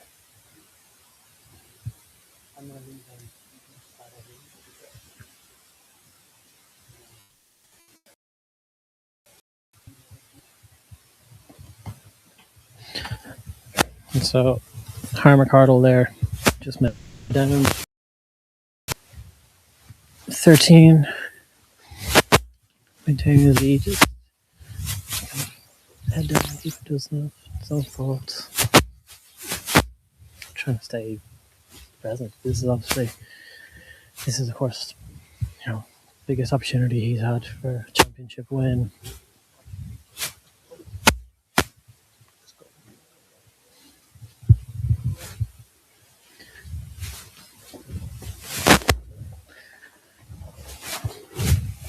I don't know, there was a little bit of chat between the two of them earlier on, but I think the fact that Aaron really isn't a contender for this championship, good chance for them to kind of just, when Harry wants, just to chat about nothing, keep himself distracted really. Yeah, chat about Man United, AC Milan. The unimportant stuff. Well, Man United. Last pre-season training for the season starts. It's important, you know. And they've already got one trophy this year. 2 actually. 2, okay. Sorry. They won another one in pre-season. Just can't stop winning, you know. You can't stop winning. Hopefully that continues into the actual season for you. Please, God. And we see a massive drop off in viewership the second Manchester United gets mentioned. Well, that's right. They're 1-1 with AC Milan at the moment. Maguire scored and then Bruno's missed a penalty. So but it's against, obviously Ruben Amorim is the manager of AC Milan, so he's playing against Man United. So Okay. there's a little bit of, Fascinating. there you go. It's a drama of football. Did you watch Dream Team? I did. I actually have a Harchester United jersey. Leah wears it. Oh, I have the okay. purple with the dragon. Sky won the Dragon's Lair. What a show! I think there was 3 seasons, and each season ended one with a plane crash, one with a car crash, one with a train crash, in successive seasons. The plane crash one's a bit dark. It was all dark. Great shot here from Harry. I really like this play from him. Straight down the middle. Yeah, but also straight up O'Connell Street. Shop Street. Up We're the in dubs. Galway. Up the dubs. Sorry. Shop Street. We're in Galway. But I really like this play. He left himself about 150, 160 yards to this flag. Pretty much again direct line at this flag. Bunker really shouldn't be in this play. Or it is eye line. I just think Ben, our cameraman, in the distance will be his line and just fade it off him.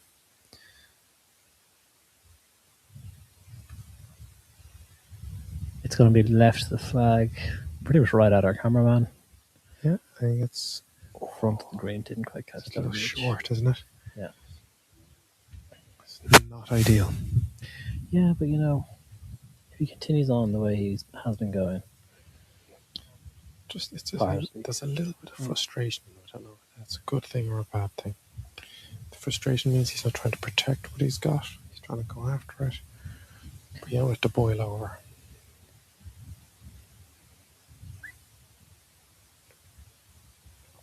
Still has the 2-shot lead, so Harry McCardle is 9 under through 12. 2 shots out of Conor McCarthy, who is 7 under through 10. Yeah, remember, Connor is a couple of groups back behind us.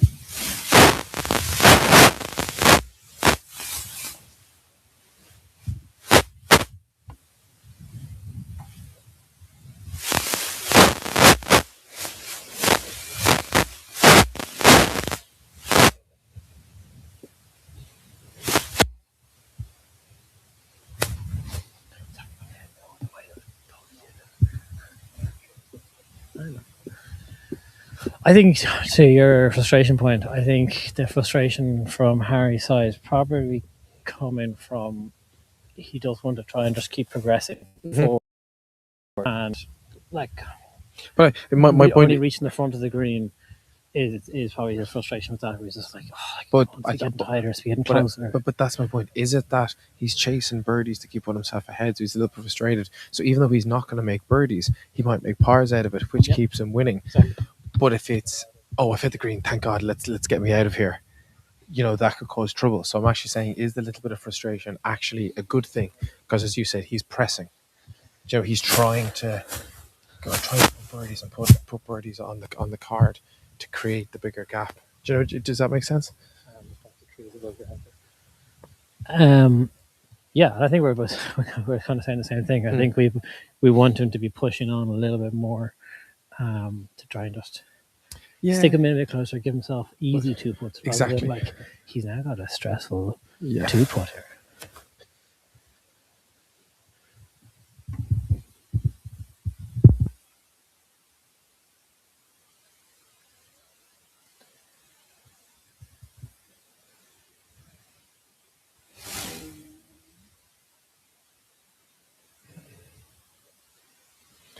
So Aaron here with a greenside bunker shot.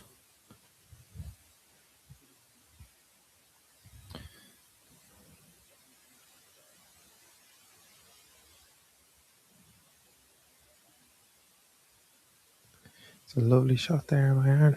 Good bunker shot, very solid. Did you do a little bit of detective work there, Johnny? Yeah, I mean, we need to clarify 1 or 2 things. It's his sister, cat in for him. I did think you were very presumptuous there. It's a dangerous assumption. Mm-hmm. That's on me. I'll own that. Harry's sister, who doesn't play golf. I think that's good. Just doesn't even get involved.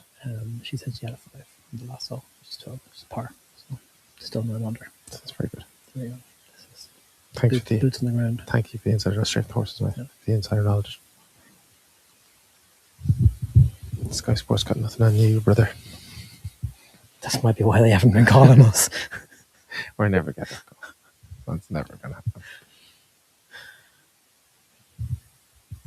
Irish golfer don't even call us. One's a real journalist.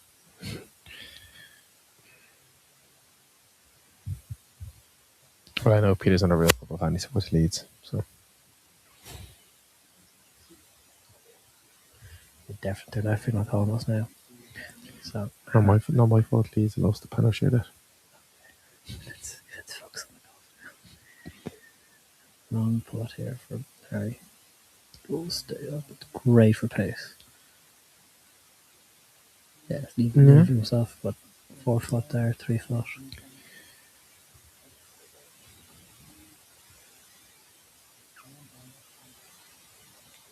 Good putt there for Harry.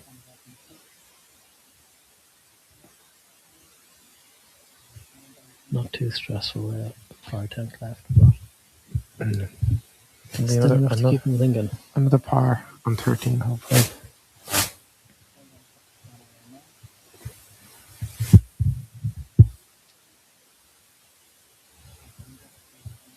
And then Aaron Carney here now with his putt.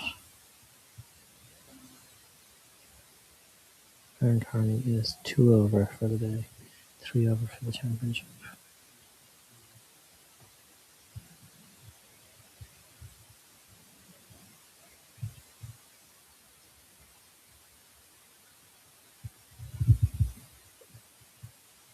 It's a pity. Didn't quite drop from.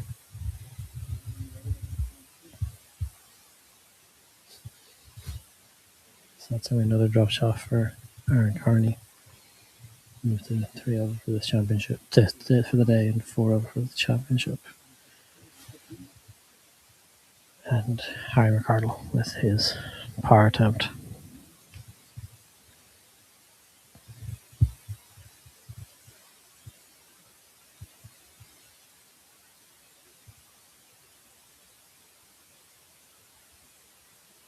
No.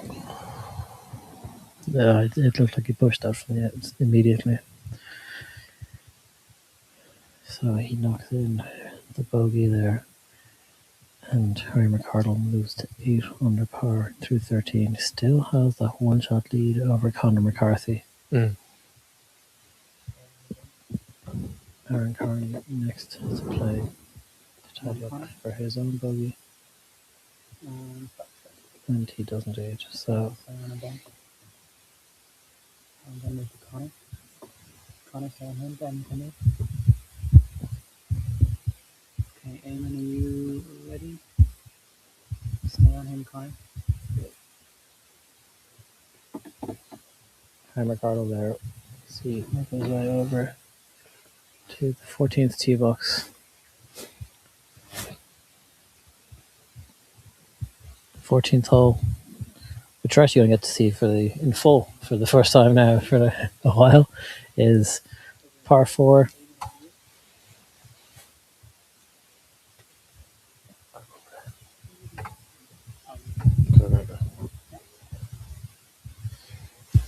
So yeah, par 4 is slightly to the right. As I was saying earlier, as is the case on many of the holes here, no fairway bunkers, 2 bunkers protecting front right, front left of the screen. So 1-shot lead, 4 holes to play. He's seen off the challenges from a number of players already so far. The big names that we were talking about. You've seen them today? We have, yeah. Yeah, you guys have seen a few of them. A lot of bang for your buck. You saw a lot of different players today. You're going to lose them.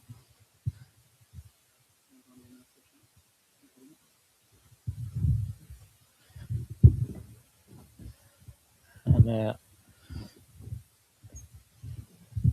those players are going to really go at this green. It's not the longest of holes.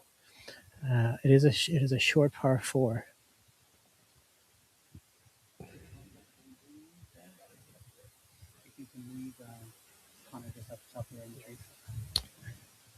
So this whole dog leg to the right, there's a tree that kind of blocks the approach into the green on the left-hand side. The fairway all falls from right to left as well. So it's a lovely little kind of gathering collection area. So when I was here yesterday, that's when I was, a lot of players had to hit like really low punchy shots. We've seen a few of them today, but this hole in particular, like little hooky low ones to try and get it up, especially to the pin, which is in the back of the green, 2-tier lower to higher. Yeah.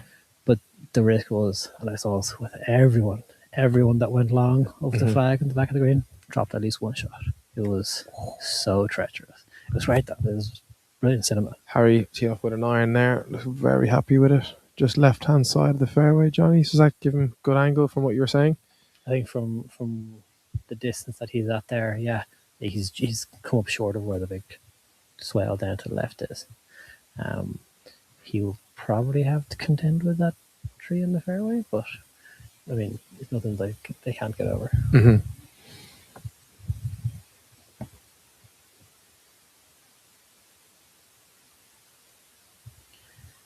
Aaron Carney here now. Right.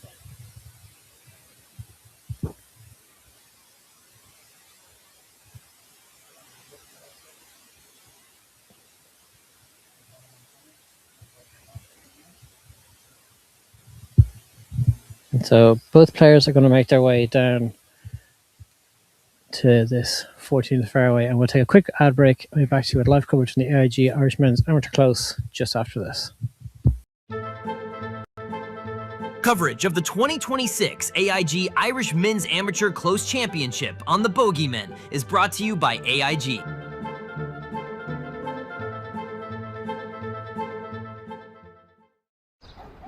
Take your time. Life is full of firsts. Some don't go to plan. Some become cherished memories. Some remind us of the importance of someone having your back.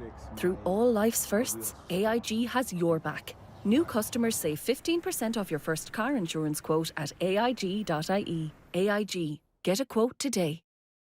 Electricity man. Some people think Liam is a gas man. But I'm not. Electricity? Yes, we're called flow gas, but we do electricity too. The gas part about it is that the gas part of flow gas is only part of it. What the gas, man? He says the gas part is only part of it. Well, that's gas. No, it's electricity. Take it. Go on. When you think electricity, think flow gas. Switch now at flowgas.ie. The Seed ST01, a precision-engineered tour-grade golf ball at a fraction of the cost of premium brands, built for the perfect balance of distance, spin, and control. Designed in Ireland, Seed delivers every time. Play the Seed ST01 and find the green. High performance, low cost, delivered. Available online at seedgolf.com. Coverage of the 2026 AIG Irish Men's Amateur Close Championship on the Bogeymen is brought to you by AIG.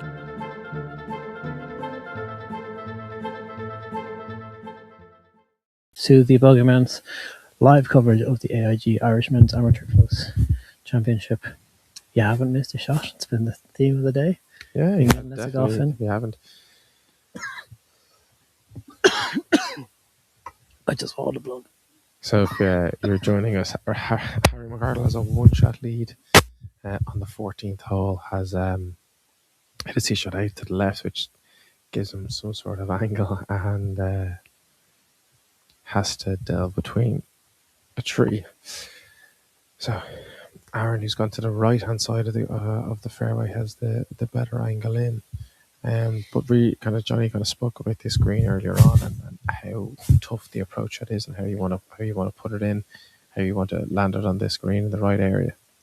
Yeah. So although Aaron has just ran into the rough here a little bit, let's go direct line to the flag. It's all going away from there's a big slope that runs towards the green. It's a 2-tier green, as I mentioned, but where Harry is there, you can actually see it's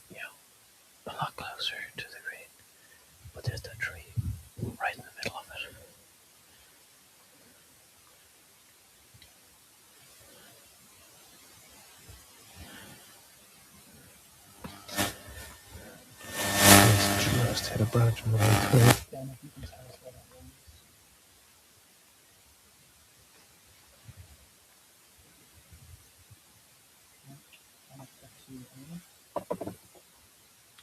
So this is Harry from the left-hand side of the fairway. You can just see what Johnny was speaking about, that tree blocking him. He's gone straight over it. Looks to have come down. Just seeing if it settles.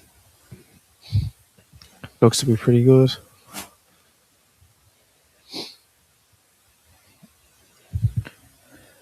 Try and get you an update on scores. So we, having been in that corner there, we also dropped out of coverage a little bit ourselves. So I have an updated score for you. So Harry McCardle is obviously 8 under now through 13. We have a birdie for Conor, double bogey for McCarthy on 11. And he is now 5 under par. David Higgins made a birdie on 15 and he is at 7 under par. They are the closest contenders, as Harry McCardle is 8 under par through 13. So Thomas Higgins, 7 under par through 15. He's a few ahead. And then Conor McCarthy has dropped back to 5 under par. So as it stands at the moment, Harry McCardle 8 under, Thomas Higgins 7 under, David Howard and Paul Hanlon at 5 under, alongside Conor McCarthy, Conor Hickey, Dylan Holmes, and Dylan Keating. All the Dylans. Yeah, so I mean, from Harry McCardle's point of view, still a 2-point lead. Conor McCarthy's been replaced by Thomas Higgins. So again, Thomas Higgins is ahead of Harry. So as it stands, he would have the clubhouse lead. But again, Harry McCardle has more holes to play. So again, so Davey Howard has recovered after his bogey on 14. He had a birdie on 15. So he's at 5 under. So I think he'll run out of holes, unfortunately. Yeah, possibly so. But a much friendlier pin position here today on 14. This is a great approach into this green. I think there's so many ways you can play this in. You're tempted to want to run the ball in from high up here on the mound down to the green, but it brings the bunkers into it. I think there's just so much risk. The bunker on the right hand side of the green with one solo tree in it is just brilliant. I love that. Yeah, no, it's super.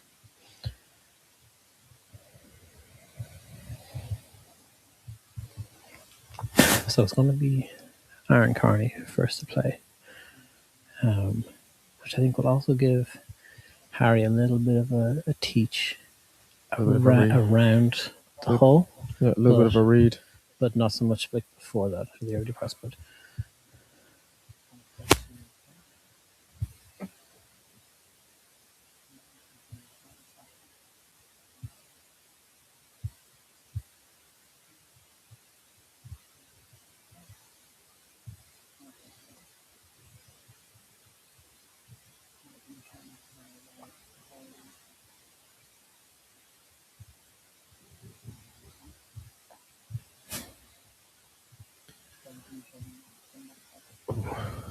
So it's just gone past. Yeah, it kind of was low the whole way. Should give Harry just enough information to kind of confirm what he's seen. This will also be a pretty fast putt from him. We can see from up here. He's on a little bit of a slightly higher ground on the green, putting down toward that hole.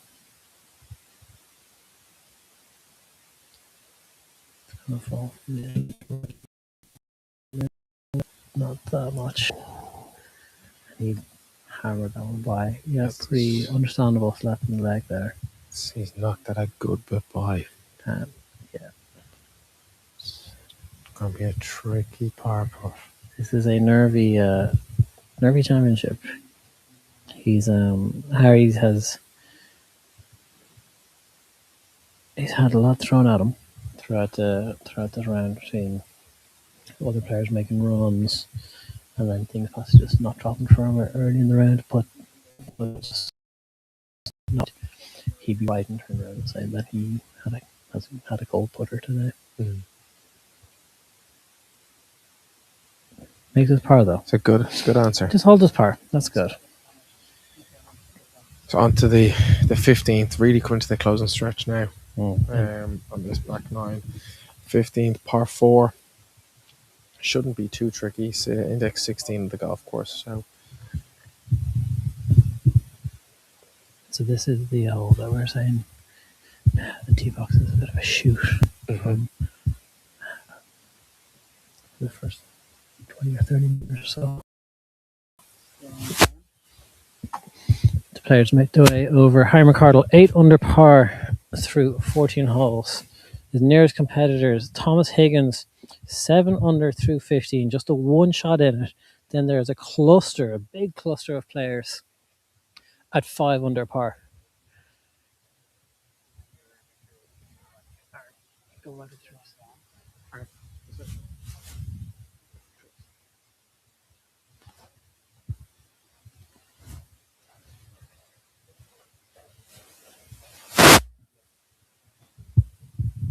So this is the shot.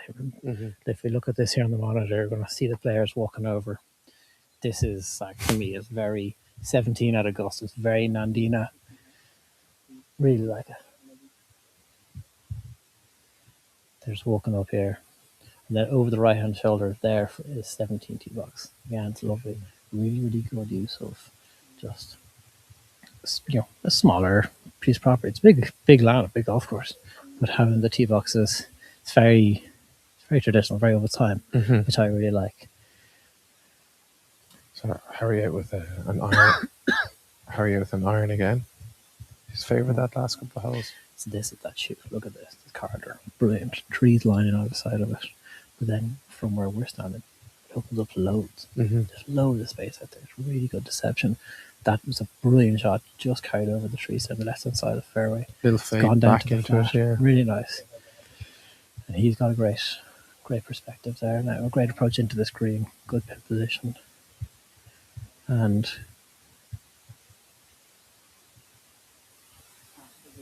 Aaron Carney here now with his tee shot. It just looks great. I just love how narrow that looks on camera. Good tee shot there from Aaron. And there you can just see that's what the hole opens up to after that initial tree line that you can just see. The trees are only there for, call it like 80 yards, 70, 80 yards, and then it opens up there. There's loads of space. Yeah, there's obviously trees left, and there's a couple of trees on the right-hand side. But it's not like the fairway is 15 yards wide. It's great. Really nice. Love this hole. This is a great hole. This is up there one of my favourites. Yeah, I think this golf course has been, and I've been surprised how good it is, because I haven't heard as much chat about it. Especially when I said, well, you're going over Galway. Yeah. No one mentioned it. I think it's a really, really brilliant golf course, and definitely one I think we need to look at falling on the budget. Yeah, no, for sure. And then, like, I think there's a lot of nuance. It's not just a case that, like, the hole is narrow at the shot start and then opens out wide. You're then playing back up to an elevated green. This mount right in the middle of the fairway around the 150 meter mark or so. Once you get beyond that, you're hitting back up to this green and up to this flag, which it looks like it's that's obviously center of the green, but it's a again drop off long of it. Long flag of this hole, because it's just another risk of a drop shot. So they're just waiting here for the players on 16.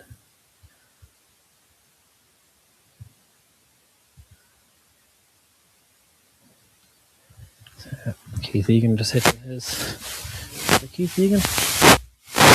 Leave it alone.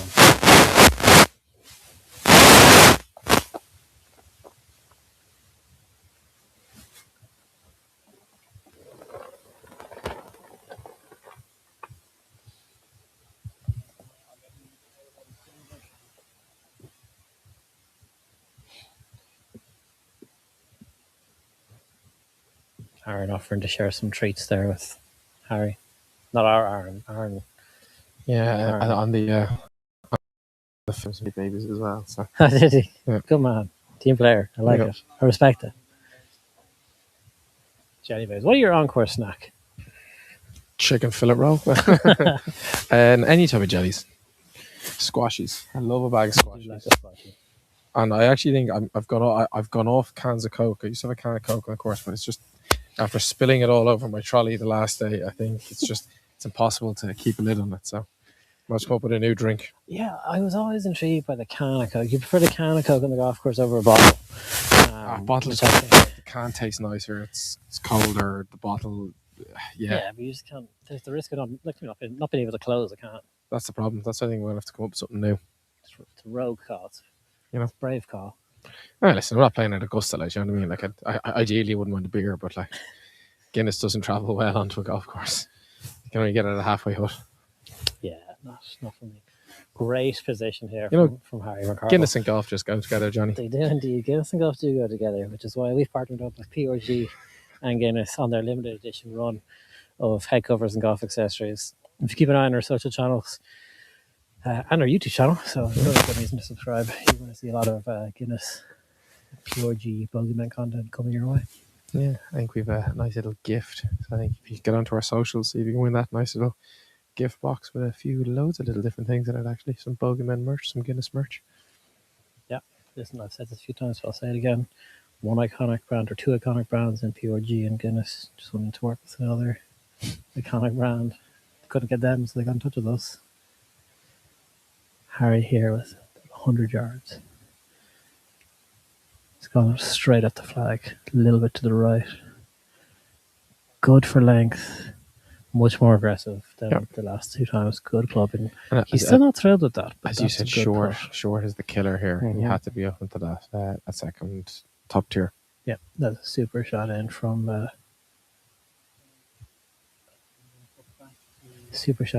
Harry there. Really good.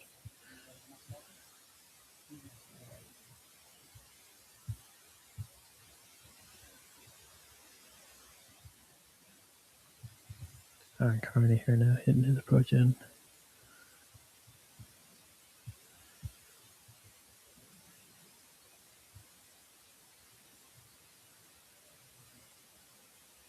See, this is going to come up short and just. Well, Rodney, very nicely there from Aaron Carney. Great shot, actually. You know what? Super shot. Yeah, not much check on it at all. No, he was able to roll, which was a difficult shot to play. So that's what I thought was going to be the issue. I thought that was going to. I see the crest on Portumna's, the club crest is quite nice. The deer, the stag. Yeah, the stag. I do like it. There's a hockey club in Scotland called Stag Golf or Stag Hockey Club, and they've kind of won very similar. I thought it was very cool when I saw them in the AHL. Pub in Dublin, Stag's Head. Great pub. You can get Guinness there.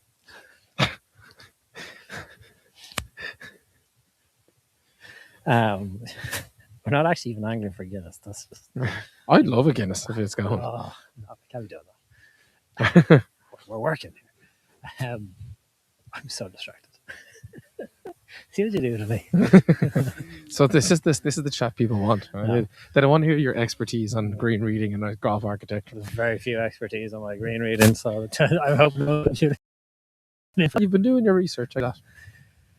I was chatting to Justin this morning, general manager here at Portumna, and we were talking about, like you might have noticed, there's some deer drop-ins around the place and all the rest of it.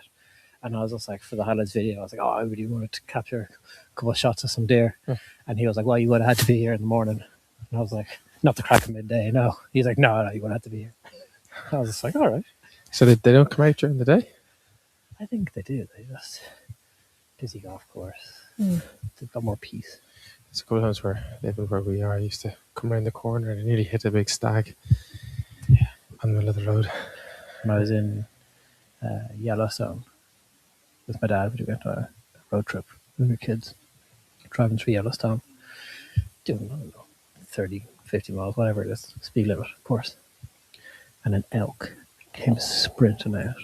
We slammed the brake, the elk jumps over the bonnet, just like misses it by inches. would have been bad for Everyone involved. everyone involved. Not to mention the elk.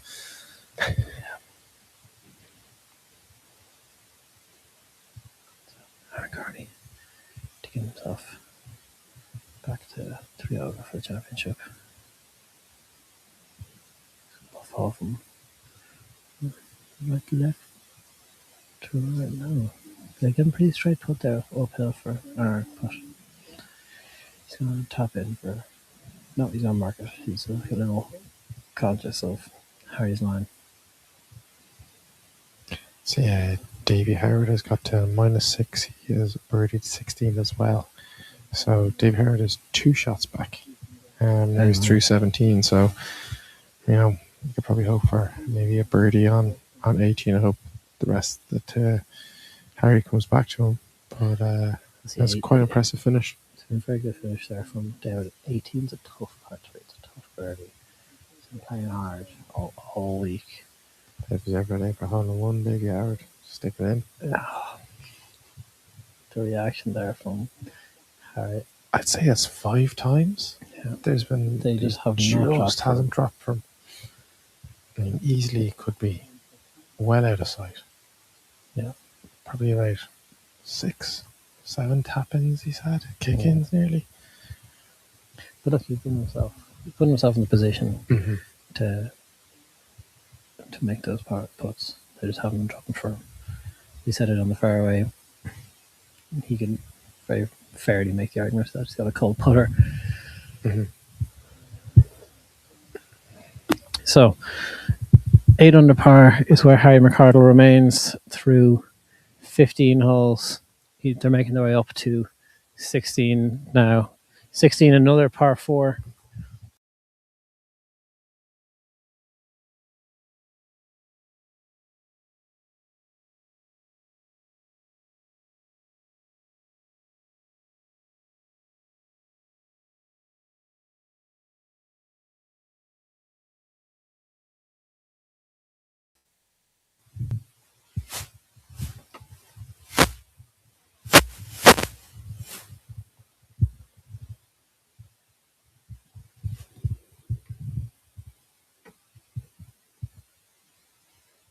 Great tee shot on the 16th hole. Yeah, and again, the undulations throughout. A few players have been hitting. I don't think you're going to see anything longer than a mid-iron from these players. They're going to try and get to the crest of the fairway here. And run down. And because then they're green high. You'll be able to hit it up because you want to stay on this level rather than running down too far. I mean, also the old brick wall all along the right. It's So Harry's golf ball's down the left-hand side of the fairway going toward those trees. See it's bounded on that top of that mount and just down. That's going to be a tough he's going to into maybe the play into that bank, maybe. And even still, it'll be a look at the draw. Yeah, it's tough. That's going to be a tough birdie from there now.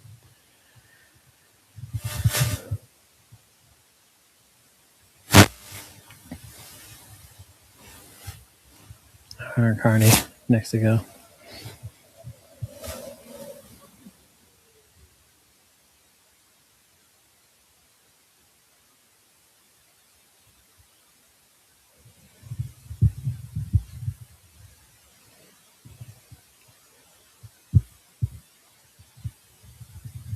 Again, just gone in the left-hand side of the fairway as well. So 2 lads either side.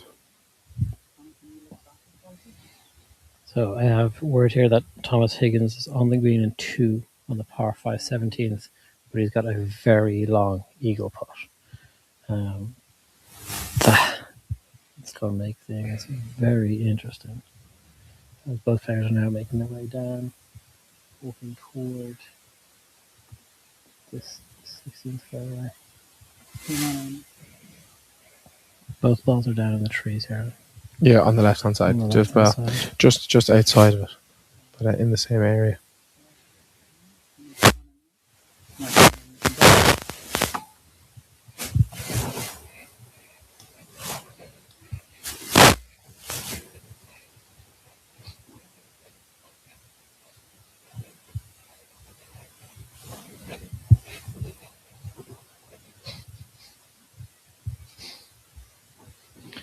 We got a comment on the stream. Flyovers are glad to you appreciate the flyovers on the last broadcast. Just time constraints and things like that meant we didn't quite get to do them. Small team, and they were asked shot tracking. Is that a possibility? Absolutely not. Yeah. Sorry about that, Bruce. There's just no way to get that on with the budget we have. It's thousands and thousands to get that. Just for context, our budget for these broadcasts for the year is 10% of what IMG or Sky Sports European Tour Productions have for one broadcast, one event, for one day of one broadcast. So we'll get there. You know, it's a matter of time. Yeah, Jamie will sort it out. Like, be grand.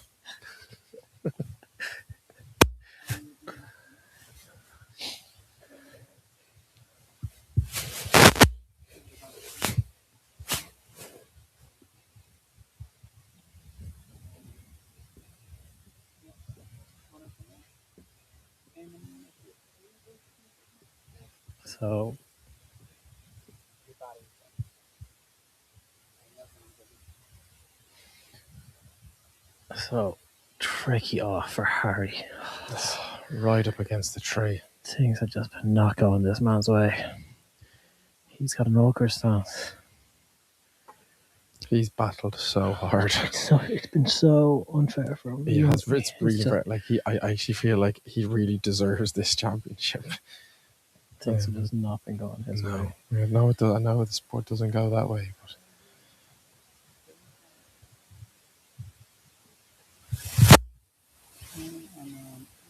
Okay, so Harry doing the sensible thing, just punching out to the middle of the fairway.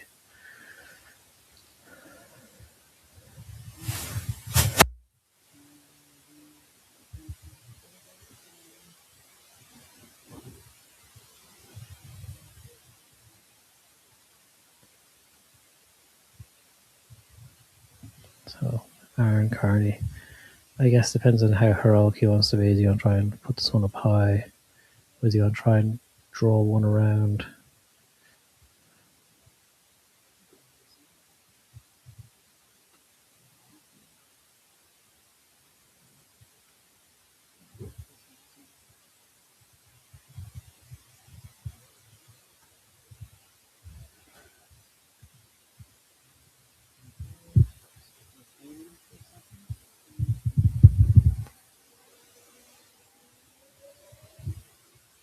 So both players deciding just to knock it into the fairway, get onto some flat ground.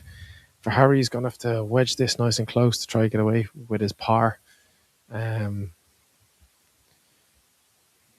it's pressure heating up on him.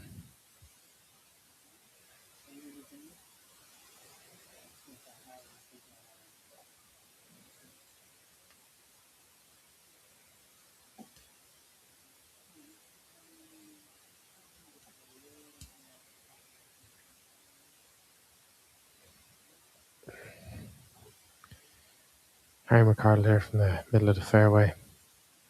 Needs to get the yardage right. It's right at the pin. It's a superb shot. Excellent shot. I can see what you're saying, Augusta, Johnny. It's very Augusta there. You can see through the screen. That's a brilliant answer from Harry. Stick it really, really close.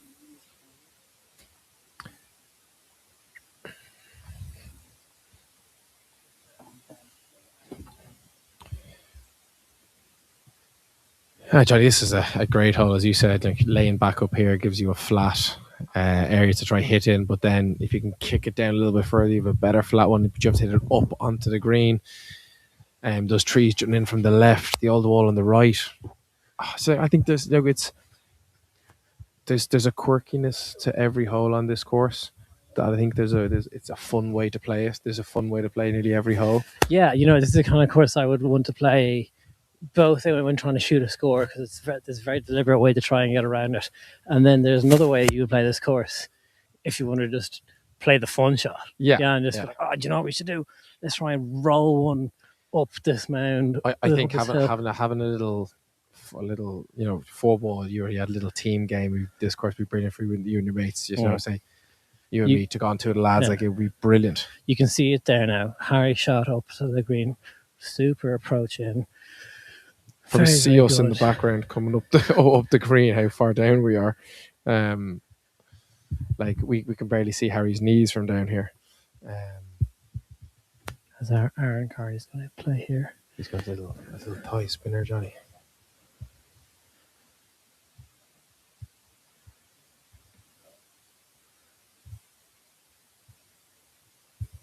Yeah.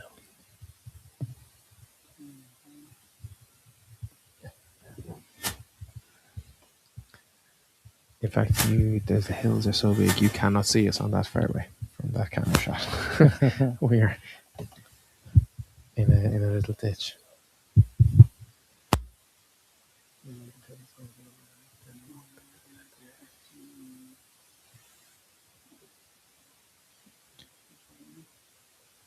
There's been a lot of, you think of some of the par putts that Harry has had, and he's had about 4 where you've gone, that could be a championship winning putt, that could be a championship winning putt.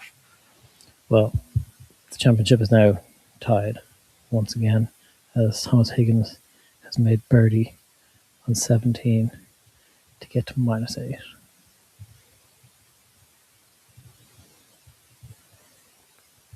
Do you think Harry is watching the leaderboards?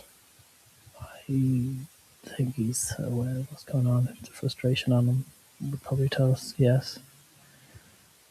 And realistically, Harry has one more opportunity to make a birdie. 18's a hard birdie. It's such a hard birdie. 17's a big long hole, but it's really it's par 5. It's the only chance for him to make a birdie. I think really. The risk is, of course. To be fair to him, he did birdie 17 on Friday, but he did bogey it on Thursday and parred it Saturday. So earlier this morning. So there's a bit of everything in there. There's a bit of everything there, but he has capabilities to birdie it. Well, let's not go think about 17 just yet. Yeah, he still has to tidy up his par putt here. So this one is. Harry McCardle needs this putt to stay level, to stay joint top of the championship.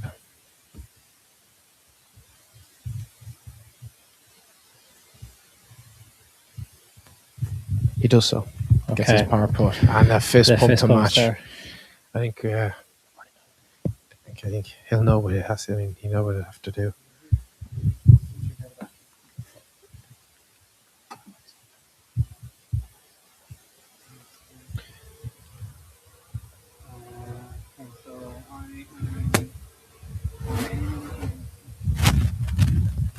Connor's back.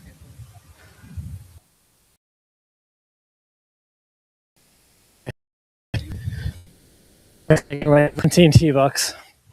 And Johnny, as you were saying, that this is his best opportunity out of the 2 holes to get a birdie. Realistically is. And take the lead. What has he got to do on this 17? So we're waiting on the group in front to tee off. What is 17 hole like? Can you give us a little bit of a 17's par 5 again. Long tee shot, slight dog leg, right to left. Side of the fairway though. So you're going to hug that tree line on the left. The fairway then runs down a big hill. And then I don't know how long it's playing today, but the last few rounds, people haven't played it as a 3-shot hole.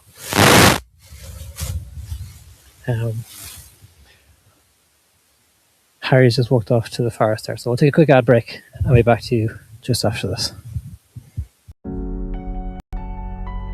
Coverage of the 2026 AIG Irish Men's Amateur Close Championship on the Bogeymen is brought to you by AIG.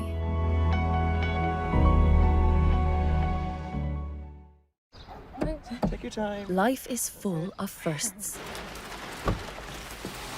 some don't go to plan. Some become cherished memories. Some remind us of the importance of someone having your back. Through all life's firsts, AIG has your back. New customers save 15% off your first car insurance quote at aig.ie. AIG. Get a quote today. Electricity man. Some people think Liam is a gas man. But I'm not. Electricity? Yes, we're called Flow Gas, but we do electricity too. The gas part about it is that the gas part of Flow Gas is only part of it. What the gas, man? He says the gas part is only part of it. Well, that's gas.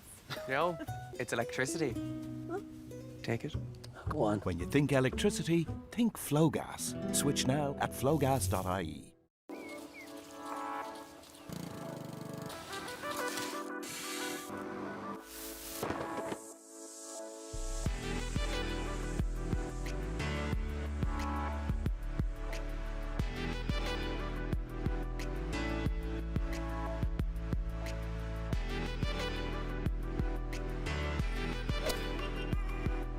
Did that go in?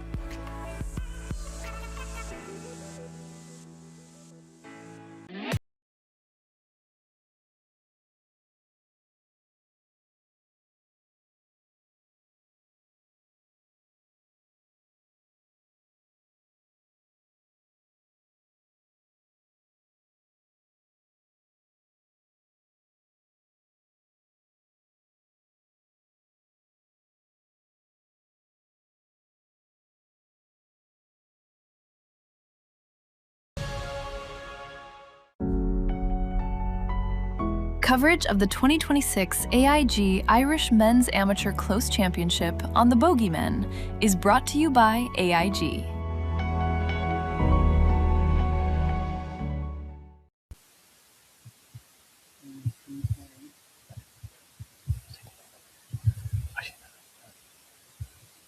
So we're just making our way up to the tee box here on 17.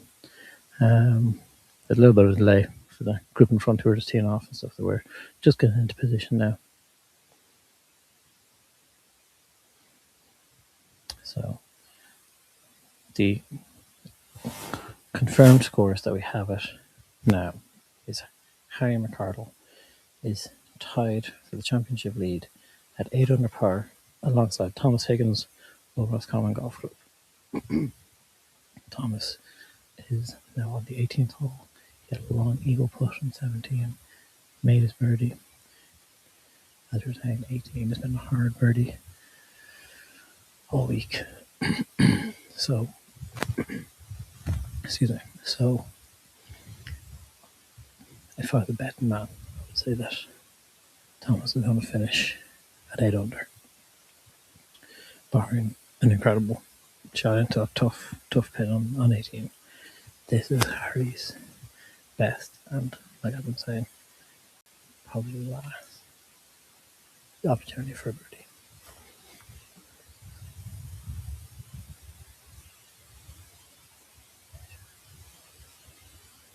So that 13 off is, or hitting off is on 17. It's the group in front.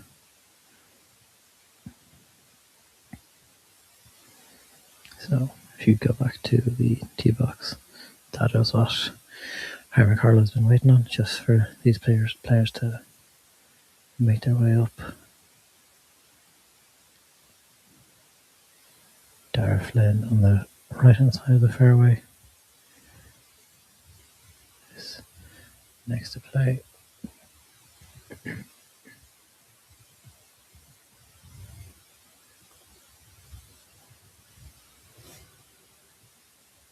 So Dara Flynn there on 17.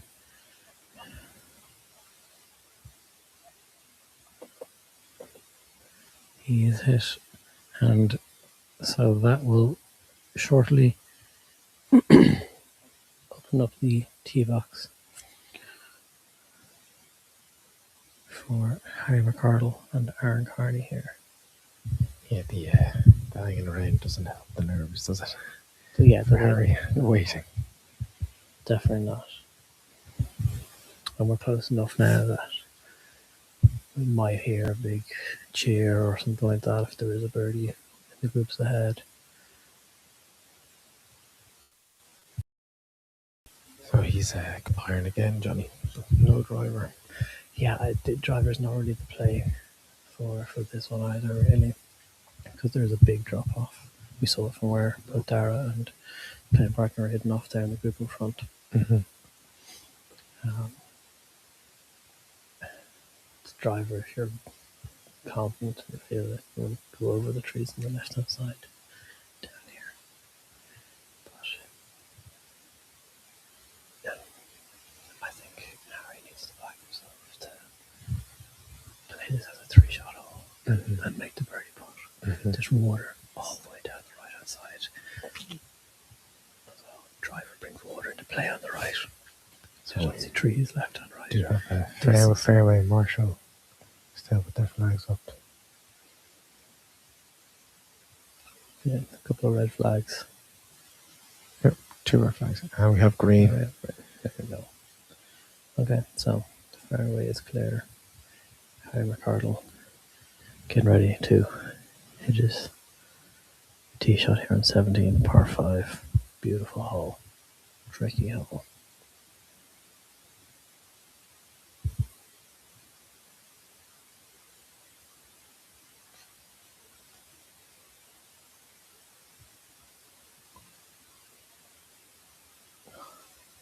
There's 3 left. They found it. On the top of the hill. Looks like they found Green it. flag. Well, it's definitely a 3-shot hole for Harry McCardle now. Yeah.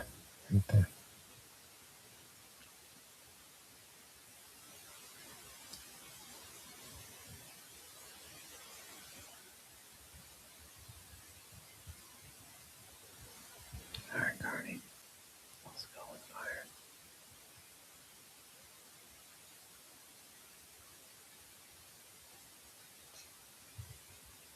Left hand side. It's also going to hit the trees.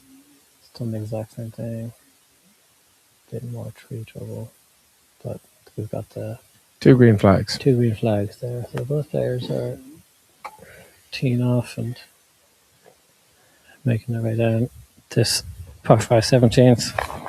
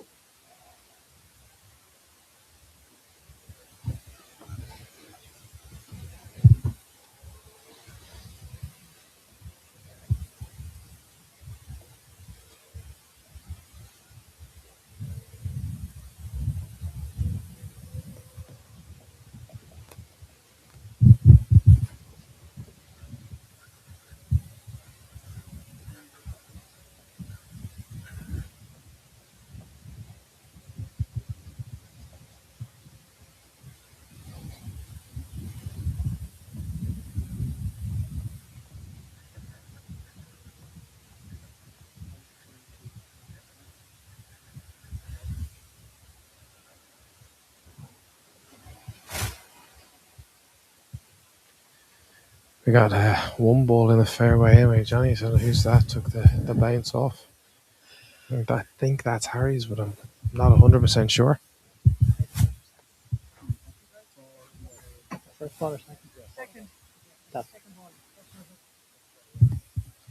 So Okay, so yeah, no, Harry McCardle up a little bit into the left, and I think Aaron's ball took a nice bounce and dropped him into the fairway.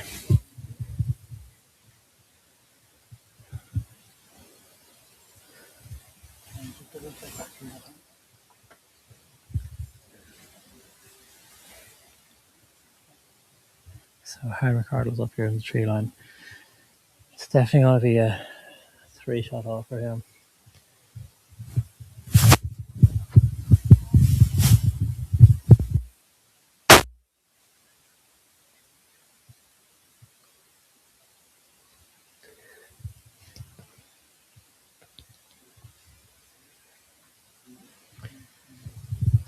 It's a tricky one for Harry. I think you're right, but he has to put himself in a position to give himself a good shot.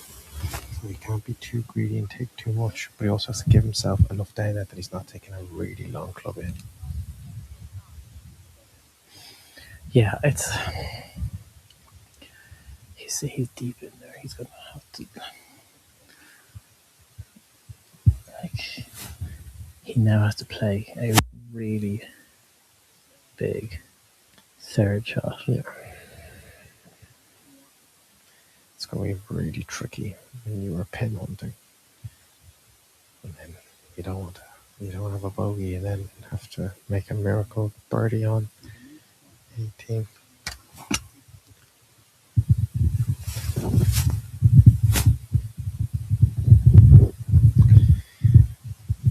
So Harry punched out. So,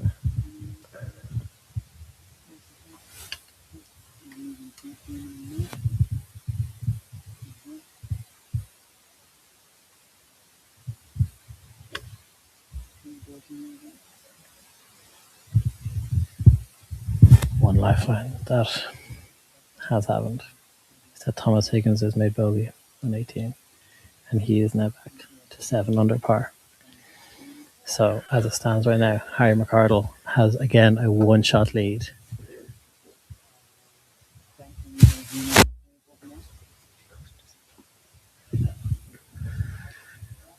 So back to a one-shot lead. Just to repeat, Harry McArdle here on 17, after missing the fairway off the tee, has a one-shot lead over David Higgins. All Harry McArdle needs to do to keep this lead is just par this hole. He doesn't need to hit the miracle shot. Then your bogey's going to be in the way. You gotta move your bogey. If you leak more then your bogey's in the way. So all Harry McArdle needs to do here is lay it out to the left. This for his third. This very Can only be in for. This is very interesting, Johnny. Like we don't know if he knows. He couldn't know. He could try take this on. He'd try a miracle ball. Not with the downward slope he has. He has to punch this head to the left hand side. Yeah, that's a sensible play. It's a great shot. It should fade back a little bit. He needs to sit down a bit. No, it's super. No, lovely super shot. It's very good. That's a mature shot. He's there in 3. Par is enough for him to step on 18 with a one-shot lead.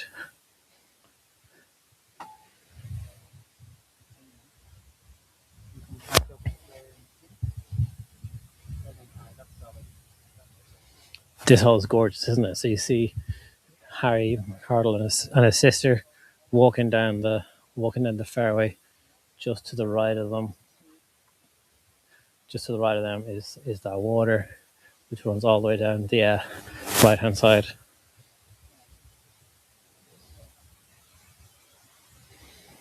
So that's the treachery. That's the tricky thing with even the punch out shot, Michael, that he had. You have to punch it out there, let it run down this massive slope here. But you punch it too far, you're bringing that water into play, which, I mean, really not what you want to do. No, not at all. But he needs to get as much distance out of it as possible to make his layup as easy as possible.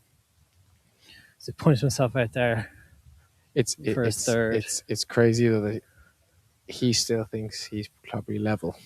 Yes. He doesn't know he has a one-shot lead. And it could easily, because it's not updated, we're getting separate updates than the app, or the website rather, and hopefully if he comes to the end of it and goes, oh, I did have a one-shot lead, I would have played that differently. But again, that's unfortunately, that is how it is. Yeah, I think the best thing you can try and do really now is just play for the par over these next 2 holes. He doesn't need to do anything more aggressive than this.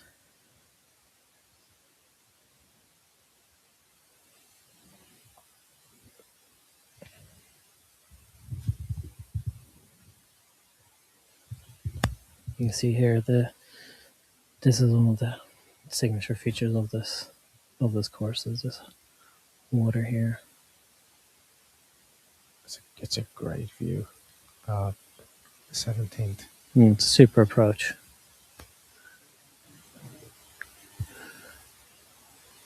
Yeah, it's a good play in there from Aaron Carney. As Harry McCardle is making his way up to his ball on the left-hand side.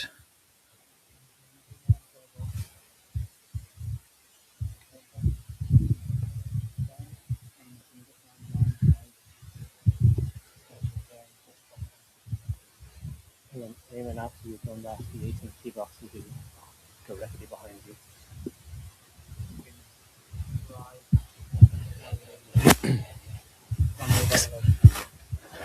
Yeah. So Harry McCardle making his way up here. Actually, the really nice thing about it, that just him getting as much distance as he got out of that approach, is that he's essentially taken the water. Should have taken the water out of it. Yeah. You know? But with his back pin position, bunker directly on the flag, it's really stopping you from wanting to go get all the way up to the flag. The irony is exactly what he needs to do. Yeah. He needs to get this onto that back level. He needs to get it up there to give himself the best chance of to one putt he has to make par, for par.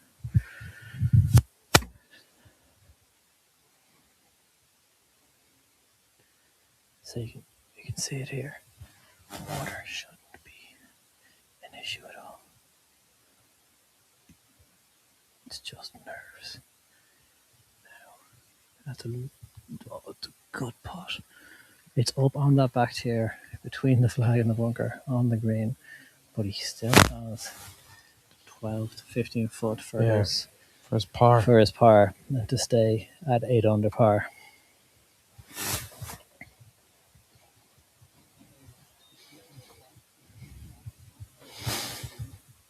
Scores have just updated for us here as well. As Dylan Keating is 7 under through 14 holes. This could be far from over.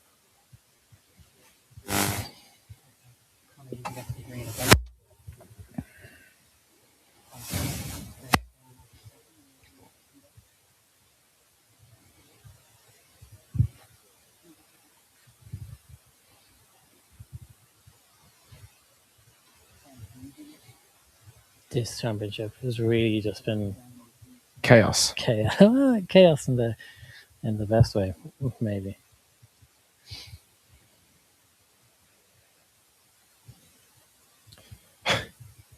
Dylan Keating birdied 3, 7, 8, 9, 12, 13.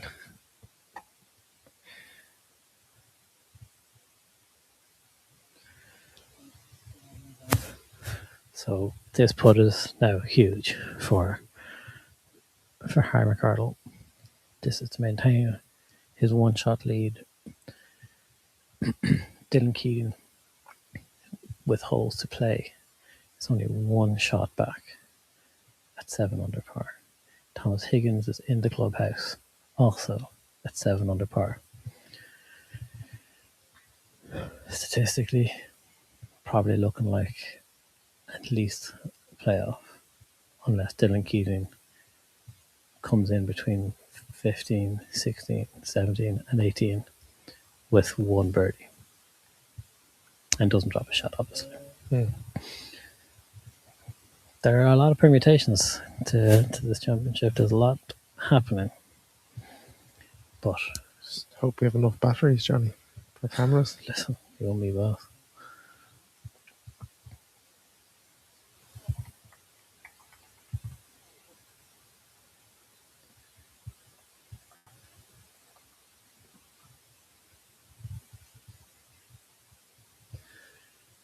As it stands right now, though, it is still in Harry McCardle's own hands.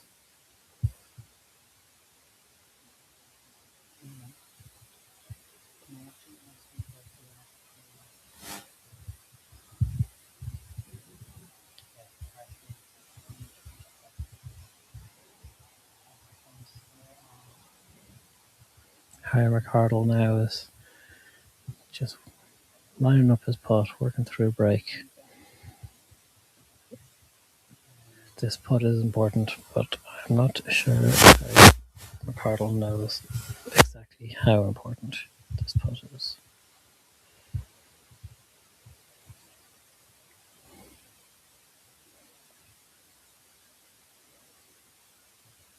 The one shot lead over Thomas Higgins and Dylan Keating. Oh, just rolls past. He's going to knock it in for a bogey and drop to. And he moves to 7 under. 7 under par.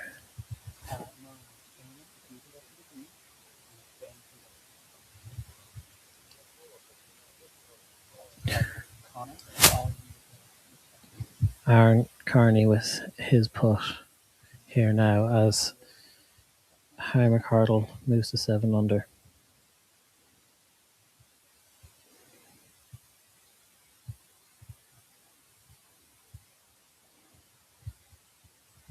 And that one does also slides by for Aaron. And we're going to take a quick ad break. We'll be back to you with live coverage from the AIG Irish Close after this.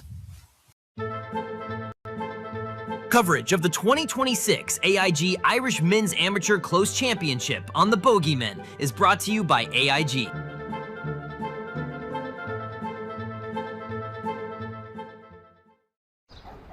Take your time. Life is full of firsts. Some don't go to plan. Some become cherished memories. Some remind us of the importance of someone having your back. Through all life's firsts, AIG has your back. New customers save 15% off your first car insurance quote at aig.ie. AIG. Get a quote today. Electricity man. Some people think Liam is a gas man. But I'm not. Electricity? Yes, we're called Flow Gas, but we do electricity too. The gas part about it is that the gas part of Flow Gas is only part of it. What the gas, man? He says the gas part is only part of it. Well, that's gas. No, it's electricity. Take it. Go on. When you think electricity, think Flow Gas. Switch now at flowgas.ie. The Seed ST01, a precision-engineered tour-grade golf ball at a fraction of the cost of premium brands, built for the perfect balance of distance, spin, and control. Designed in Ireland, Seed delivers every time. Play the Seed ST01 and find the green. High performance, low cost, delivered. Available online at seedgolf.com. Coverage of the 2026 AIG Irish Men's Amateur Close Championship on the Bogeymen is brought to you by AIG.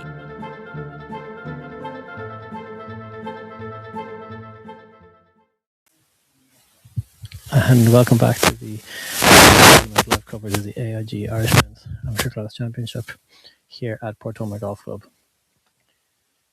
It is a wild day. It is as dramatic a championship as we've had, and it had to be for our very last broadcast as well. So, the score update that we have for you is this. Harry McArdle is at 7 under par, just walking up onto the 18th tee box. In the clubhouse at 7 under par is Thomas Higgins, walking down 15th hole currently. And still on. He's the North of Ireland Amateur Open champion. He will be the first person since Darren Clark in 1990 to win both the Close and the North in the 1 year.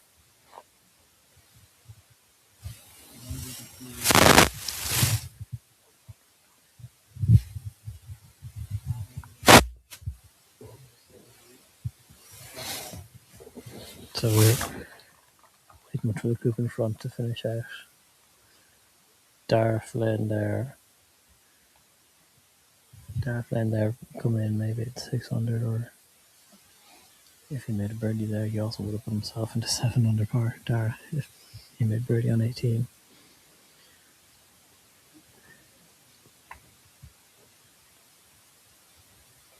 So, players are about to tee off. Harry McArdle first. So we were saying here now, tough birdie for him. Thomas Higgins made bogey on this hole.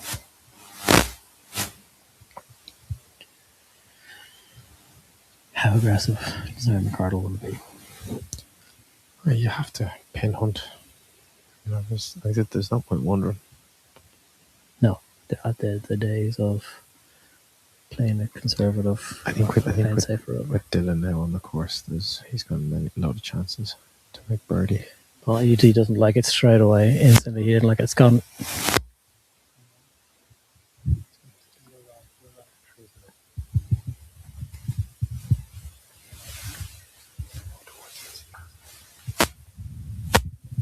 He shanked it into the woods. Harry McArdle. Really not what you hoped from. Aaron Carney.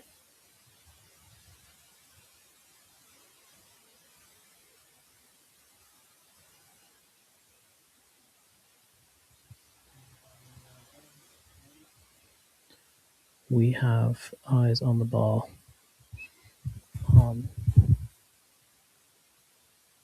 Yeah, we're giving him the thumbs up. We have eyes on his ball. So Michael has found the ball. Harry McArdle is about to make his way over to it.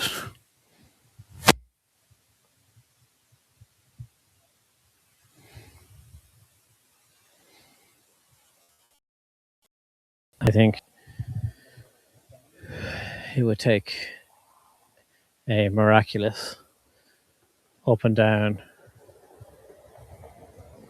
for Harry McArdle to save his par and to stay at 7 under.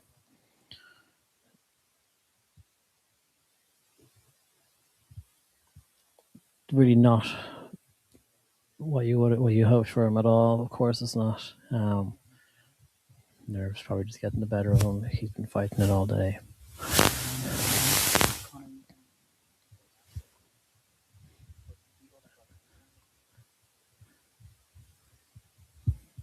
He's been fighting it all day. He's been fighting the nerves. Putts didn't drop for him.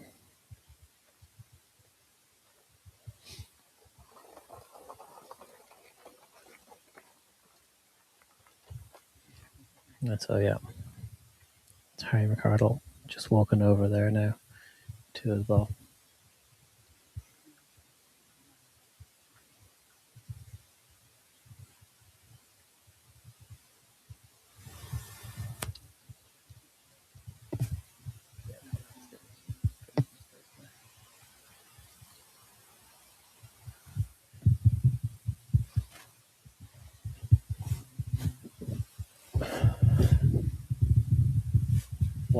What did the lie look like? What did it look like? Yeah, the lie was fine. Very, very little gap. Maybe a tiny gap out. I just can't see him getting to the green, to be honest. If he's somehow able to slice one out through the gap, it'll be an absolute miracle shot. I think he's going to punch out short of the green.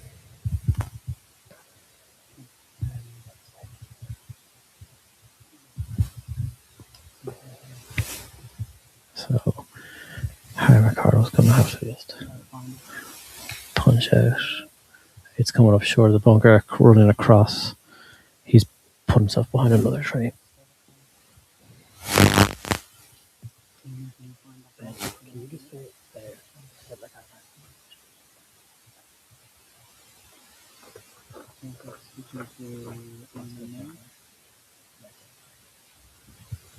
So Harry is walking out here toward the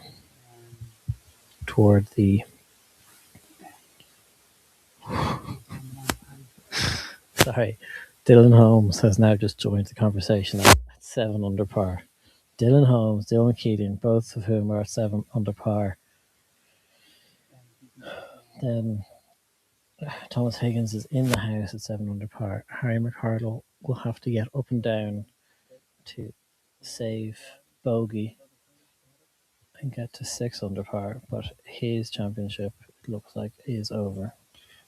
Just for Dylan Holmes birdied 6, 7, 8, 11, 12.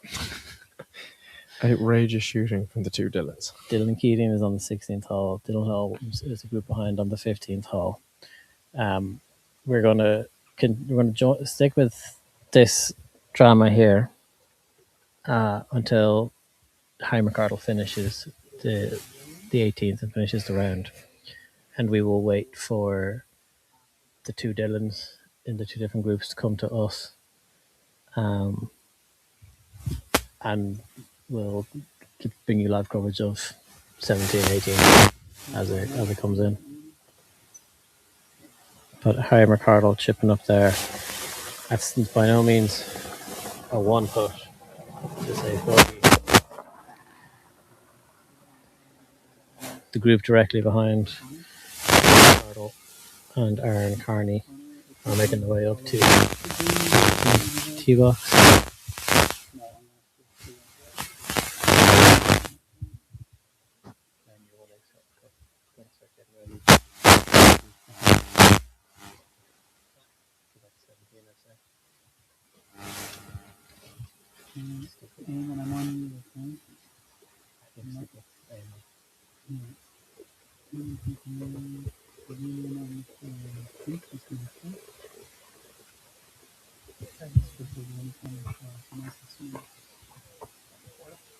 No, I'd say get the guys coming down instead of being so late. So you see Ben over the tree there. You just go there and shoot back because then you can climb across and stuff. So Aaron Carney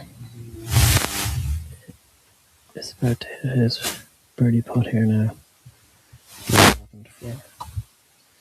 In between Aaron's tee shot and this one here. That one's come up a good bit short.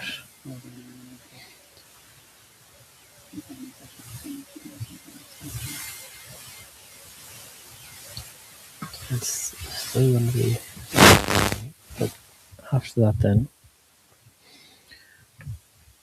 Harry McCardle has this putt for a 4, which will drop him back to 6 under par, and then there will just be the 3-way tie at 7 between Thomas Higgins, who has already finished, Dylan Keating, who is on the 16th hole, and Dylan Holmes, who is on the 15th hole.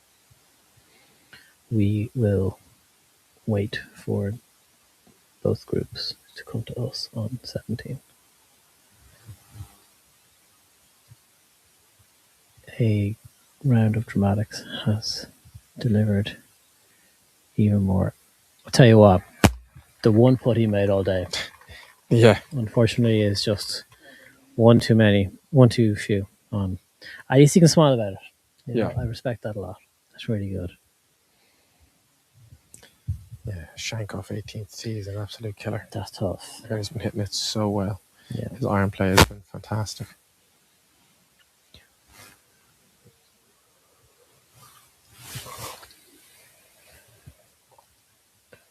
I don't know just yet.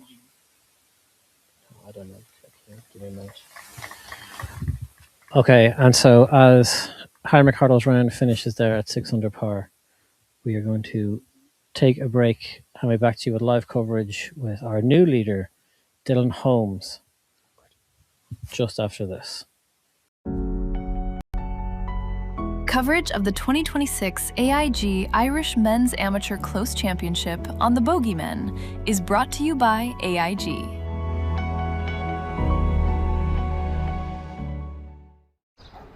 Take your time. Life is full of firsts. Some don't go to plan.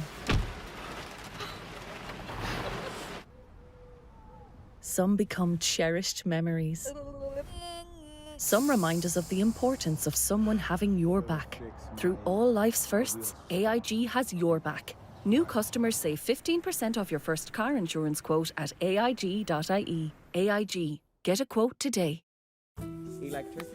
Some people think Liam is a gas man. But I'm not. Electricity? Yes, we're called flow gas, but we do electricity too. The gas part about it is that the gas part of flow gas is only part of it. What the gas, man? He says the gas part is only part of it. Well, that's gas. No, it's electricity. Take it. Go on. When you think electricity, think flow gas. Switch now at flowgas.ie.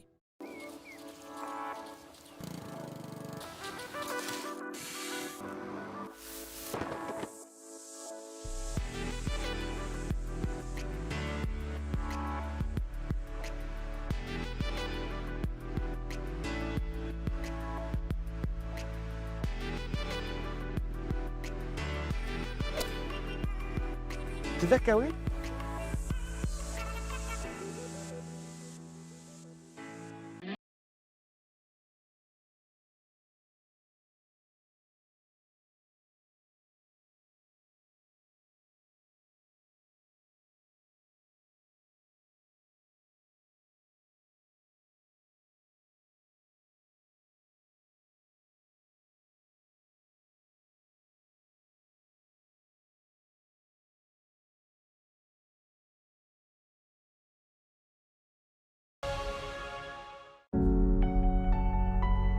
Coverage of the 2026 AIG Irish Men's Amateur Close Championship on the Bogeymen is brought to you by AIG.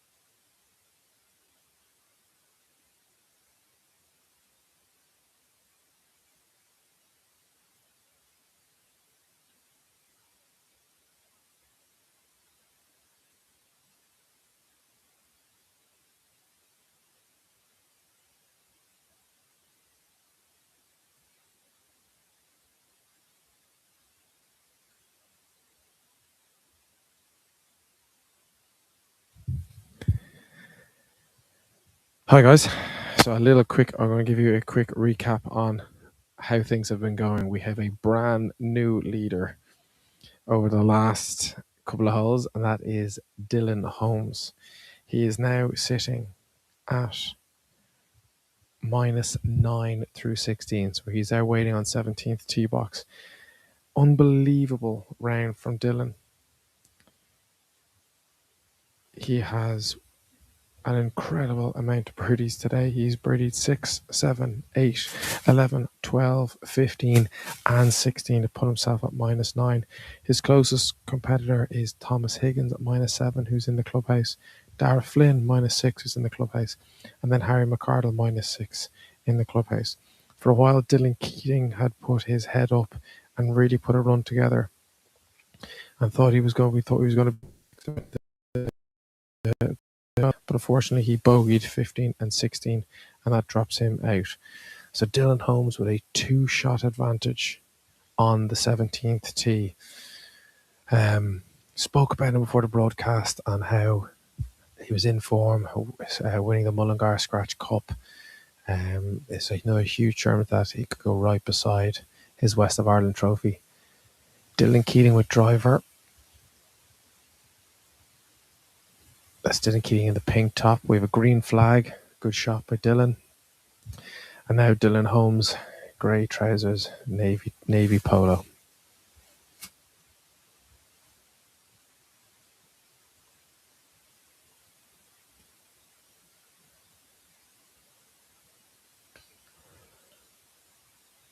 It's going a little left. He's going to need to cut a little more. We have a green flag. That is another great tee shot.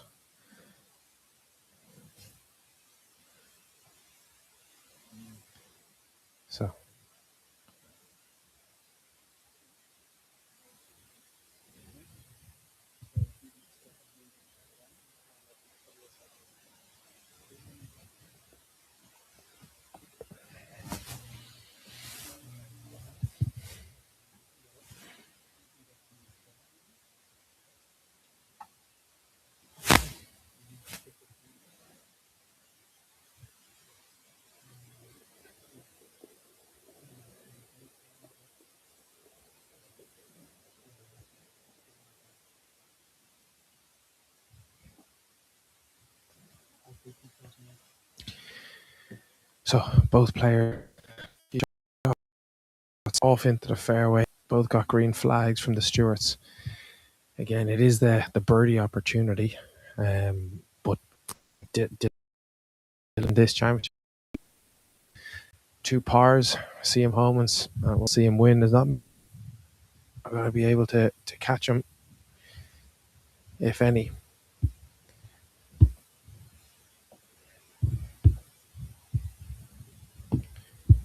Players out in the golf course, perhaps maybe Conor McCarthy, must be a big ask for him to chase it up. No, everyone else is too far back, so it's Dylan Holmes' championship. And like we kind of said in our pre-broadcast, after winning that West of Ireland and becoming the youngest player since Rory McIlroy to win it, he had a little bit of a dip. It was always going to happen. I don't think the progress of a young athlete, young golfer is linear and goes straight up. It's going to have its drops and bounces. But a real scream back to form with a Mullingar Scratch Cup win for him. We spoke about him before. He started slowly, but he has completely taken off with 6 birdies today. He's now finds himself left side of the fairway. See his dad caddying for him and coaching him. A lot's been written away. His dad caddied on the European Tour, so great set of hands to have there. Obviously, he coached him and all his friends on the daily cup teams. So it'll be Dylan Holmes to hit first. As you can see, he's got a hit. This is his second shot on the par 5 17th.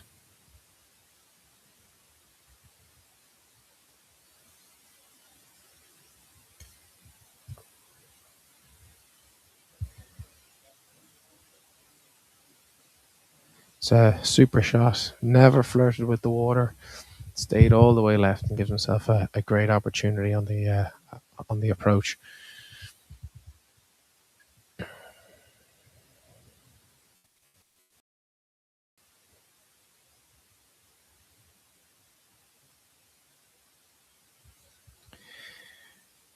There's Dylan Keating in the the pink shirt, again, had an up and down tournament.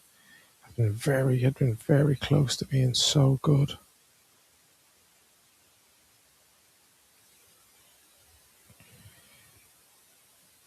Going to have a correction there. My Dylan Holmes is at -7. He bogeyed the 16th. Dylan Keating also birdied the 16th, so there was a mistake on the app there, so we have a three-way tie. After all that, I think the scores were put in wrong on the app. So Dylan Keating with his second shot.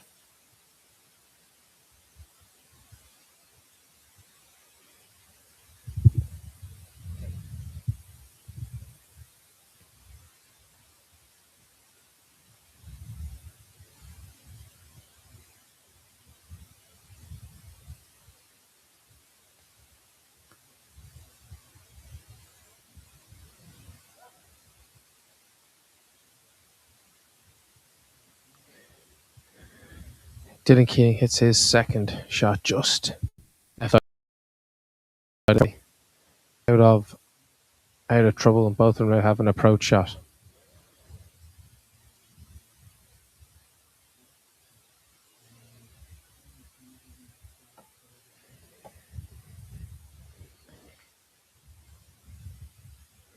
So by Golf Ireland information that I have, scores on the doors, obviously Thomas Higgins is top the leaderboard at -7 in the clubhouse.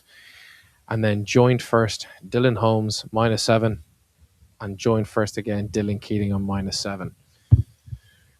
So at the moment we have a three-way tie with Dylan Holmes and Dylan Keating both still on the golf course birdie hunting. Both of them have a very good opportunity here. If you were splitting hairs, you'd probably say Dylan Holmes has had the better second shot. He's further up, gives himself a better look. But a birdie for either of them here would bring them to -8 and the lead. As probably the most chaotic and Wild West championship we've ever streamed. We've had about 5-6 different people in the lead. We've had people throwing it away. We've had wrong scores in on the app. But this is pure Irish amateur championship golf at its best. So Johnny, thanks for joining us again. I don't know if you got... It's a part-time commentator, man. That's all I am. I'm not sure if you saw the mishap with the app. It had Dylan Holmes at -9, but the wrong Dylan was given the birdie. So actually, according to the app now, we have a three-way tie. That Dylan Holmes and Dylan King are both on -. So my phone just died.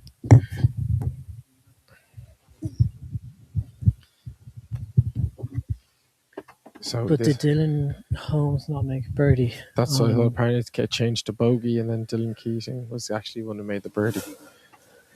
So this will be Dylan Keating's third shot in the par 5. So there's a three-way tie between Thomas Higgins and the two Dylans.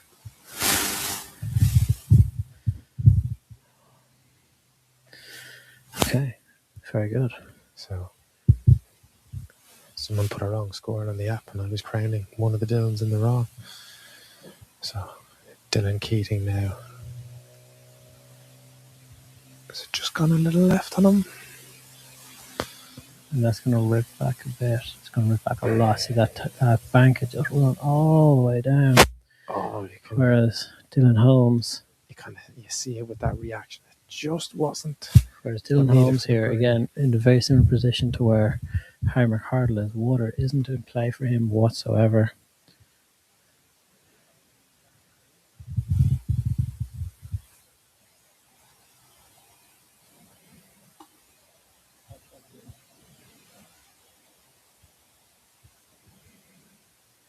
He's just stepping off.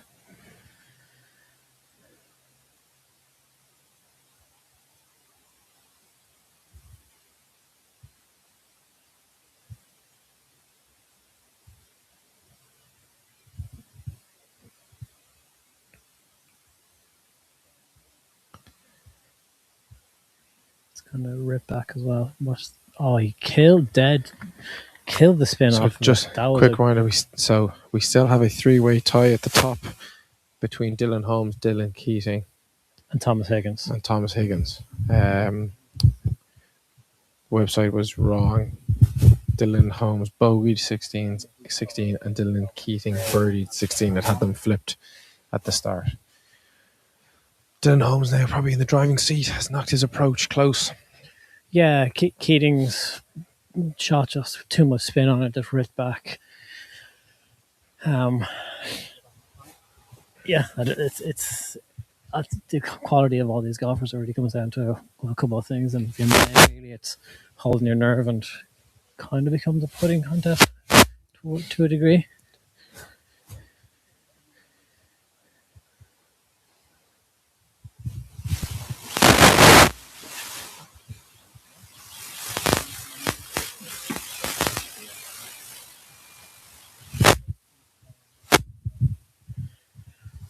So it is going to be Dylan Keating obviously first to play.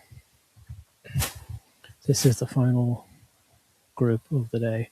These two have been playing together all 4 rounds of this competition now. They know each other very well. Between them, they have 2 of the majors already.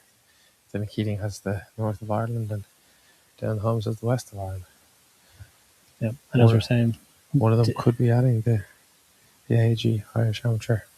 Close. It will be a second championship for both players. Dylan Holmes obviously winning the Mullingar Scratch Cup earlier in the year. Very good win to his name. Dylan Keating winning the Portrush Scratch Cup. Followed that up with the North again, up in Portrush. Not a bad track. Not a bad. Ever heard of it? Probably not on Bowling on the Budget. People are looking for it. And then Dylan Keating has, as I was saying earlier, the opportunity to become the first person since Darren Clark to win both the North and the Close in the 1 year. So, good company.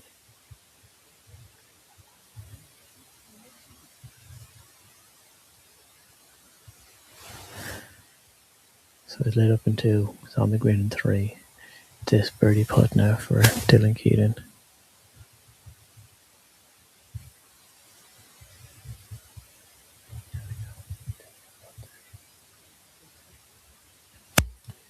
That's a great putt. Yeah, it's a good roll. Putt.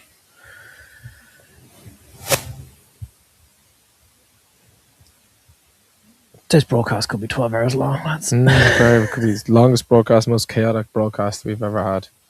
And I appreciate there have been a couple of technical issues, trees, range, sound. Thank you very much for sticking with us and bearing with us. Worst case scenario, guys, just put us on mute and just watch the golf. It'll be grand. I'm not that easily offended. If I did, we wouldn't put ourselves out here like this. Dylan Holmes here now. This putt's going to fall left, right. It's going to be a fast enough putt. But it's not going to break as much. No, it's broken on the screen as much as the players have been thinking.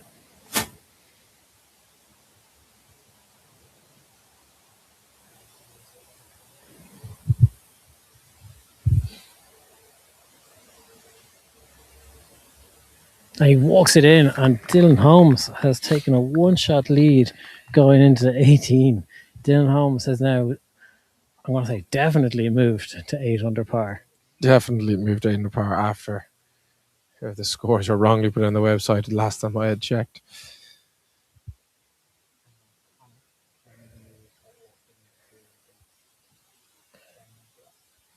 So Dylan Keating to tidy up his par. So as the players making their way over to the tee box, what we'll do is we'll take a quick ad break just after Dylan Keating makes this putt. And we'll be back for the final hole, maybe, of the 2026 AIG Irish Men's Amateur Close. We'll be back just after this. Coverage of the 2026 AIG Irish Men's Amateur Close Championship on the Bogeymen is brought to you by AIG.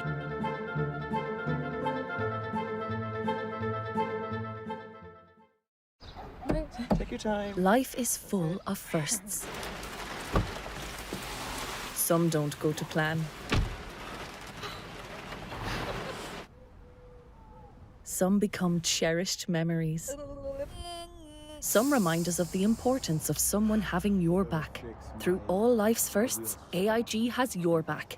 New customers save 15% off your first car insurance quote at aig.ie. AIG. Get a quote today. Electricity man. Some people think Liam is a gas man. But I'm not. Electricity? Yes, we're called flow gas, but we do electricity too. The gas part about it is that the gas part of flow gas is only part of it. What the gas, man? He says the gas part is only part of it. Well, that's gas. No, it's electricity. Take it.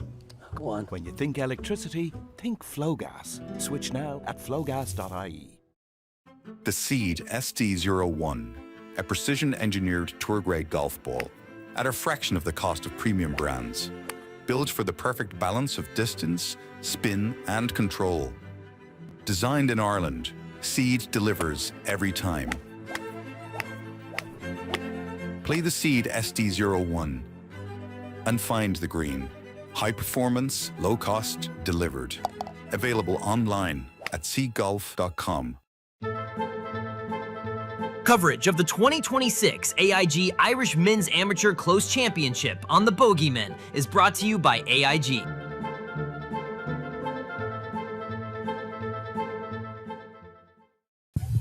And welcome back to the 2026 AIG Irish Men's Amateur Close Championship. You can see there our players are just making their way up to this 18th tee box, 18th tee box.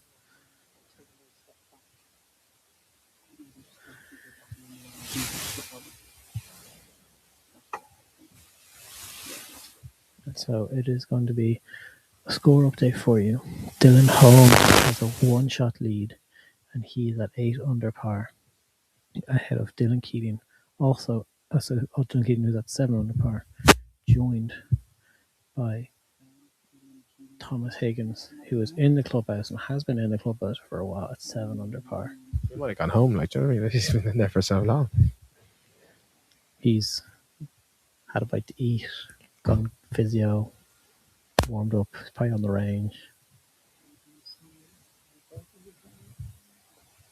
The group in front, as you can see there on the green, are still putting out. So we're still waiting for that group to move on.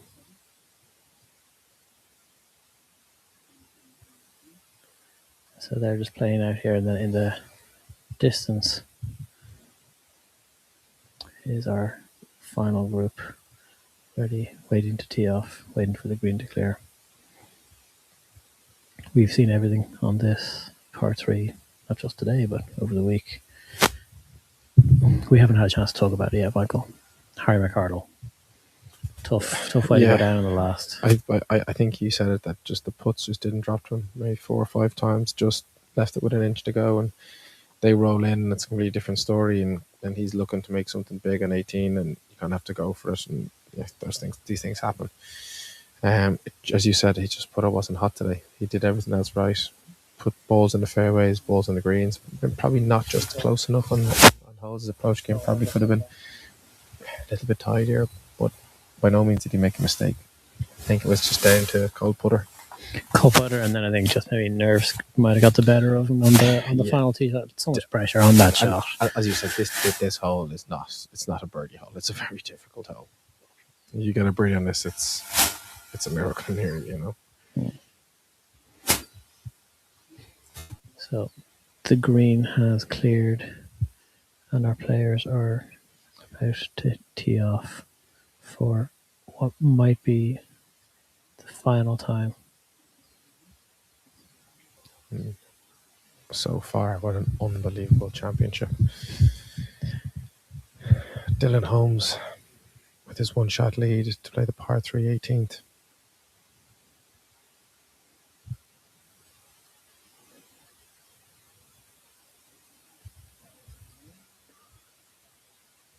Balls away. It's left of the green far side.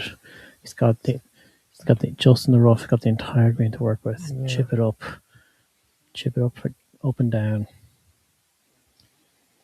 Dylan, Dylan Keating now. He's going to need a worldie of a shot here. He's a man who loves the drama, though. He loves the big moments. An entertainer, you might say. He's an entertainer. That goes with the name. There we go.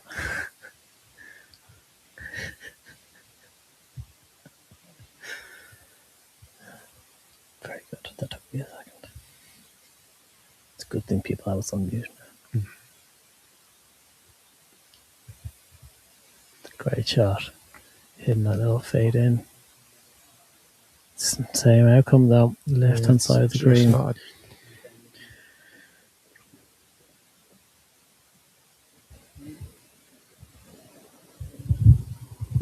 So our players, our final group, our leader is making his way up to this 18th green. And so are we. So you're going to hear us just walking up now and make our way up to the final hole here. Neither of these are guaranteed pars. Both of them are going to have to hit very good shots to get it close. I was saying to you that they've spent the 4 days together. They played rounds 1 and 2 together. Then again, 3 and 4 today. They know each other very well. They're having plenty of crack earlier on. We actually, the audio might have dropped out there again, sorry.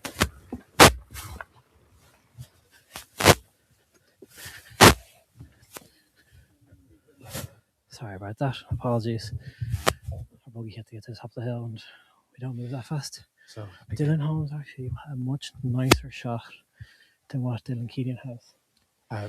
But this green's so hard to, as you said, so hard to keep the ball on the green. Yeah. Such a small, tight, little island green. Try to keep that ball on, and then. So if we can get to a wide shot of the green here, I'm going to talk you guys through what the two Dylans have. So Dylan Holmes is pin high on the right hand side. Everything's going to fall from his left to right, so back of the green, all the way to the front. But other than that, it's actually a very straightforward shot. He's probably going to start the golf ball 5 to 6 foot left of the flag, and it'll all run down toward it. Dylan's putt is going to be much faster and runs away from him and from left to right, back toward the front of the green.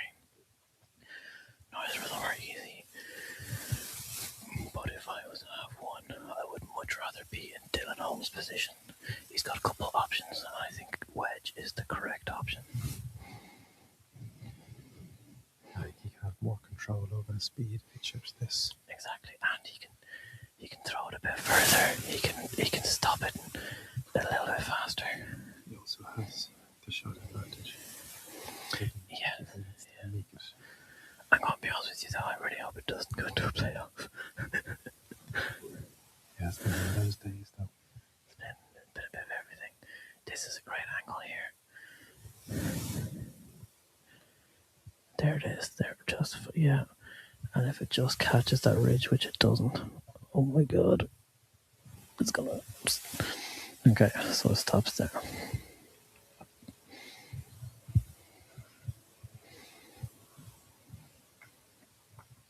For Dylan Keating, it's a much simpler prospect. He needs to hold it.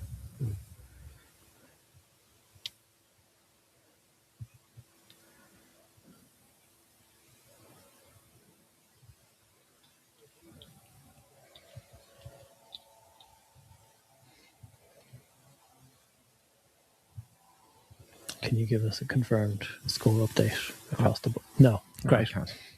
There's been nothing updated after the 16th hole. And after the website was wrong for the 2 minutes I was reading it. It was a real sucker punch for everyone.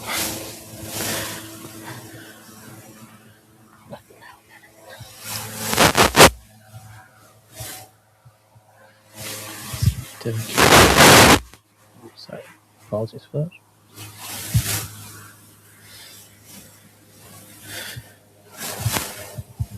So, Dylan's putt here, like we're saying, we're just going to run very, very quickly away from him.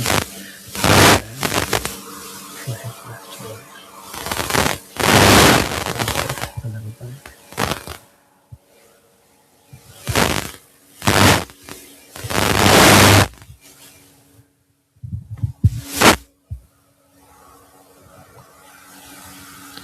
If it takes this ridge now, which that does not, and that has also come up short. Which of the two Dylans is it to go first?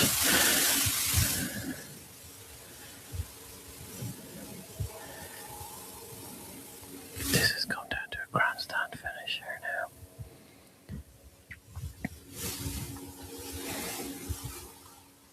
It's quiet. The green is intense.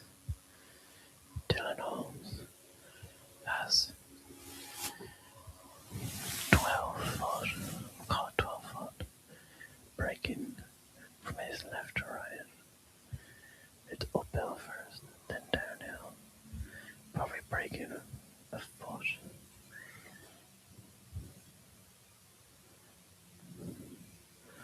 And if it turns, it's in.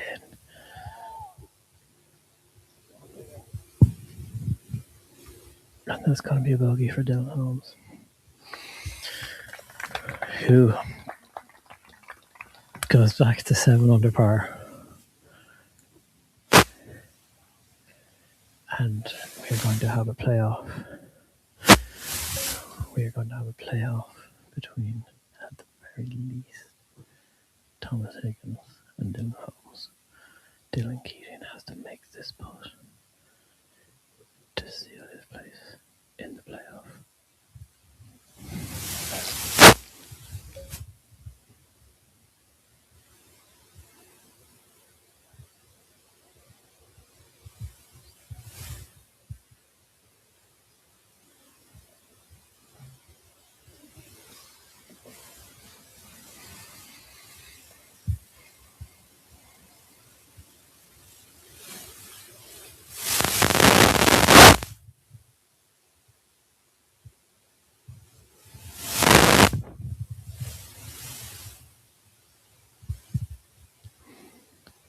So, same again. Fast putting for Dylan Keating.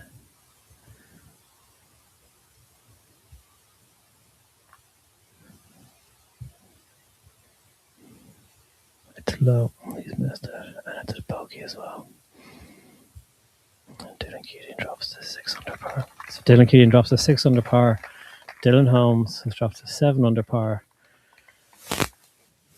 And there's going to be a playoff now between Dylan Holmes and Thomas Higgins. We're going to take an ad break and we'll be back to figure out exactly which holes are playoff, and we'll see you soon. Coverage of the 2026 AIG Irish Men's Amateur Close Championship on the Bogeymen is brought to you by AIG.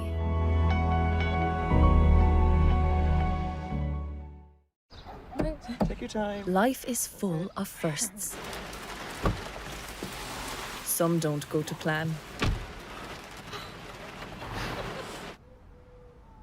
Some become cherished memories. Some remind us of the importance of someone having your back. Through all life's firsts, AIG has your back. New customers save 15% off your first car insurance quote at AIG.ie. AIG. Get a quote today. Electricity man. Some people think Liam is a gas man. But I'm not. Electricity? Yes, we're called flow gas, but we do electricity too. The gas part about it is that the gas part of flow gas is only part of it. What the gas man? He says the gas part is only part of it. Well, that's gas. No, it's electricity. Take it. Go on. When you think electricity, think flow gas. Switch now at flowgas.ie.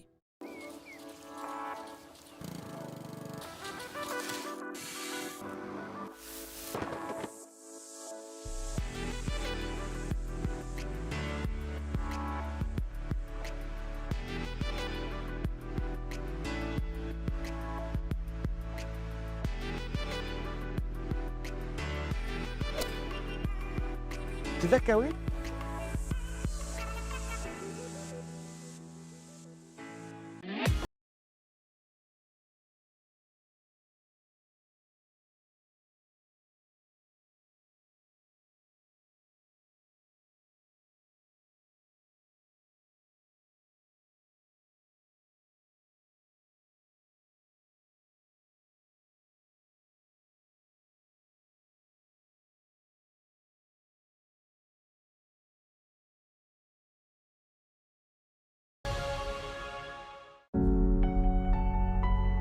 Coverage of the 2026 AIG Irish Men's Amateur Close Championship on the Bogeymen is brought to you by AIG. Condition I have is actually very rare. It's Bardet-Biedl syndrome. I had it since I was born. Extra fingers, extra toes, affects your weight, obesity. But probably the most thing that it affects with the condition is your eyesight. I started to lose the eyesight through teenage years. Golf plays a massive role in my life, both mentally and physically. Probably gets me out of bed most days of the week. Blind golf, it's between a visually impaired golfer, which is myself, and the sighted guide. So it's kind of a two-person relationship. The caddy is the eyes for the golfer. My dad has been my caddy as long as I've been playing golf. Just the distance, not hitting it hard enough, either coming up short and then putting the next one by and then missing the next one. Particularly when we have the putting stroke, we have a good, and then you pause and you stop, and then you want to see the hole, and then you're losing the rhythm completely. So if you could just concentrate on looking down where the ball is and practice your swing. Don't go looking for the hole, because I'm going to be on the other end and lining you up. 114 towards the front, so you just keep the left of the trees, so it's about 10 yards left of the flag. What we do is Patrick would point the club and I would just tell him left or right, line him up, and make sure his shoulder is square, he's happy enough the club is behind the ball, and let him swing. You got over the bunker.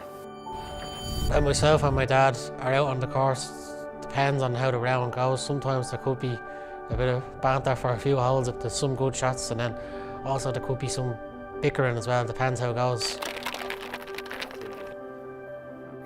Just come around to me a bit more. Say the partnership works really well because it's a father and son. Plus, I drag him all over the world. I bring him to places that you never get to. Now, why am I dragging you? Come on, you push the trolley.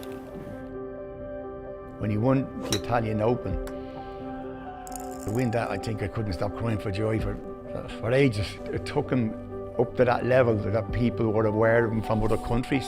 I played in 4 World Blind Championships. They're organised every 2 years. The driver, Patrick. Probably the pinnacle of blind golf throughout the world, because that's where all the best play, and I played in 4 of them. In 3 of them I finished in the top 10.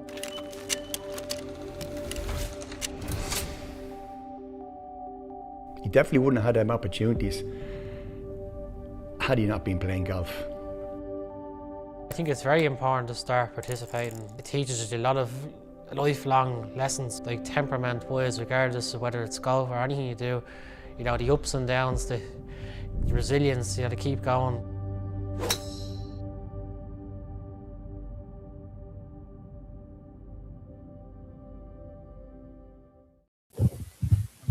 And welcome back to the Bogeyman's live coverage of the 2026 never-ending AIG Irish Men's Amateur Close Championship. We've just chatted to a few different from Golf Ireland, a few different journalists, a few Alakadoos, and they've even admitted this is the most chaotic, mad championship that we've had in a long time. Thankfully, it's the last of the championships for the year for us. So, but entertaining-wise, I hope you've been able to follow along to what we have tried to do, everything possible. So, Johnny, we are going to a playoff. Can you give us an update on the plan of the playoff and what holes to be played? Yeah, I hope so. As long as my microwave as long as my microwave behaves, as long as my microphone behaves. It's one of those days. It's just one of those days. It is, unfortunately. Thank you for bearing with us. Firstly, obviously, I think we've been on live for 4.5, nearly coming on 5 hours now. So, thanks to everyone, and also very much thanks to our production team. Before we get into anything else, playoff. playoff situation. It is sudden death playoff between Thomas Higgins and between Dylan Holmes. Both players playing for something pretty big at the moment, which is great. Playoff situation is 18, sudden death playoff. If there's no winner after the first play of 18, they'll play 18 again. Sudden death, if there's no winner after that, they'll then play 17. And if there's no winner of that, 18. And if that's still a tie after those four playoff, they can just share it. They can just share it at that stage. They can just have it. We're just rock, paper, scissors. Just find a way, flip a coin.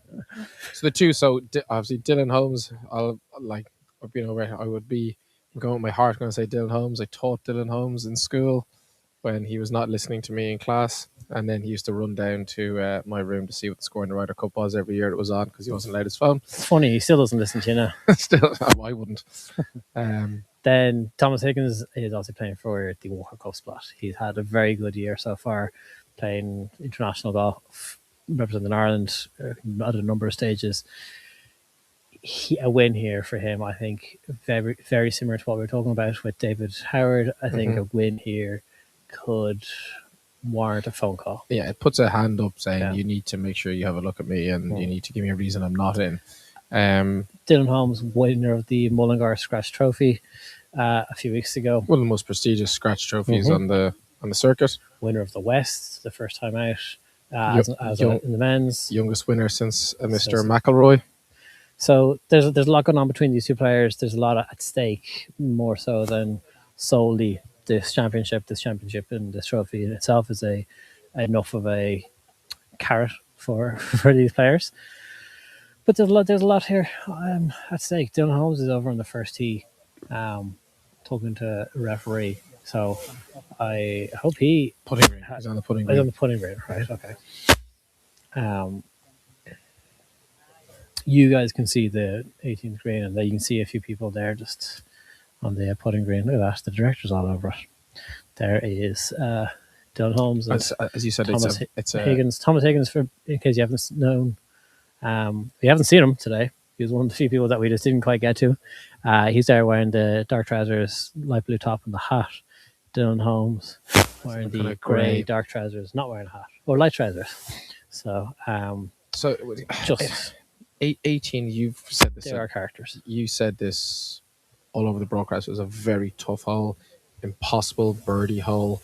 As we were looking there, the lads finishing in there was bogeys, even after shots that didn't look too wayward. From your position on this tee shot, do you have to go for this pin? And if you end up long or short in a bunker, so be it. Or do you play for the middle of the green and try and two? I mean, we can see it from our vantage point here, how the green slopes, and that's what caught both Dylans in regulation and in the holes I watched earlier on this morning. If it was me, I would take Dylan Keating's line, just a half club less, middle of the green. Try to keep it as close to flag high as Dylan Holmes was, but just middle of the green. From there, then, I think you're giving yourself the best look at a 15-foot left to right, not a huge left to right breaking putt for birdie.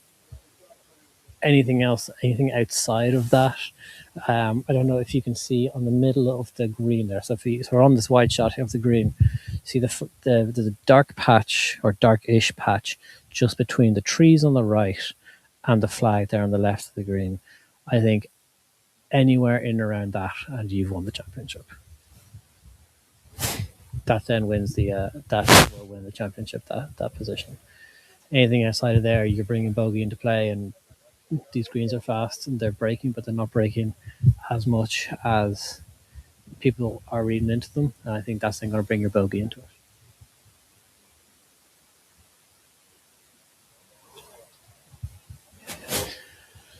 It's a long wait. You know, dads have already been to scoring. They're half warmed up again. I think I'm not too sure what the time to get moving here. Not too sure what the wait is. I'll tell you what we'll do, just so that you're not just listening to us. We're going to give everyone a bit of a break. We'll take a quick ad break. We'll be back in a couple of moments. If this starts soon, we'll leave the ad break soon.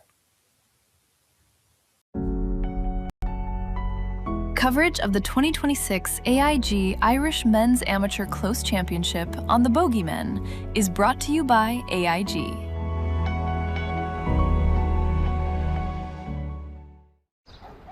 Take your time. Life is full of firsts. Some don't go to plan. Some become cherished memories. Some remind us of the importance of someone having your back. Through all life's firsts, AIG has your back. New customers save 15% off your first car insurance quote at aig.ie. AIG. Get a quote today. Electricity man. Some people think Liam is a gas man. But I'm not. Electricity? Yes, we're called flow gas, but we do electricity too. The gas part about it is that the gas part of flow gas is only part of it. What the gas, man? He says the gas part is only part of it. Well, that's gas. No, it's electricity. Take it. Go on. When you think electricity, think flow gas. Switch now at flowgas.ie.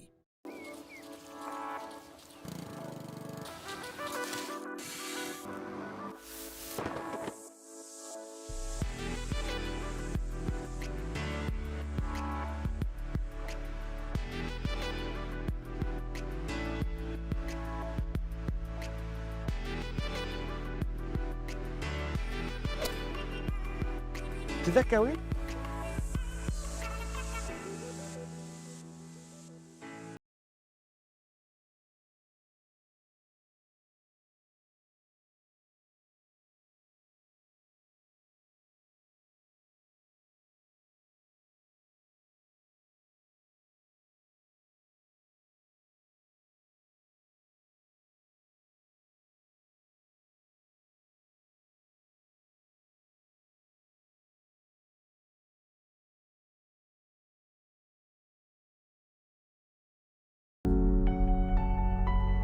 Coverage of the 2026 AIG Irish Men's Amateur Close Championship on the Bogeymen is brought to you by AIG.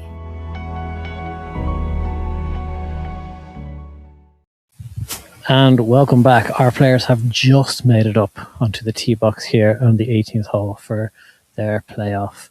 Again, this is a sudden death playoff. If there isn't a winner after the first playing of this 18th hole, the 18th hole will be repeated and there will be another playing. If there's still not a winner after that, we will play the 17th. And if after the 17th hole there isn't a winner, we play the 18th. And honestly, if there isn't a winner after the fourth playoff hole and the third playing of the 18th hole, we might be out of sunlight. So we're all going to come back again tomorrow. No, I'm not. No. There has to be a winner here. It's good for people to sit around. There's a nice little buzz around the clubhouse. There is, yeah. I mean, I think from a member side, they're very proud of seeing how well their club has performed and how much of a test it has stood for the entire field. Dylan Keating shot the lowest round of the week at 6 under in round one. Yeah, had the lead in after the first round, which was really good shooting. And the playoff score is 7 under, you know, just one better. Like the course is set up and it's been a proper test. Yeah, it has been tough. It has been tricky. I think it's been fair. I think it's been a fair golf course, a really good test. So if PGA Tour logic applies, David Higgins should be first to play because he was first to finish. Unless there was a toss. Sorry, my bad. That was apologies. Okay. Can't walk away. So again, with this angle, David Higgins has a hat on. Dylan Holmes does not have a hat on. So if you can see it from there. Dylan Holmes also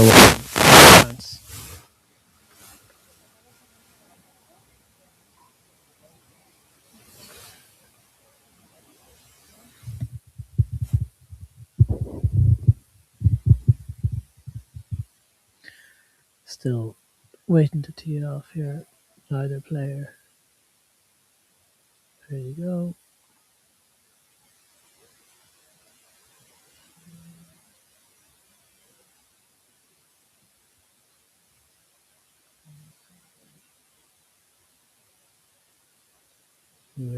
Just waiting.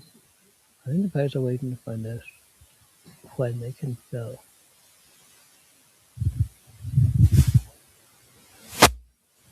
But it does look like it's going to be David Higgins' first play.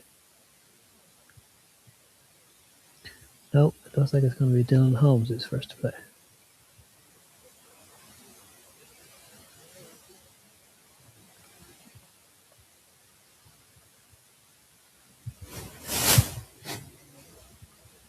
Yes, it is Dylan Holmes' first play. Apologies, that was my fault.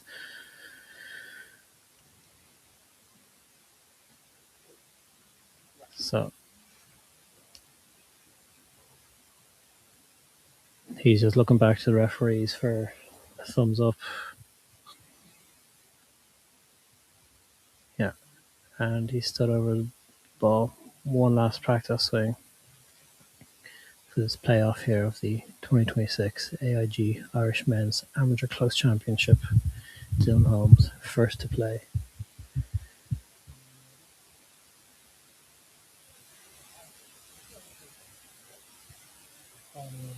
Tee shots away, it's gone straight. Referee likes it. And it's short. It's a great line, but it's short. It's sat okay. Hasn't rolled back down. It's in the rough, and there you can see it there. It sat down in the rough, low of the green, low of the flag. It'll be a pop shot. I don't think it's as bad as first initial thoughts, though. No. David Higgins here now, who has been waiting for a long time. He's definitely got a bite to eat, warmed up, gotten loose again, tried to stay warm.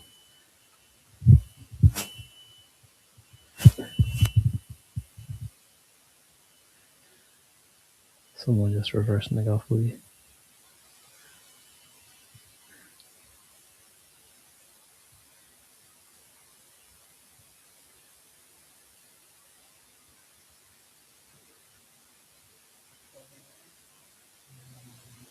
And straight as well. Right at it. That's a great shot. Very good. Super golf shot below the hole. That is pretty much as close to a straight putt as you're going to get on this green. It's a near perfect shot, really, for Higgins. It's even the most straightforward. I think we're best seeing. chance. I think we're seeing where David Higgins has probably had the bit of experience to lean on. David Higgins there in the middle of your picture, walking down, crossing over the path.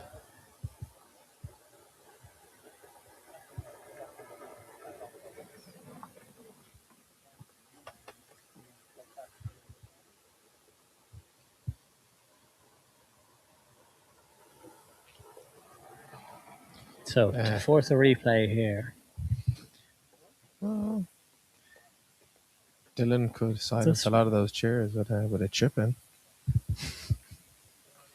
It's one of those days, Johnny, that you just don't know what's going to happen. Yeah, see, the risk for Dylan is coming up short. Yeah, he has to try. He has to go for it, and then I guess on top of that, then that little grass bunker just behind the flag is treacherous.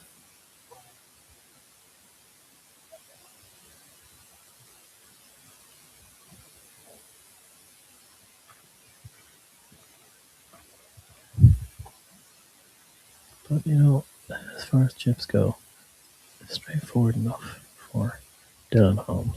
Mm. He probably just needs to throw it actually at where David Higgins' golf ball is.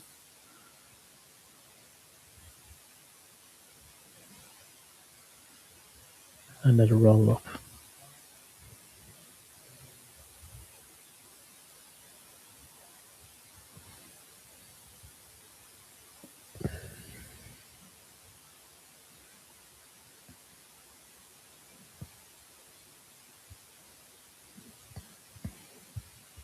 The risk with a shot like this is either a decel or just pop straight up.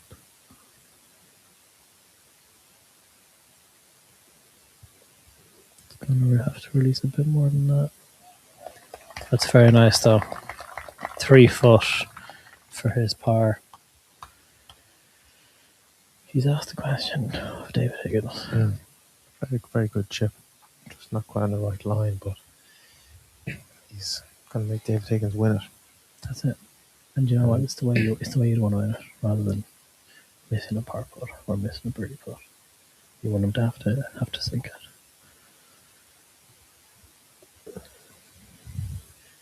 And like we were saying earlier, this is probably the closest thing to a straight putt on this green.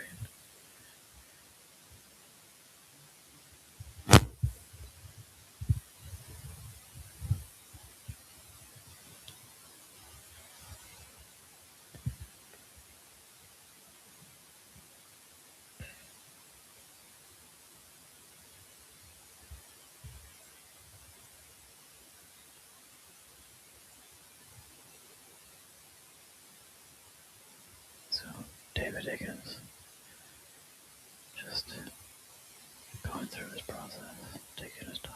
He's had long enough to wait today himself. He's not being rushed.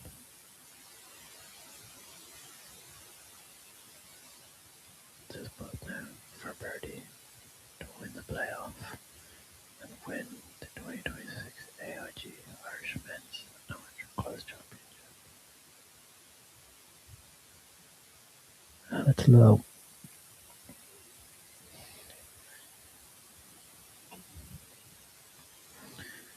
And Dylan Holmes with a very important 3 foot putt now for his par.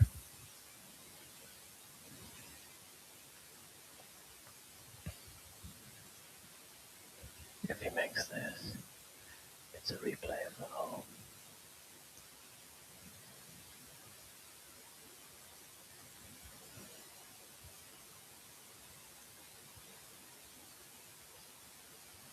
And Never in doubt, Johnny. Yeah, we go again. This hole is going to be repeated, and we'll be back playing this 18th hole one more time.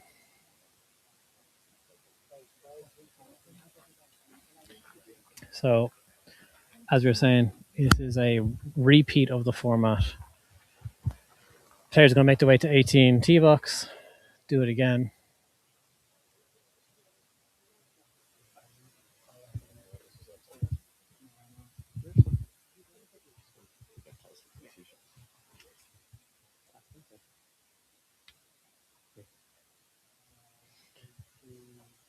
Let's talk through that playoff hole here. Let's properly analyze it. I think Dylan Holmes.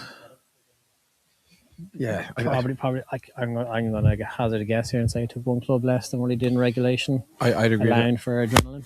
That, but also threw it a bit further in regulation. He threw it a bit far, so probably wanted to end up about here. So have to deal with the second shelf. David Higgins. Perfect club. Really good. Just didn't hit it hard enough. No. I think Dylan was perfect though. You know, his chip was brilliant. It made, obviously he took it to 3 foot, but it puts the little bit of now go and win this. So it puts that little bit of doubt in the brain of his opponent. Thought it was kind of match play stuff. But again, I think the question then goes: does Dylan? Thomas Higgins. Apologies, not David Higgins. It's all right. Thinking about the pro. Thomas Higgins, not David Higgins. Thomas Higgins. My phone died and I'm charging it home without that. My apologies. Thomas Higgins. That's on me. It's been a long day, guys. Like I said. I think with Dylan, it's now Thomas Higgins. Oh if he's gone a club short, does he go back to original club and hit a little softer? So there's probably a little bit more worry in Dylan's head than there is Higgins' head. But you know, I think it's such a tough hole. Even a par is a very very very tough.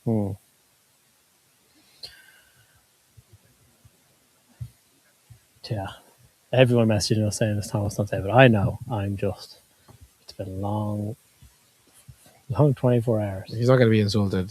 Dylan David Higgins Thomas. well, Thomas wouldn't be insulted because David Higgins is a great golfer. I know.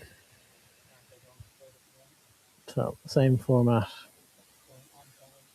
Dylan Holmes, first to play.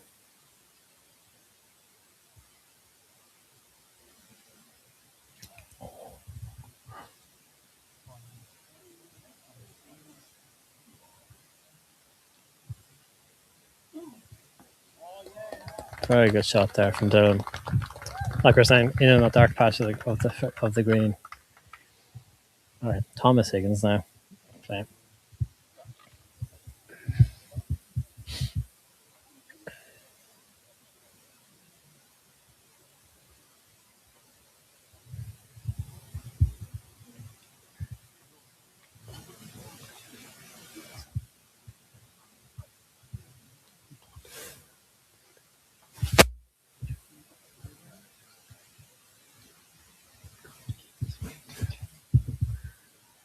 Yep, Thomas.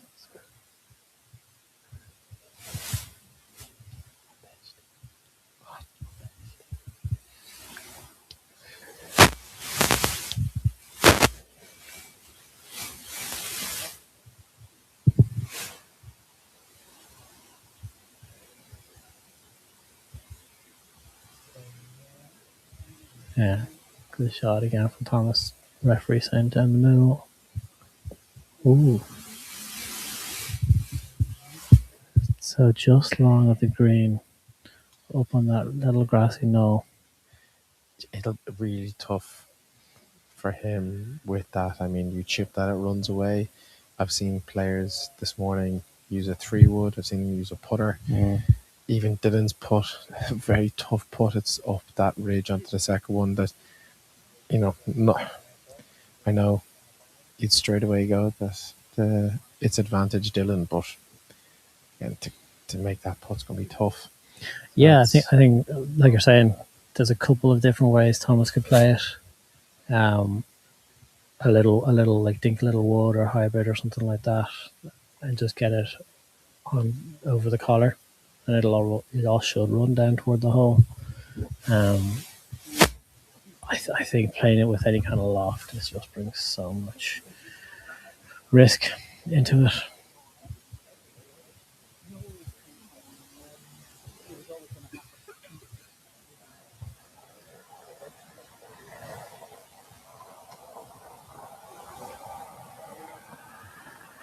Yeah, sorry about that, Thomas.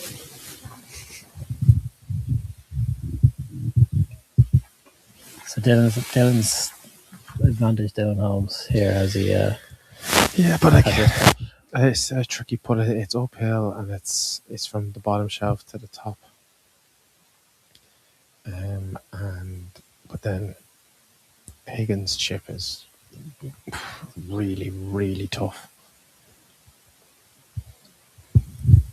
I am terrified of that chip. Yeah, with everything running away from you, you still have to come in at speed, but you have to stop enough to not fly it. You need to have enough check on it. But if you decelerate too much, it's going to duff. The risk of blades and chunking it. I actually like the idea of just dinking a little hybrid or wood. Very possible.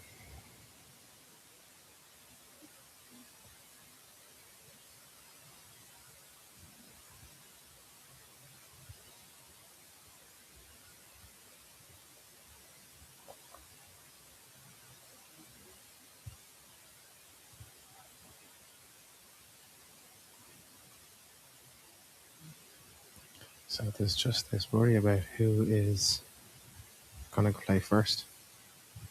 So they decide to flip a coin.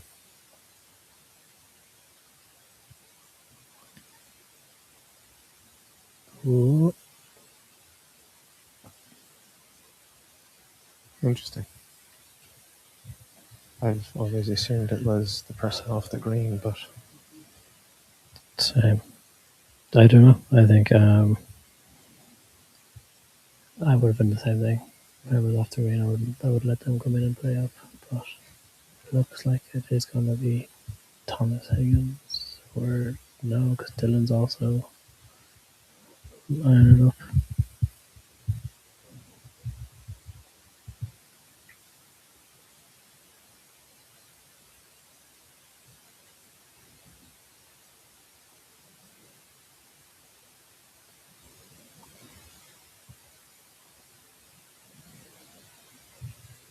putt the last time. It doesn't have the legs on it. Dylan isn't particularly happy about that. No. Again, it was a very tough putt. Yeah. This is the fear as well of blasting it past. Just didn't give it enough. Didn't give it a chance. But this is a different beast, this chip here for Higgins.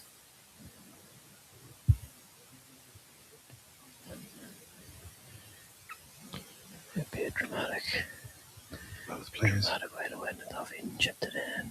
But both players very much look like pros. The walk over the pros.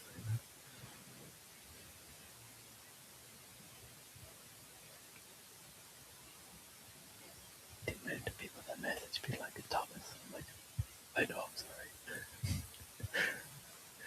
At least people are listening.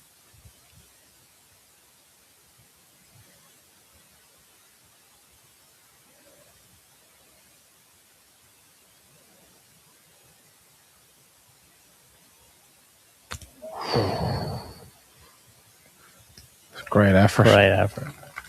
Great hands. That's that was a courageous chip. Really, really good. That was very brave.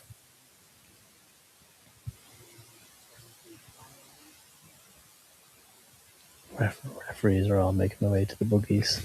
Remember, if this hole is now halved, it is 17 for the next playoff hole. It's a long way to go for 17.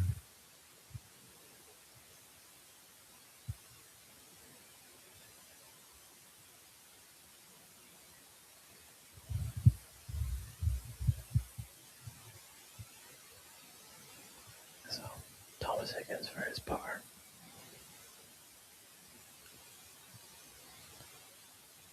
Very similar to the putt he had in the first playoff hole. A good bit shorter. He knows what this one's going to do. Inside left. Good and confident.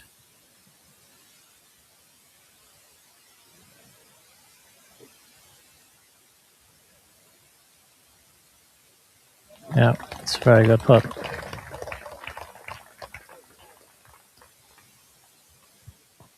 So Dylan Holmes again with another 3-foot putt to tie this playoff hole.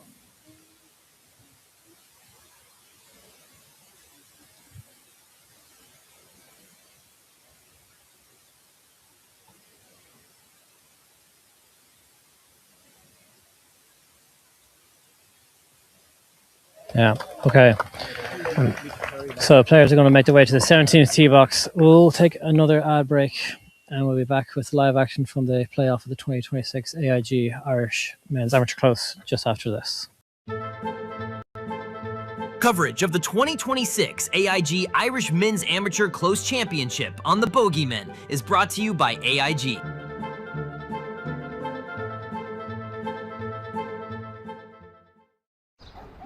Take your time. Life is full of firsts.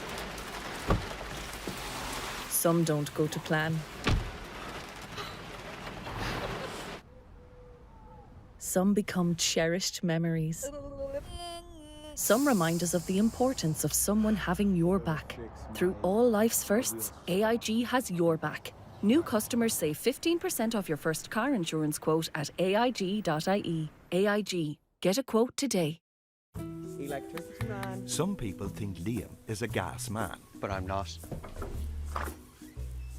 Electricity? Yes, we're called Flow Gas, but we do electricity too. The gas part about it is that the gas part of Flow Gas is only part of it. What the gas, man? He says the gas part is only part of it. Well, that's gas. No, it's electricity. Take it. Go on. When you think electricity, think Flow Gas. Switch now at flowgas.ie. The Seed ST01, a precision-engineered tour-grade golf ball at a fraction of the cost of premium brands, built for the perfect balance of distance, spin, and control. Designed in Ireland, Seed delivers every time. Play the Seed ST01 and find the green. High performance, low cost, delivered. Available online at seagolf.com. Coverage of the 2026 AIG Irish Men's Amateur Close Championship on the Bogeymen is Coverage of the 2026 AIG Irish Men's Amateur Close Championship on the Bogeymen is brought to you by AIG.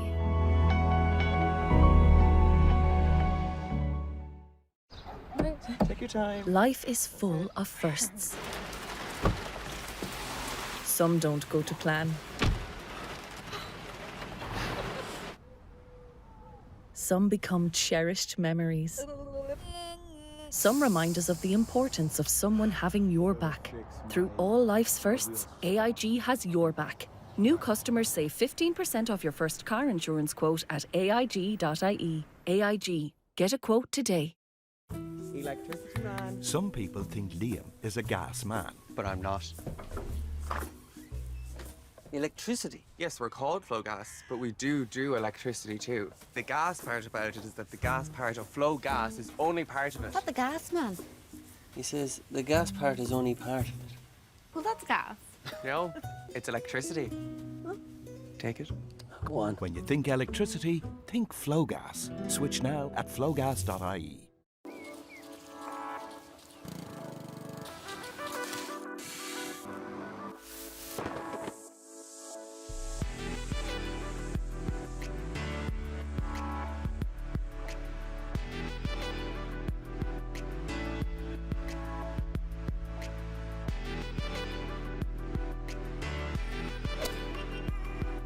Did that go in?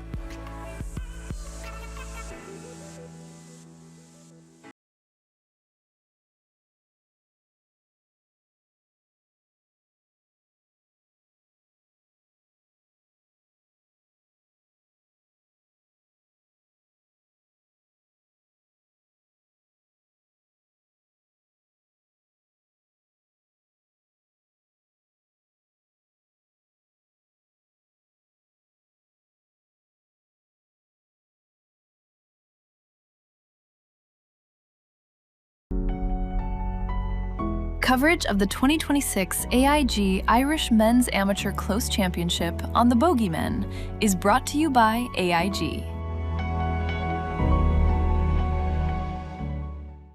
Hi guys and welcome back to the Bogeyman's coverage of the AIG Men's Amateur Close. We have gone to our third playoff hole. The never-ending.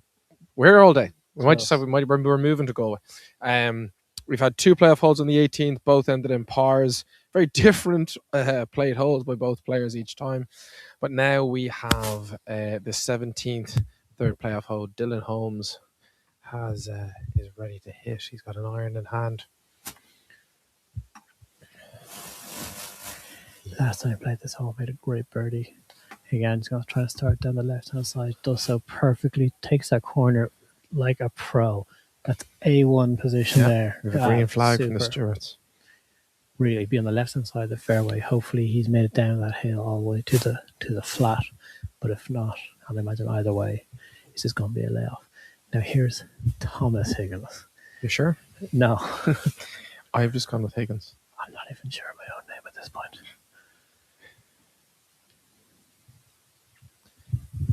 Tell you what, blonde moment. A little 3-wood or hybrid maybe.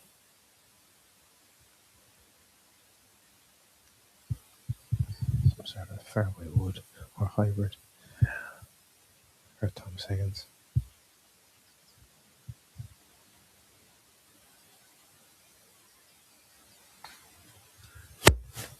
Yeah, starting it down the same, a bit more toward the central, fading back to the right. Whoa! Just missed the spotters. Just about missed the spotter. Be surprised.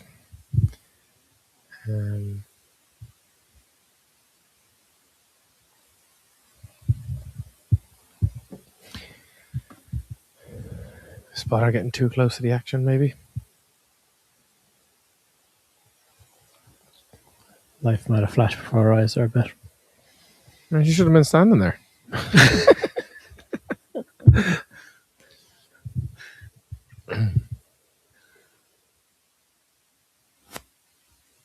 Dylan has just gone to go see a man about a cat.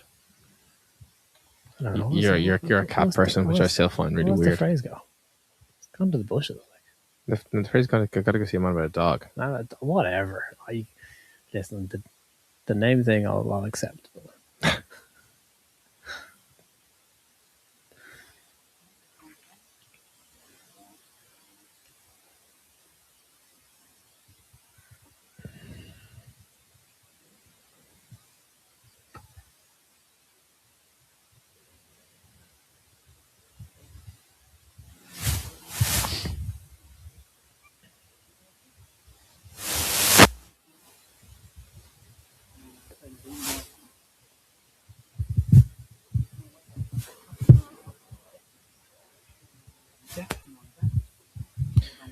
So yeah, John, as you said, in regulation, Dylan Holmes birdied this one. It's a great birdie as well. Probably about an hour and a half ago. He played it very well, though. Yep. Thomas Higgins' ball here, I think, might potentially even be blocked out a little bit by that tree on the right-hand side. Dylan Holmes' ball, though, you see, it looks like it's much more on the left than it actually is, because the whole dog legs back that way. So he's pretty much close to centre fairway. Breeze is coming up a bit now as well. It's got cooler. Sun's beginning to set. It's getting a bit cooler.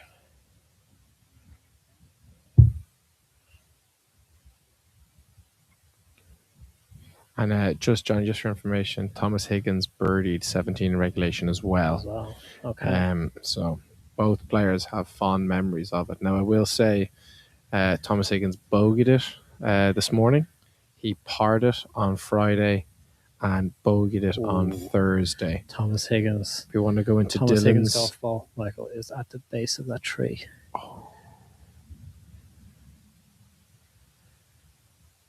This day of golf has had everything. You name it, it has had absolutely everything.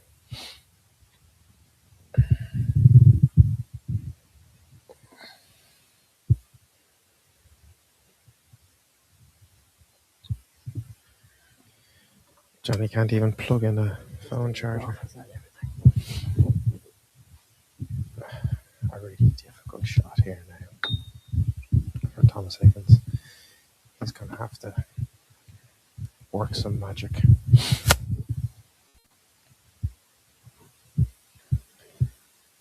Just about has a swing, maybe. I guess the risk is with the follow through. He obviously doesn't want to be hurting himself.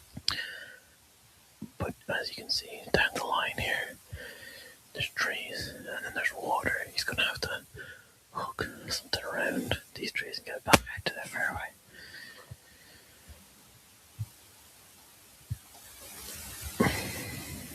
It'll be some shot if he manages to go right to this tree and hook it around. This will be pretty miraculous now. Without breaking the wrist either. Yeah. Again, like we were saying for Thomas, like there's potentially other things to be playing for here. Doesn't need to be hurting himself. We can't quite see what the ball is like. There's a bit of space there between the ball and the tree. There's a trunk there as well, just enough. Catch the edge of the club. He's trying to. That's an unbelievable out. What an unbelievable shot there. Left hand side of the fairway. Higgins, that is absolutely fantastic. Duck didn't even flinch. A beautiful shot. No broken wrists. Nothing. So here's Dylan Holmes. A slight downslope. He's just waiting for that buggy to move on the left hand side. Not one of ours. No, not one of ours.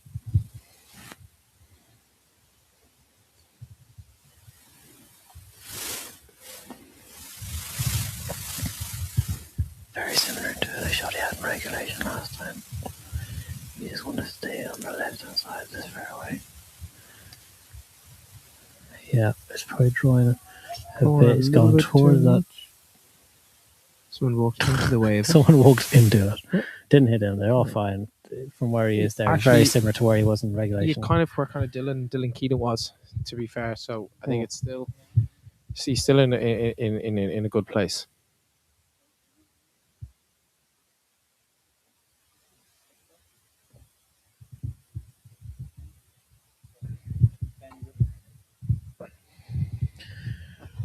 What a recovery shot there from Thomas Higgins. I love how you just I'm paused. thinking about this so much now. Yeah. I've never put so much thought into someone's name. Just call him Higgins. Higgins. That was brilliant, though. Like a shot there from Thomas. That was really good. unbelievable.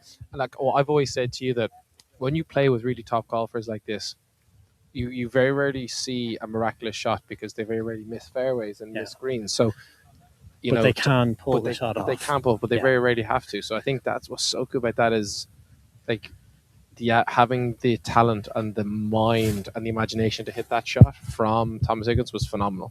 No, it was super. And he progressed the golf ball very bit. far, like a good bit down. So it wasn't just a the green sideways is now punch. no, exactly. The green is now in reach.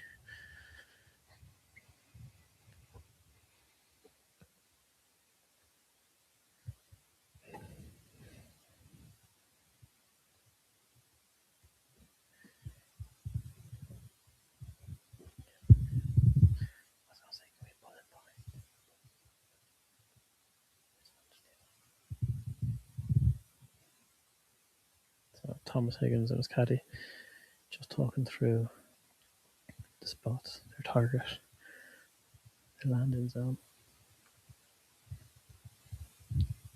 Water is in play for his shot. He wasn't able to get it far down enough. No, had to take water out of the equation. Not quite.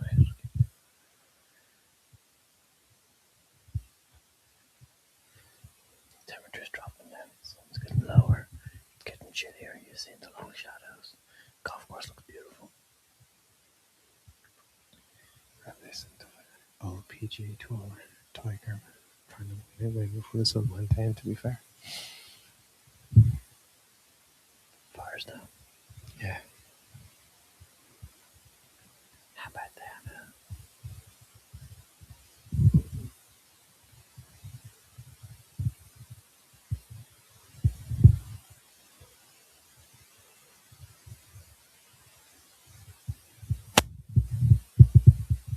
Thomas Higgins now with his third into this par 5. He said it's so hard. What a golf shot. Looking like it's Just going to walk and marching after it. Yep, onto the green. Onto the front edge anyway. But yeah, left hand side of the green between that bunker and flag up near that back tier.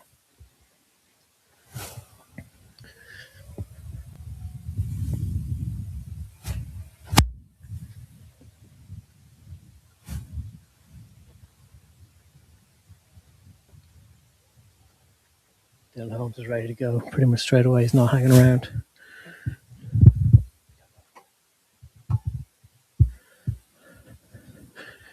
Dylan Holmes was hit before anyone was even moderately ready. The two very different golfers. The crowd wasn't even ready for that. No they one weren't was ready even for set. that one. There was That still was very people fast. walking. Still people walking, moving all the way through his swing. But Dylan Holmes, the golf ball is probably about half the distance to what Thomas Higgins has. Mm.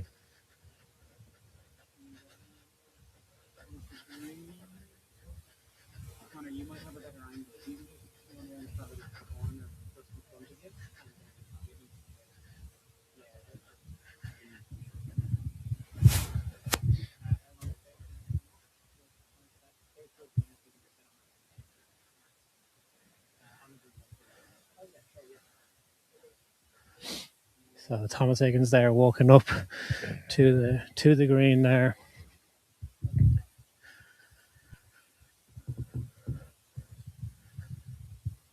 So very similar putt for where Dylan was in regulation as well to make his birdie.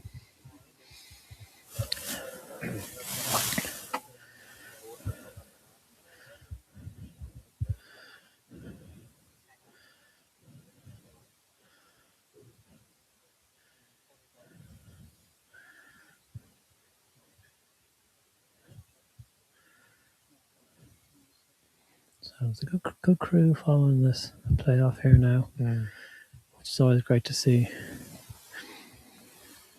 It is going to be Thomas Higgins' first to play. Very strong golf shot. It just looked like he hammered that from where he was.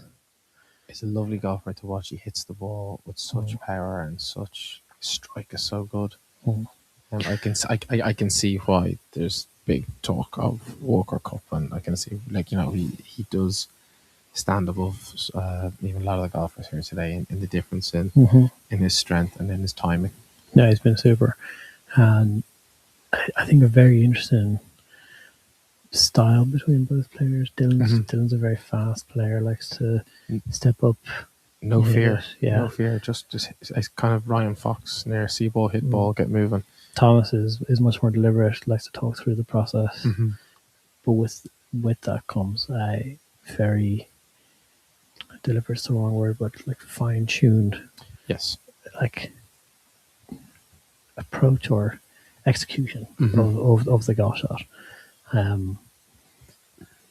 It's two very different approaches, which is great. Nearly top level American-esque Higgins.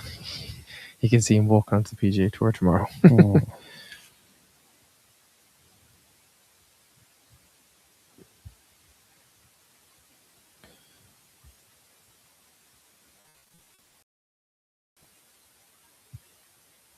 Okay.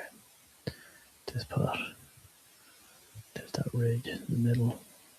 Got to get it up and over that, and then it'll be fast running away away from the hole. It starts now. That's a super. Oh, we gave it a good effort.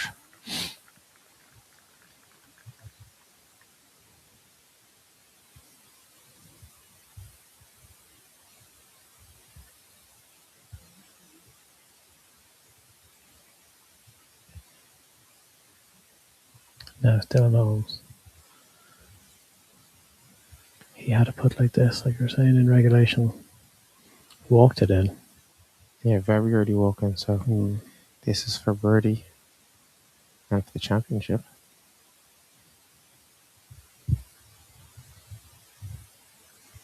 Falls away. Yeah, walked it early, but not because it was in. No. But because that one has run on quite a bit. I think it still might be Dylan Holmes yet to play.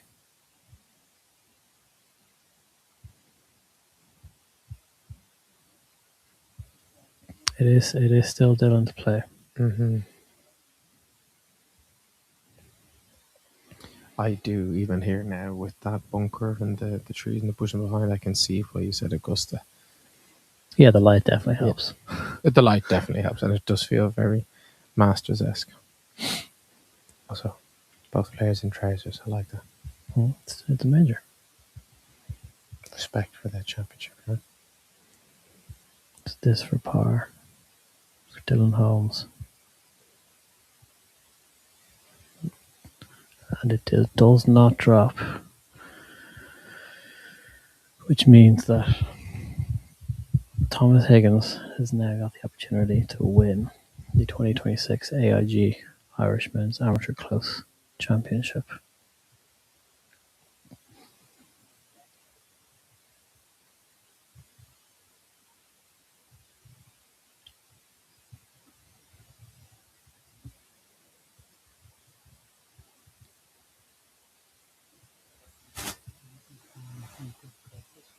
So this is for par for Thomas Higgins.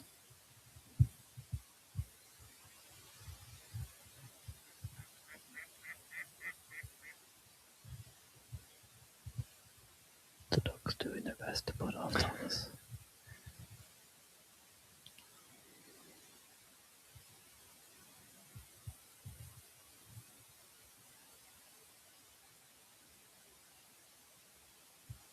Puts away. And Thomas Higgins has won the 2026 AIG Irish Men's Amateur Close Championship. It took 3 playoff holes, 18 twice, and 17. 17 was the difference.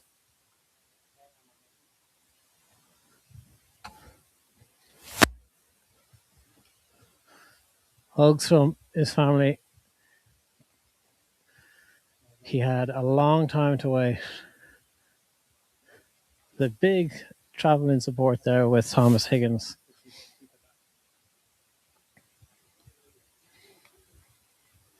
Commiserations to Dylan Holmes. Took it a long way, but came up ultimately just short. He played a great game.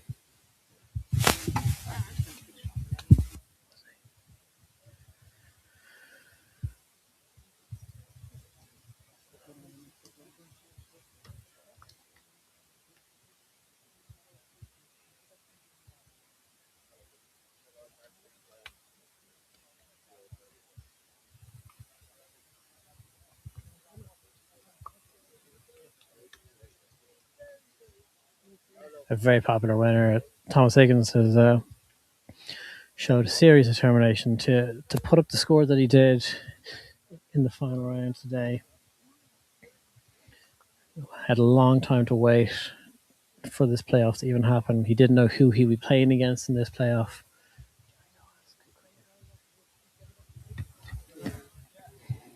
He eventually found out that it was going to be Dylan Holmes that Thomas was up against. 68 was what he shot in regulation to get him to a gross of 281 at 7 under par. And we're going to try and have a quick word with Thomas Higgins really quick.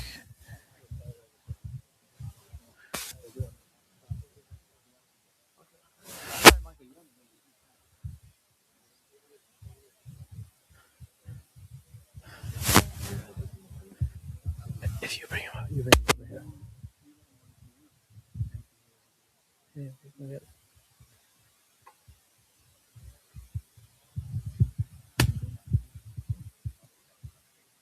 wait for him to finish. He's just taking a quick interview there.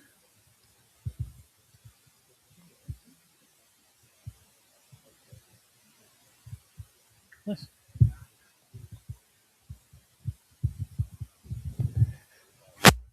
So he's gone through a local radio interview, and yeah, we'll be chatting to him just after this, I think. Bear with us.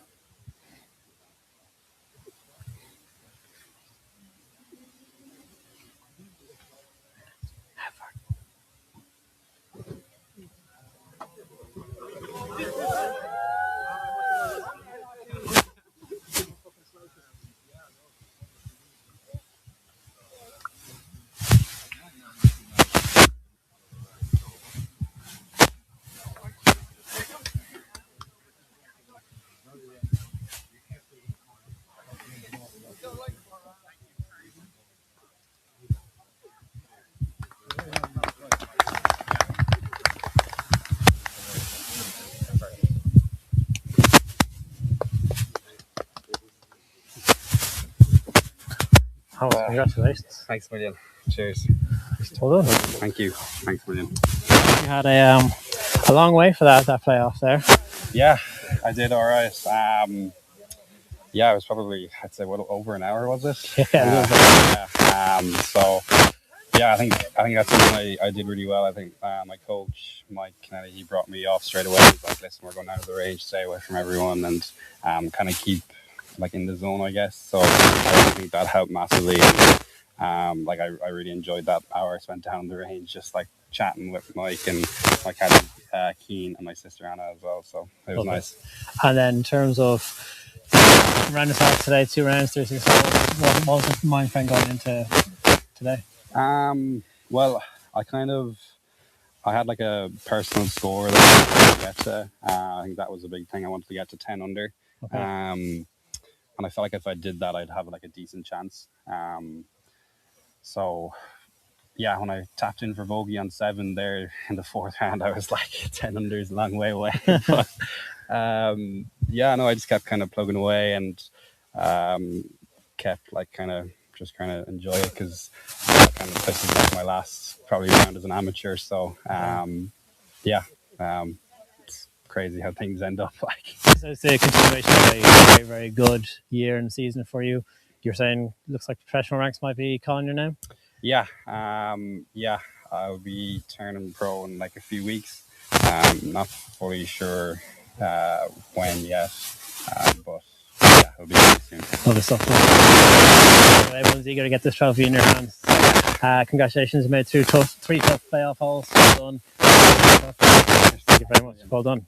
Cheers. Thank you. I'll take that off your hands. Away you go, sir. Good luck. Thank you very much for tuning in. It was a long broadcast. We covered anyone and anyone really across the 5.5 hours. Thank you so much for watching. That's the end of our coverage for this season of the 2026 Irish Amateur Circuit. Thank you for everyone that's watched across the 9 broadcasts we've done this year, and we'll see you hopefully in the next one.